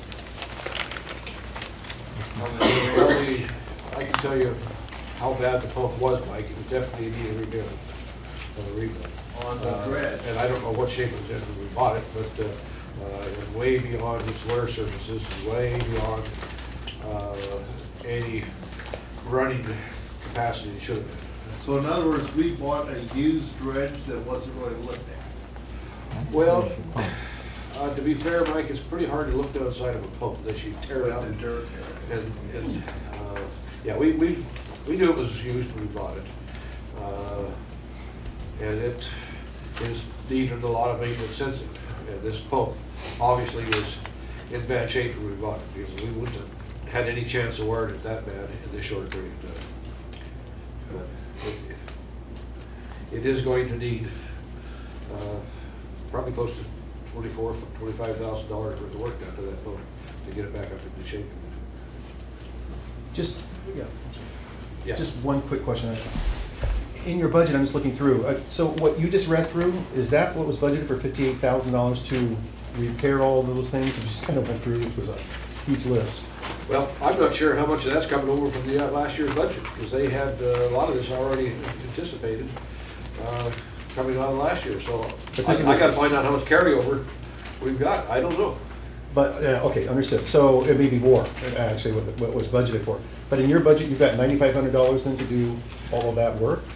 Well, And you just said the dredge may be more than even what was budgeted here. like you say, I don't know how much is gonna come out of this year's budget, how much comes out of last year's budget. We will get the dredge back up in shape, and we will have it ready to go when we need it. So that part of it, I can guarantee you that we will spend the money however it be necessary to get it done. Okay, just one follow-up then. You said 35,000 a second ago, could be up to 35,000 to do that work. 25,000. Okay, but you've got 3,000 for this year's budget. That's actually the operation of the dredge, but Vehicle expenses, is that non-expense and maintenance? I'm not sure. What's coming out this year's or last year's? Here again, I'm not sure. Okay, thank you. We'll have to see what kind of carryover we have. If there's a carryover, Chris? On that milfoil harvester, if the chemical treatment is, do you still have to harvest with the milfoil harvester with doing the chemical? The harvester will not be going into milfoil at all. Okay. That does not work with milfoil. What's it harvesting? Other weeds that don't spread by chopping them up into pieces. Oh, okay. So if we can get in there and excuse me. If we can get in there and cut the weeds out and they don't come back, or we can do some good by harvesting, then we'll be going ahead and be doing harvesting. But if there's any milfoil mixed in with it at all, we will not be going into that area. Now, I can't speak for Kurt, but as a automotive person, I teach at college out here, I know that equipment doesn't need oil changes all the time. Basically, you go on how many hours on a machine. So it may sound there's an awful lot of things in there that probably aren't gonna get really done. We're just gonna inspect it. If it needs an oil change, it'll get an oil change. If it needs a wheel bearing, it'll get a wheel bearing. But we're not just gonna go randomly through and just throw parts into everything. I mean, I can't say that for Kurt. I mean, I just know there's a mechanic and a manager of shops and stuff that when a customer comes to me and they want an oil change, I'm gonna look at the whole thing and make sure everything's safe and ready to go. And I'll advise them on what parts need replaced. I think Kurt's just got this written out so that we're aware that if something is going wrong, that we're gonna cover it. I think it's a checkoff. It's a checkoff. Yeah, it's a checkoff, more than it is making sure you do everything. Thank you. While we're on the subject of equipment, I would like to see a list of large equipment. They do that over here, Kurt. Well, no, I'm just, on this list, I'm asking, what we paid for it, when we bought it, how many hours were on it when we bought it, and how many hours are on it now. Okay. Does that sound like something that you can come up with in a couple of weeks or something like that? With all the paperwork, I don't really, that's not my field. I realize that, Chris, and So, I wish Kurt was here to take the in-between here, but nevertheless, I would like to see that be here within a 2-week period.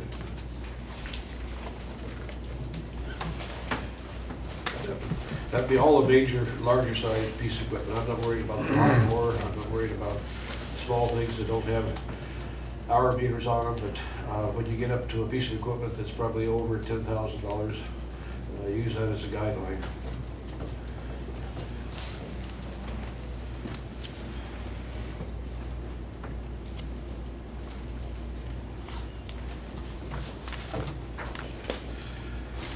Julie, I started to ask you, I think that was about the time we took the break, our small works roster. Can you tell when that kicks in, how long of a window we've got to take care of that, and how many people might be on it roughly? Well, we do it for the RCWs. We advertise in local publications in about the first part of November. And the applications need to be either in this office or postmarked by the last day of the year. last day of the year. So you got them, what do you ask for? Do you take We them? have an application process that they fill out. Yeah, but I mean, do you ask for them, that they can turn them in right in November, or? They can request the minute that the ad goes out. Some people call me mid-year and I say, hey, do you want me to let you know when later on and just send one to you? And so I work with them, but the deadline is December 31. December 31. Is there a reason for having a deadline? For the RCWs. Not really.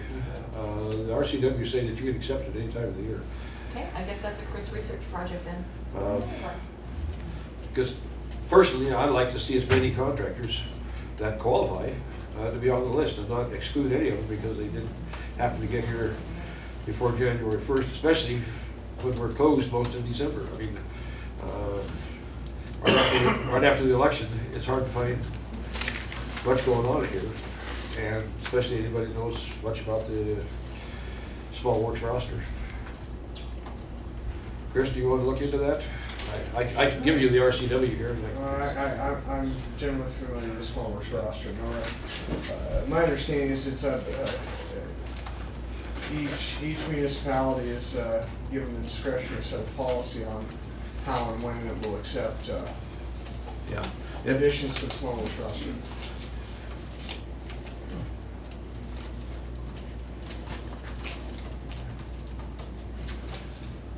I think that we do have that option though, to leave it open all year if we want to. And I would like to look into that possibility, and if you come up with the same thing that I'm coming up with, I'd like to see us open it up to where it can be done. But, here's the RCW.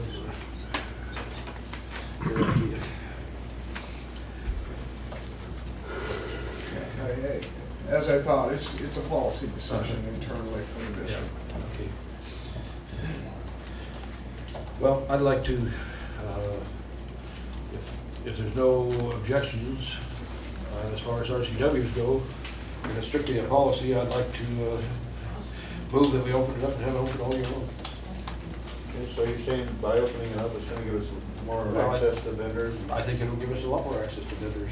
I mean, and hopefully save us a little money, because we have. well, we've got a larger choice of people that's going to be out here being able to bid on the jobs. I don't know how many are on the small works roster at this time, but I can't help but think that making it where we can have it open all year long is not going to be that inconvenience.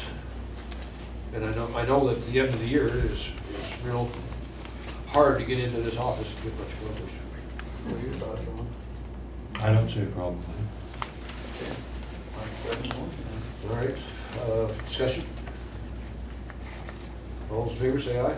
Aye. Thank you. Got one other, that's to change the agenda layout here. I think that I kind of missed this when we went through it at the very start there, but it doesn't require anybody to tell ahead of time who wants to do what or anything else. It's got old business, it's got new business, it's got room for the secretary report, it's got room for the legal counsel report. Put it all on one page. If you gotta go to the back side of the page, we can probably be the one piece of paper that we have on the chair out here when people come in.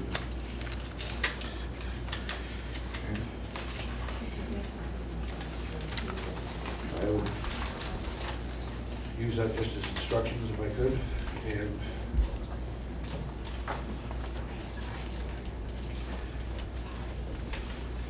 we'll have to do with that. Okay, I think we're at that section of the thing here that we had one left on the bottom here. Ron, did you want to make that agenda item there, number 15, presentation? Yeah, I have over here on the Eagle map. You have to stop and consider that Nepal, Washington was located, let's see, right, I'm trying to find it here. Anyway, it was a small little burg in 1928, located up here on the top of the hill at Nelson and Division. And at that point in time, the boundaries of the district were established, and they are essentially in this shaded color that you see here. Okay? I am proposing a motion that will expand those boundaries, and I have taken what I thought was the widest parameters in establishing them, simply because if we don't do this for another 84 years, Moses Lake is going to have a substantial chance to grow in many directions. So as you look up here at the top, this is 8.1, comes across to N.5 northeast, comes south. I couldn't find the name of this line, or this one, but this is out into the sand dunes area. And then this is Road C northeast. Takes it up around the lake, all the way out to Drumheller Dam, and then back down the other side of the lake. And I realize that there are some parcels of property in the East Columbia District, which are, and Quincy District, which are, I'm trying to think of the name now, McConaughey Flats are out here in McConaughey, but not all of them are. And so those that, because of the fact that we don't have to be contiguous when annexing property, I'm suggesting that we try to include all of those parcels that are not in the Quincy District. So again, this would be the largest parameter, in my opinion. It could be reduced down, but I'm trying to take in as much of what we see going to develop in the next 85 years west of town and also out east of town. MLIRD's maintenance and improvement of Moses Lake benefits the people who make use of the lake for recreational purposes. However, area landowners who own property in the district bear the entire tax burden. It's unfair to those owning property outside of the district who receive the same benefits. In order to more fairly allocate the assessment evenly across the board, I move that the district pursue an affirmative campaign promoting owners of lands outside the district to petition to annex their lands into the district in the manner authorized by RCW 87030560. I like it. So this could be pared down at any time that we want, but I think that this would be the largest that I can see. One thing I can see that I think there's a problem is the fact that the west leg that you've got there is actually going into another irrigation district. And I know that F Road is pretty much the line between the two of them at this time. That's what we need to look into. I didn't have the information available to me, and Kurt was gone, so I put this together just with my knowledge. If that's the case, this would have to come back in from Road C to whatever. But again, this is, again, the largest that I would anticipate we would try to bring into the district. Again, we have no authority to bring these in on our own. They have to request it. That's the way the RCWs read.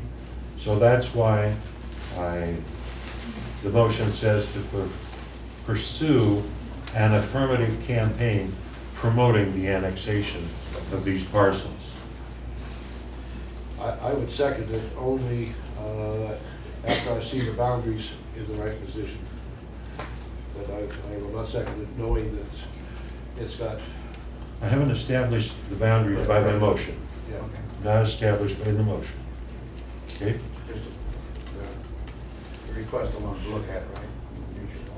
But I would like to have the motion passed, so we do. I feel we're jumping the gun, quite honestly. And the reason for that being is that until we get our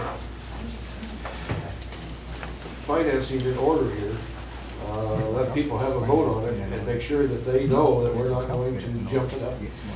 That next time we turn around here, $1, $1.25, whatever, I would prefer that we get our ducks in a row, and then I have no problem going out here and trying to bring in a larger area. But Ask for a second then, if you would. Yeah, second. Okay, second. Okay? Further discussion? John, you got your hand up? If we're the only lake district of its kind in the state, shouldn't we have a little bit of leeway? Can't we, if we're gonna lobby the legislature now for some issues, couldn't we lobby them to say, hey, this town has grown, but yet we've got the same group of people paying more and more tax to do more and more things and be responsible for more and more things. We need leeway to be able to expand that tax base. Yeah. We should be able to look into what's required and get one of our legislatures to write something, or if it's the Attorney General, somehow there has to be a way to make this tax base more equitable. John, there is. Can I ask a question? We can get into that, yeah. Chris, if I remember right, when we were going through all the stuff that we do in those zones, at one time there was a lot of discussion on certain areas where if the majority of the people in the area were taxpayers, let's say, they could actually, by a vote of the majority, they could get everybody in that area, is that right? Yes, you don't, in that respect, it's like adding lands to a city. If you have an area of land and you have the owners of a majority of that area sign a petition, okay, they can then force those people not signing within that area into the district. So you can strong arm a minority in a certain area of land. Is there any way something like that could be done on what Mr. Colby's asking us to do? It could be done on that larger scale? Chris, explain what happens if there's one dissenter. Yeah, indeed. Why we haven't pursued that, and instead have just sought petitions from individual landowners is if, let's say you have 60% of Cove West, say, we want to bring all of Cove West in, okay, but 40% haven't signed. We then have a public meeting. One person shows up at that public meeting and objects. We then no longer have the authority to approve the petition, but rather have to put it to a vote. Okay. Now, the interesting thing is it goes to a vote of the people that are already in the district, not a vote of Cove West, if that's the group we're talking about that wasn't in, just to use an example. Okay. And then if you have an affirmative vote of the electors of the district, that whole area is in, including that minority that did not approve. So basically, it just either we can do it the easy way or we can vote and make it happen anyway, right? Well, if you can get a majority vote, which is And a tall order in some instances. And the people who are going to be voting are actually the people that decided that they wanted to do this in the first place, right? No. No. They're the ones. The that entire make it go district. back. Right, but aren't they the ones going to vote on it? No.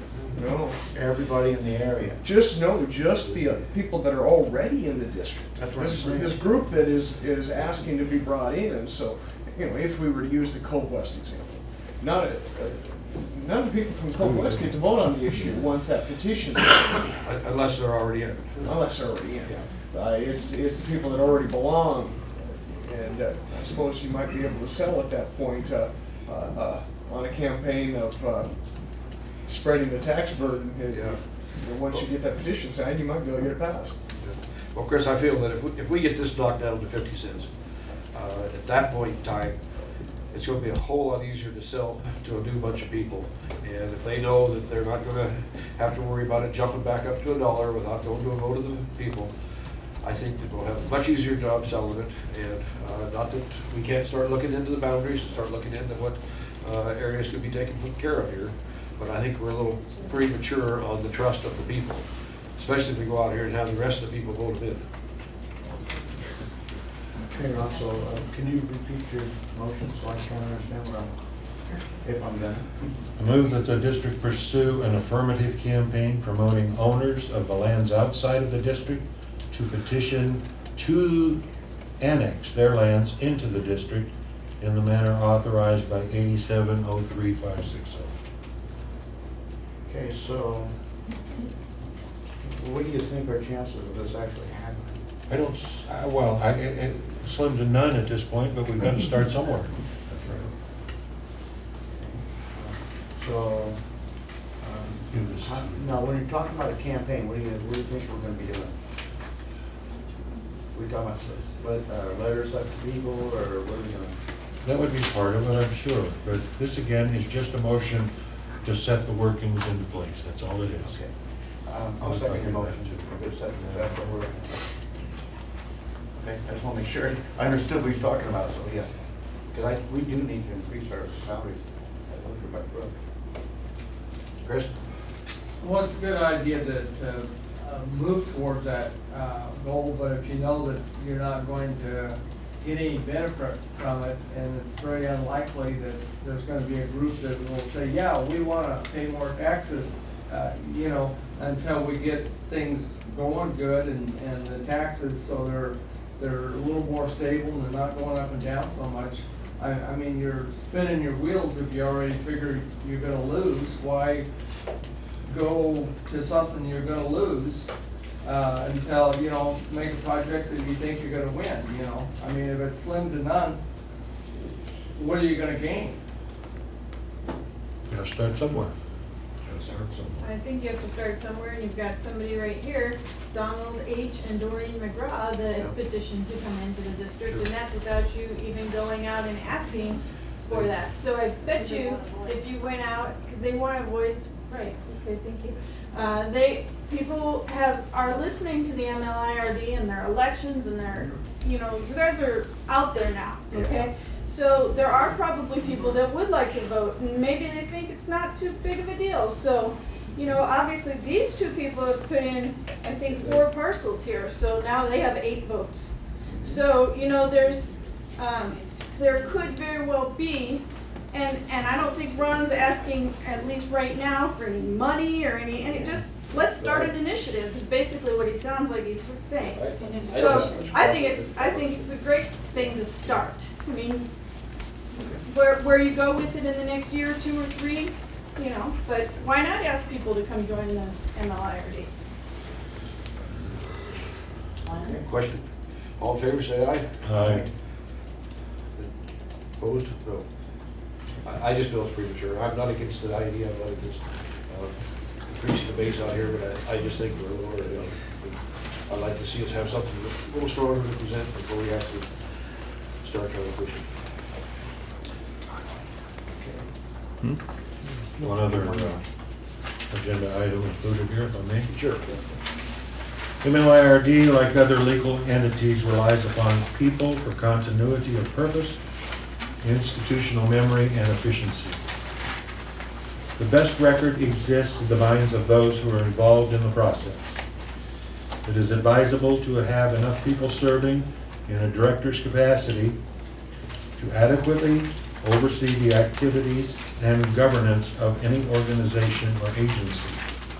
Accordingly, I move that the Board of Directors submit to the ratepayers the issue of whether or not to increase the number of directors from 3 to 5 at a special election to be held on or before May 15, 2012, in the manner described in RCW 8703-080.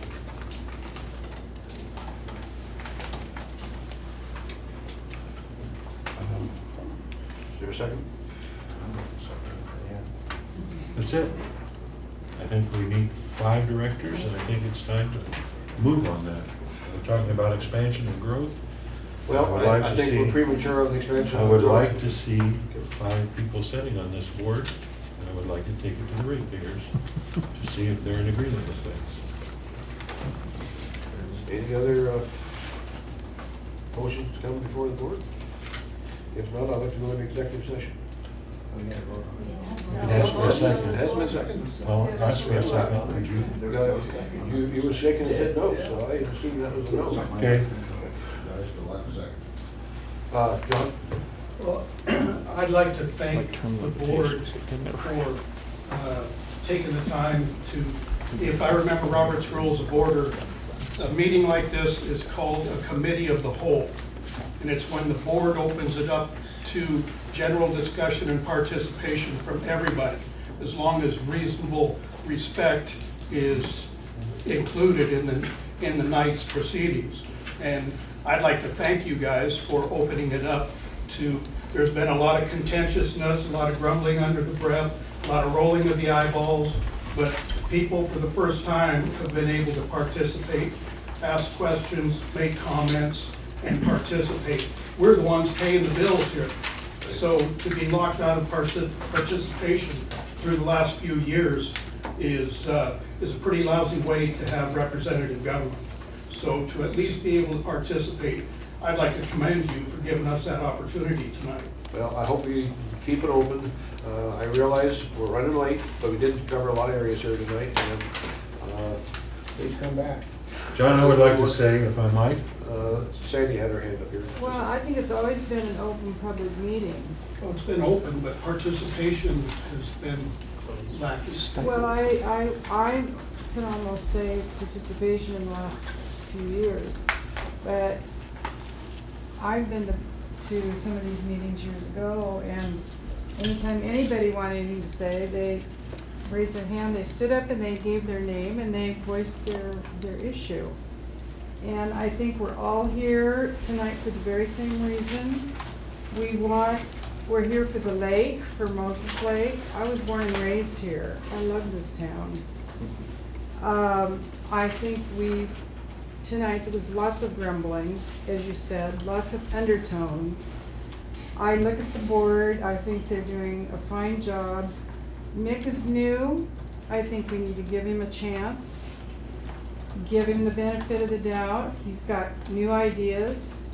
He's got that construction mind. He's willing to take this on and not take 1 red cent for all his time. And you people, unless you've been on a committee like this, don't know what kind of hours, even just for a general board, go into this. I mean, can you not agree with that? It takes a lot of hours. And Mick's got other irons in the fire, as well as I'm sure Mr. Covey and Mr. Archer. But I think we need to applaud them. I think they're trying to do a great job for Moses Lake.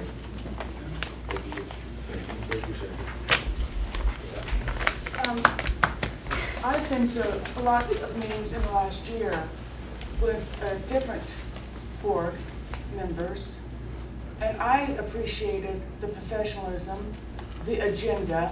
We're all educated people. We know how to write down, hey, I would like to ask how the grass is growing in the park. I was never denied that right.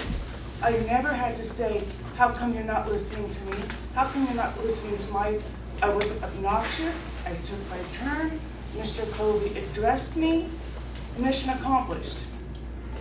So I think we need to remember who we were talking about last year was that board. That board took very good care of us. This board can too. I'm not saying that they won't. But I think we need to compliment the past boards. Well, I thought I just did. You know what I mean? Yeah, but I thought I did. But I do think we need to keep an open mind. Well, and Mr. give everybody a Hansen is chance. implying that we can just blab. Well, he's gonna find out though, I think, the disruptiveness of people's emotions, people's anger, people's money, which is at the top of all those, are gonna be disruptive to an agenda-ran professional meeting. That's all. That's when his gavel might come in handy. I doubt it, but And maybe maybe so. he's gonna have to say, Maybe so. you We'll see. know, quiet down or there's the door. Yeah. Well, I'll tell you this. But he did not follow those when he was a member in the audience. He did not follow the gamble. That was not part of Mick's agenda. Well, this is a new day. Let's give I him a agree. break. I agree. I think we A new all day. agree that we have to move ahead. Sure. And Yeah. I'm sure some of you are not happy with my being up on the board here. I'm sure there's a lot of people that are happy I'm up on the board. So either way, Here we are. chug on, yeah, chug on. I would like to, at this time, go into executive session, and I'll tell you what it's about. We're looking at some property, and I want to be able to discuss this property without disclosing where it's at and how much we're looking at. We'll be gone for about, I'd say 15, 20 minutes, very max. We'll be coming back out of executive session, and at that time, I will be asking for one motion to be made, and that will be to hire an appraiser. And we will not discuss what he's going to be appraising. I won't be here. But that is what we're going to be doing in an executive session, is talking about 3 pieces of property. And I would like to go into executive session this time. Chris, I'd like you there. Julie, I'd like you there. And I wish Kurt was here, but that's as far as I'd like it to go at this time. Sorry. Okay. But if we could meet somewhere out of here to leave the rest of the audience here, that would be great. And,